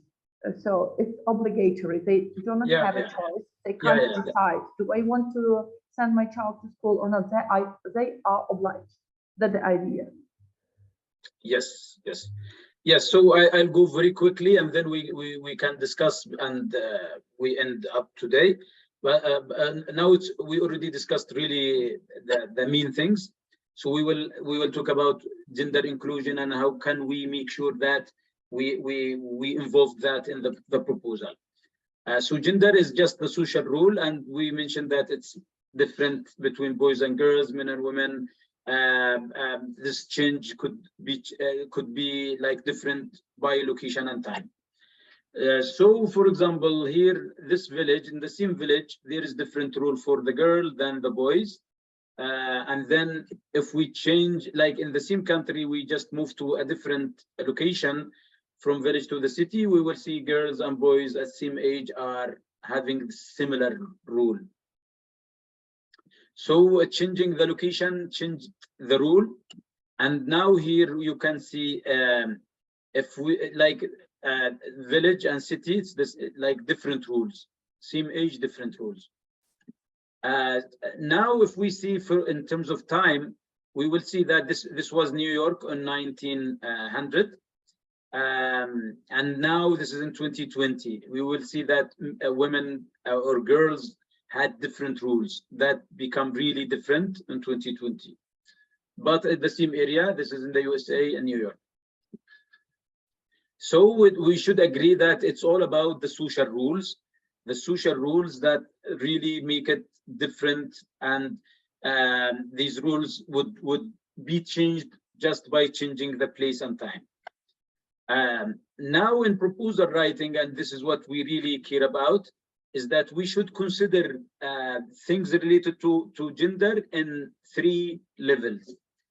So we have problem analysis and need assessment. So during the problems 3, when we set the numbers of affected people, we should mention every time how many boys, girls, men, and women. We should mention the separate needs.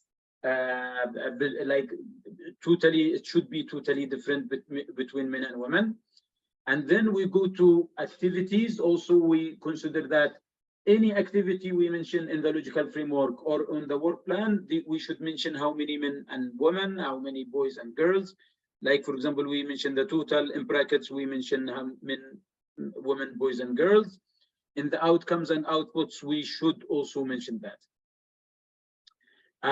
So now I will just,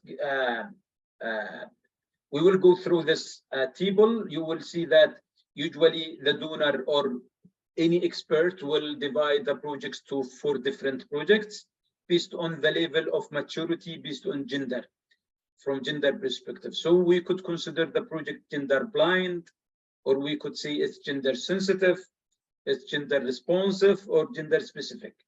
Usually the best project is gender responsive and specific. They are really good. They receive like full mark from the donor.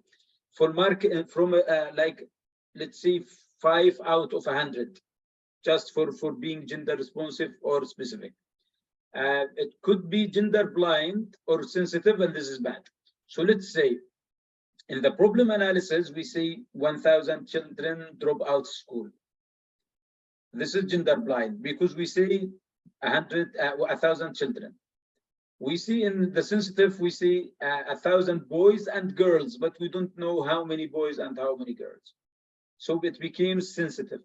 Responsive, they mentioned that 500 boys, 500 girls drop out of school. So, and they see about 70% of parents do not support girls' education in the targeted area. When we write it like this, it means that we really considered the variation and the rights, and the problem is more has more burden on girls. So this is gender responsive. In gender specific, we just focus on women or people with disabilities, or like we have specific group. So if we have a project focusing only on girls' education, then this is a gender specific. So for example, here they said we found in the assessment that 1,000 of girls at the age of 6 to 18 are not enrolled in schools.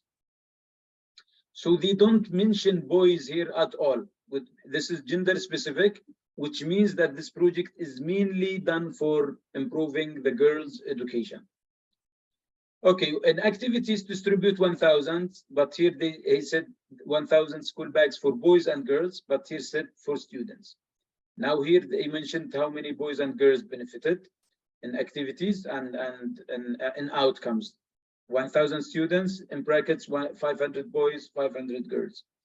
While in the sensitive mentioned only 100 school bags for boys and girls, didn't mention how many for boys and girls. Gender specific also. And it's gender specific, it's all for girls. It's all for girls. So I think is clear now. Gender blind, sensitive. Sorry, can you just repeat which one has more chances, gender responsive or gender should specific? be usually specific is good, but also responsive is good. Like the donor cannot say it's bad. So both of them are on the same level. Yeah, same level. But the problem is when it's sensitive, then like the donor says that okay, you are trying to be sensitive, but you are not really professional enough to show real figures.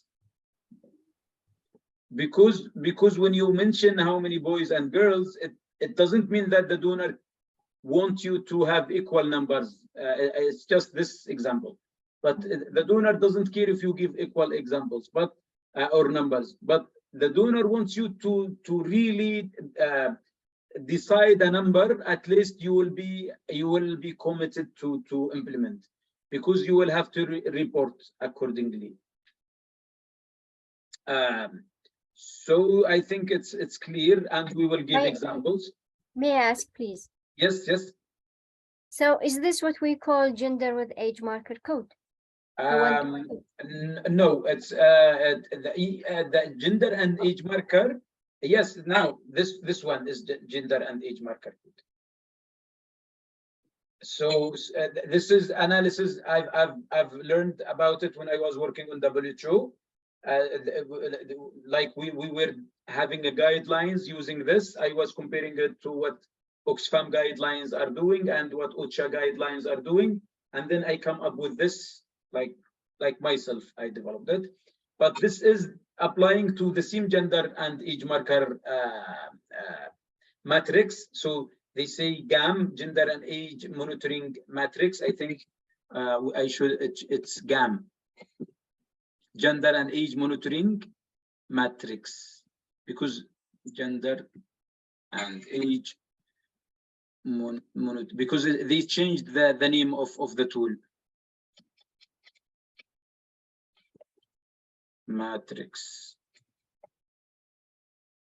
Okay. Yes, so this tool usually, I remember when I was working on at WHO, we were reviewing the submissions of proposals from all humanitarian NGOs that work on health. So we had an expert, his name was Peter Ikayo. He was reviewing the project, and I was wondering how can he review the project and decide how much, like he decides very quickly if the project is gender blind or sensitive or responsive or specific, and he just spent less than 1 minute in the proposal. And then after I got trained and learned what it means, it was really easy for me to do. So what you do is just you read the proposal, you go to the need assessment paragraph, and you find was there a gender disaggregated data, as you mentioned, Huda. So you see that do these NGOs talk about the women needs separately from men needs? Do they mention the suffering of girls other than the suffering of boys? Do they really disaggregate the information and data? Then we give them yes. So we give them like a mark here or a point. And then gender mainstreaming in activities. In every activity, when they mention a number of beneficiaries, do they mention how many men, women, boys and girls differently or separately? Then we give them the point. Lastly, in the outcomes and outputs. If yes, it's they disaggregated the data of all, then we give them 3 points, which means we will consider them whether they are 2A means responsive, 2B is specific. So we will give them the 5 scores.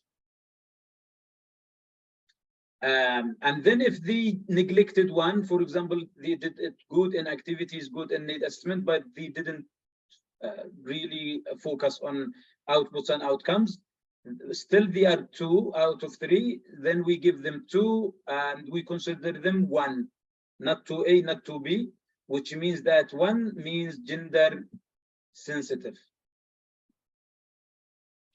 So this means that we give them 2 marks. And so on. If they are all like they didn't mention this in all, then 0. This is the gender blind. And even if they did that, but they just mentioned it on the outputs and outcomes, but they didn't mention the needs differently, and they didn't include this disaggregation in activities, then they will keep gender blind. That's the gender and age monitoring matrix. This is used by many humanitarian funds. So I think, Sim, Irina, if you are working, are you a partner of the Ukrainian humanitarian fund?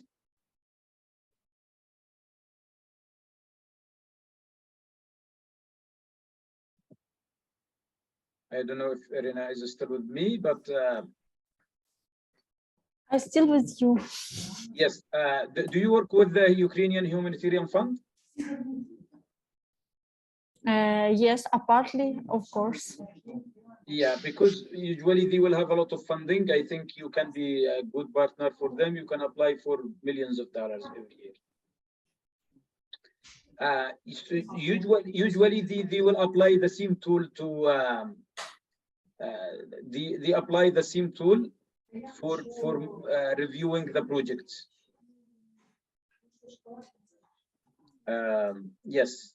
So now let's give some more info about it. I just mentioned this, what it means, and then things to do or to add regardless of the sector or the program you are working on.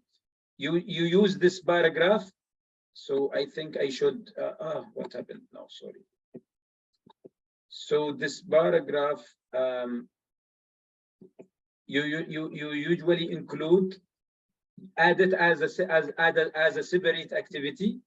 So you can see this, you can add it as a separate activity in the logical framework. Also, you could, as you can see here, we add activity, collect a number of beneficiaries for all activities disaggregated by age and sex using the gender and age monitoring matrix. The above sentence should be added in project activities, should be added in the meal paragraph, the monitoring and evaluation paragraph. It should be added on the gender inclusion paragraph. So repeat it 3 times, it's fine in the proposal.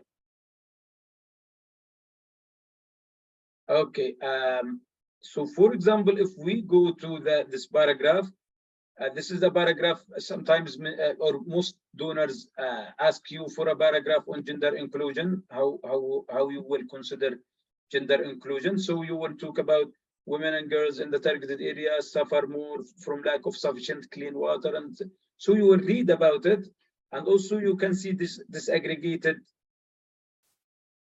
from personal. Let's see if we included it here. Disaggregated. No.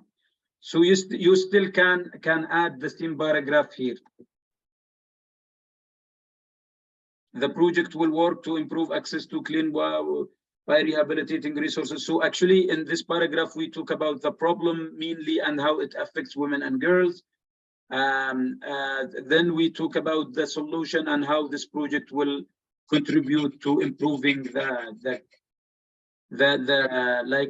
conditions of women and girls. So here we can add the same paragraph. I can go here and have the same paragraph. We will also collect, so we make it as part of the same paragraph, because the donor will be really happy to find it. Okay. I'm wondering, yes, any project should have gender inclusion? Any project? Yes, most of the proposals will have a paragraph related to gender mainstreaming, gender inclusion, how this project will improve gender inclusion or equality between men and women. So usually there is a paragraph. If you're talking about bachelor project, music, basically it's not gender relevant because her idea is to preserve heritage. So it doesn't matter, it's not related to gender at all. It's related to heritage itself.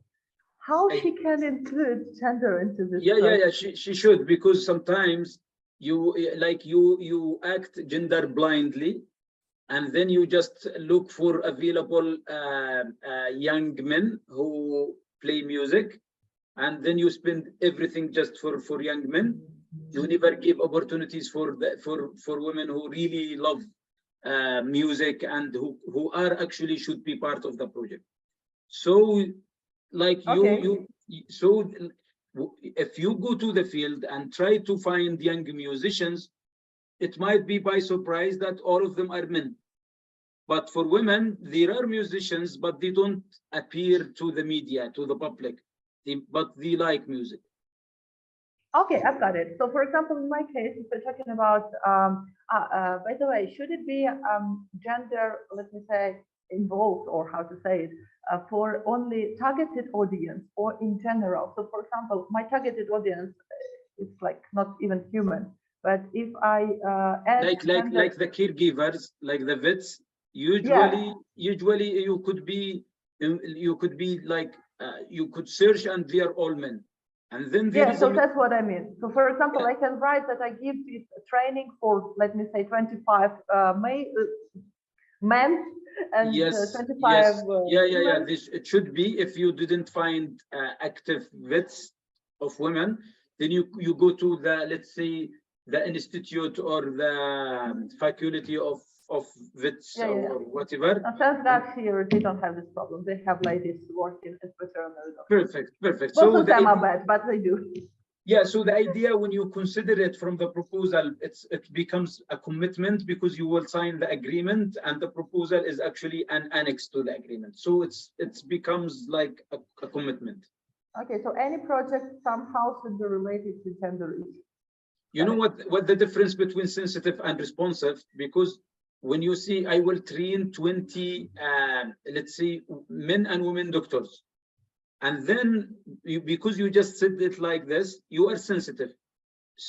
You might end up training 19 men and 1 woman. And then you see, yes, we have 20 men and women. But when you are responsive, you need to make sure that exactly, like, it should not be equal, but you could be having, let's say, 7 women and 13 men, or let's say 9, 11, or this is not it's not obligatory to follow these numbers mentioned in proposal. So if I write 25 or 2020, and in fact it's like 22 and 18, it's not a big deal. It can be, it's acceptable. Yeah, it's acceptable, but then you should reach the target.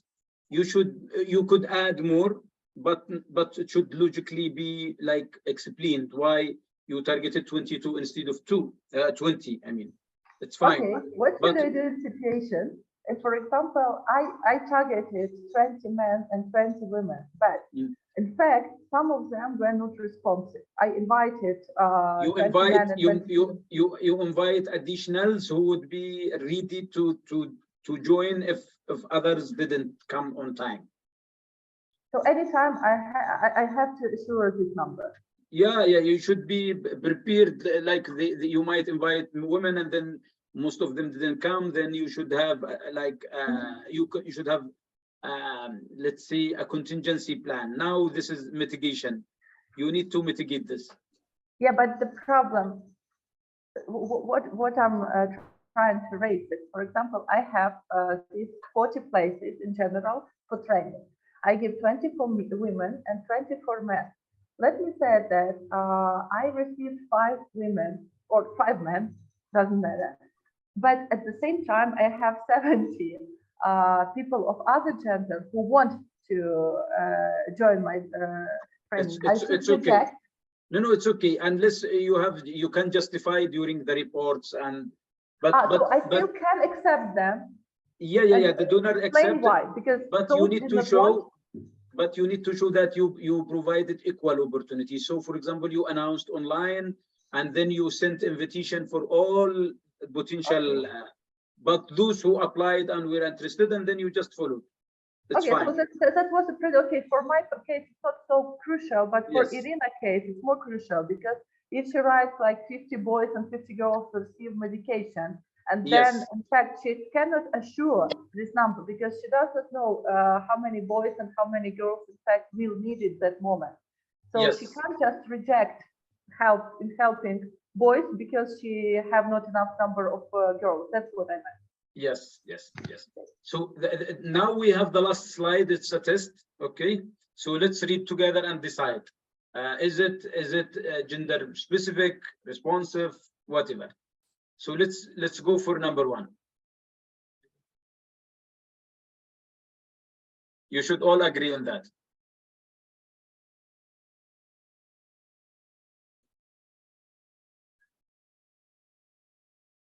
The first is blind.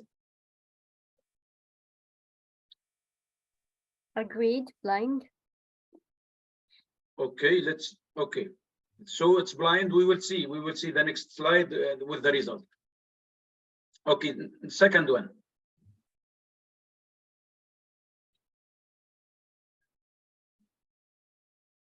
Also blind. Yes, blind.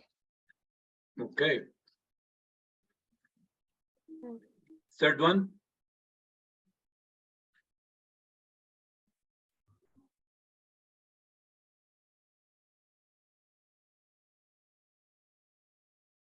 What is the name of the third type of responsive? Responsive. Yes, it's responsive. Blind, and you know exactly how we came up with the figure, so don't feel surprised. How can we bring... sensitive. Okay, 4.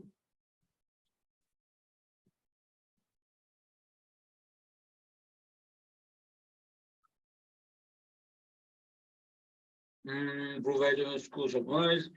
Okay. What is number 4? I will be working on this.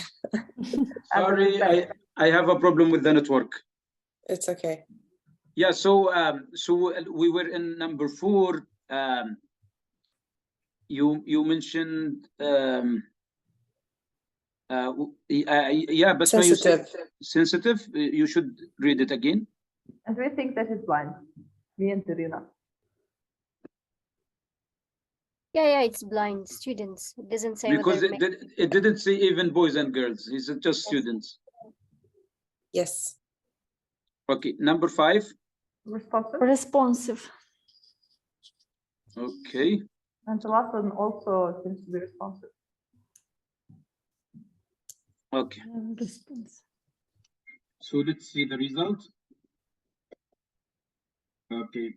Blind, responsive, responsive. Perfect. Okay, now we are good. So now I think after this session, you can be experts in gender mainstreaming. I can assure you. It's very easy tool, and it's very easy to review. Like, for example, I remember in 2010, I was part of a committee to review the policies of all the policies of the Ministry of Health. To what extent they are gender responsive or blind. And at that time, we didn't have a clear tool like this. So I was thinking, how can I decide? It was really difficult. But for now, after this, you just decide. Like, you can read.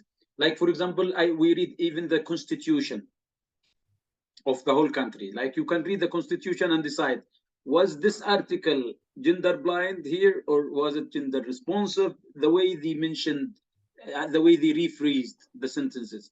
So any document you can read, you can decide, is it gender responsive, gender specific? Any document. I think all constitutions are gender blind. I feel so. Yeah. The idea is that now you could, after the session, if you really get the idea out of it, You can act as gender specialist. You can review any document from a gender and from a gender perspective. You can, of course, you need to read more and so on. But it's just like this. You can decide very easy. Thank you. You are very welcome. I'm happy we could reach to this place. Of course, we still have the budget. So now we still have the budget. What I will suggest is that now you have a space. I know you need time to forget about me and the proposal writing. You need to have a nice weekend and enjoy your time. But let's say we will agree on one day you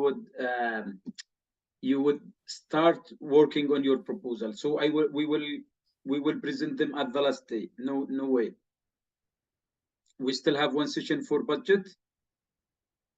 And then the last day we will have a meeting presenting and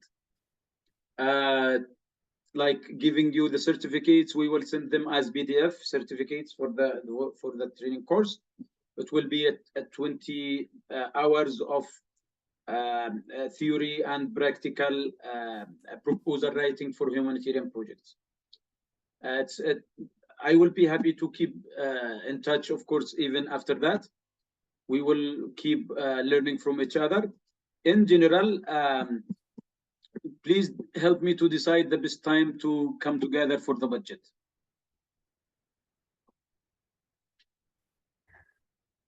Yes, we were trying to discuss it when you were out. Hi everyone. I wasn't there for the past 5 hours. I just came now. And actually, I guess everyone was happy I was not there because I was not taking everyone time. No. We missed you. Yes. So actually, I was with the donor today. I was with the donor. I provided the concept note, and I was with the donor, and I had a very productive meeting. Wow. And but what I missed the analyzing. I missed in the analyzing. I was supposed to analyze. I provided a presentation also regarding the bank and the service and the number we have achieved, and I could see that donors they might want to know you, but they can get this information from a different place. Let it be the website, let it be the annual report, but not to spend more time talking about you rather than talking about the project. So this is a lesson learned, right? Yes. Great. So, but at the end, I will meet them in Egypt because we are attending Sanabil, which is a conference in every year in Egypt. So I'll be traveling, and I built we have exchanged LinkedIn together after the meeting. So hopefully I get the project get funded, and I promise I'll invite all of you for lunch, virtual lunch. Yeah, we will celebrate together for sure. Anyone, let's agree on this. Anyone received funding from this group, we should be invited, and we celebrate. Yes, definitely. Yes, I suggest Sunday to discuss. Maybe Sunday, but the time I'm not sure if I'm not sure. For me, I would refer 12 from 12 o'clock, not from 10. Me too. I have a session from 11 to 1 p.m. Actually, I have a session. How about Sunday? It's a working day off in France and in Ukraine. Yes, and it's Monday. Monday, I think is good. Monday is good. Yeah. Monday, great. Monday is perfect, actually. Okay, so same time at 10 a.m. The same link, or we should create a different link. I believe this one is limited with 4 days only. What is it? You mean we will go through the budget. We will like review any. At first, we will start with the budget for sure. I will give you space to prepare the budgets. And also review any proposal that wants, like anyone has questions. No, I mean, technically, should it be the same Zoom link, or we should create a new one? Okay, this one is limited for 4 days, I guess, only. Yes, let me see if I can repeat it now. Let me go for the Yeah, if you just can Zoom. amend it to work Yes. again on Monday, it would be great. Otherwise, we will need new one. Yes, yes, yes. Let me try to amend it. Hopefully, it's still applicable, or I will. Okay, edit is closed. Okay. So I will share with you. We will send another email. So Olga, Okay, so you we will. will have new link. Yeah. So Olga, you will be responsible for sending this email. I will. Okay, thank you so much. Can you, doctor, just send us the Presentation. PowerPoint for the PowerPoint for the budget like this we read before and okay, yes. So because I don't have nothing tomorrow and after tomorrow. I have 3 days, so okay, I will be perfect. And the one That's for nice. gender? Sorry, Huda? The one for gender. Yes, now I will send the gender one, and I will make sure to upload the videos so you can yes, please. You can go through them once you have time. Yeah, we appreciate because the internet keeps like going and coming, so we miss some part. And even here, like I spent 1 hour waiting for rendering the session until so that it's saved in my laptop. Because I wait 1 hour, I see no, I don't want to spend 1 hour uploading it to YouTube. Okay. But now I can do that. Now I can. One more thing. You talked about a last session for presentation.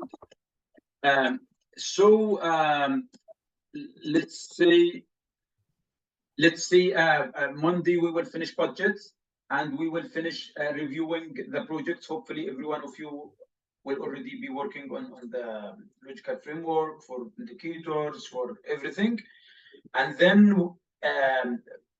let's agree on meeting just 1 hour, other than the Monday, just 1 hour to present and sending you the certificates, and then we share online that we have finished. Okay, so do you suggest like how much time do we have for that after Monday? We have the Monday like full day, like as we do now, and then we have just 1 hour. Yes. We will agree on Monday. We agree, is it Tuesday or is it, you decide as group. Adel, okay. We do have session number 8 and session number 10, and we are meeting session number 9. This is 10, still number 9. Okay, let me see, where is 9? Monitoring and evaluation, I didn't share it? Not yet. Okay, there is also one session, I didn't do it yet, which is about activities and action plan. It's very easy, I will send it. Okay, number 8, the missing, right? No, number 9. Okay, number 9, okay. 8 is there. Okay, then number 7 may be the one that was not sent. Let me. No, beneficiaries. Number 7, yes. We have a number 7. Yes, so number. Really? I don't. Here's number 9. Okay, I will send numbers. He sent it before. It's up. You can find. Today? Yes, today. Okay, I will check it right now. So which one now? Number 7, right? Number 7 is there, but you can send it again. Yes, it's here. You're right. I missed it. It's here. Okay, so what was the missing? Everything is there. No, there is one that I didn't present. Yeah, it's number 8, right? But you sent it. Okay. Okay, perfect. For the budget, if you want me to send it, I can also, if you want.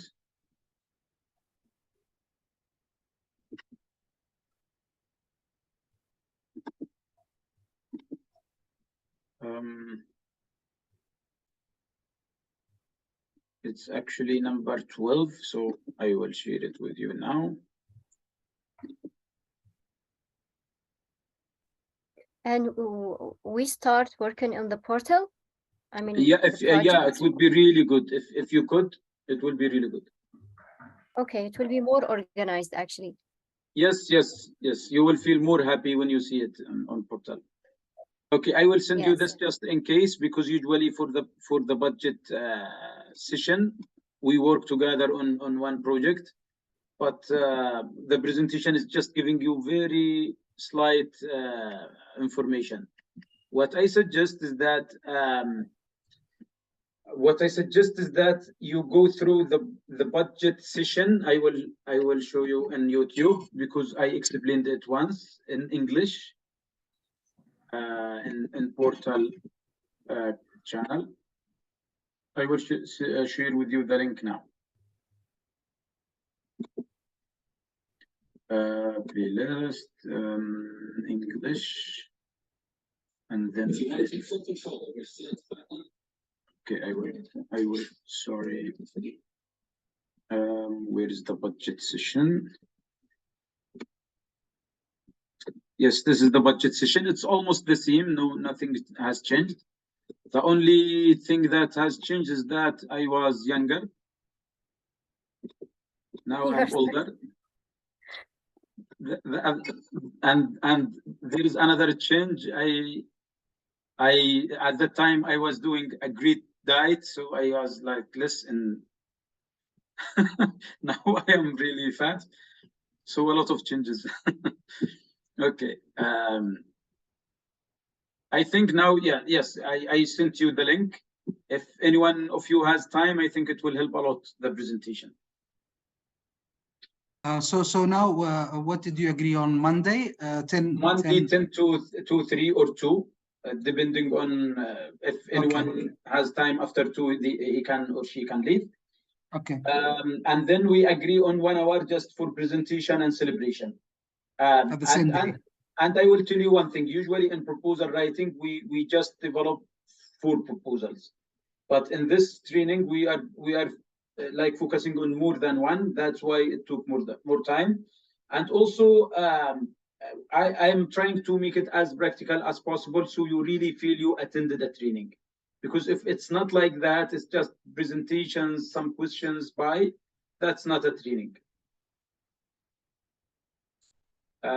So I will wish you all the best. Enjoy your evening. Have a great weekend for those who are going for weekend from now. For Irina, enjoy the weekend. Irina left us because she texted that she has urgent meeting. Okay. So some 10 minutes ago. Okay, so bye everyone. Bye everyone. Oliga, you should bring a cat with you next time to introduce some of the cats, please. Oh my God, I have 100. Do you want me to bring 100 cats? One, only one. or for gender equity, 1 female, 1 male. One beneficiaries. Yes. I will do that. At least I will share some videos with you. Yeah. Bye everyone. Bye. Thank you very much. Bye, Dr. Adel. Shukran, Dr. Adel. Have a good evening. Bye. Great effort, and we benefited a lot. Bye. Thank you.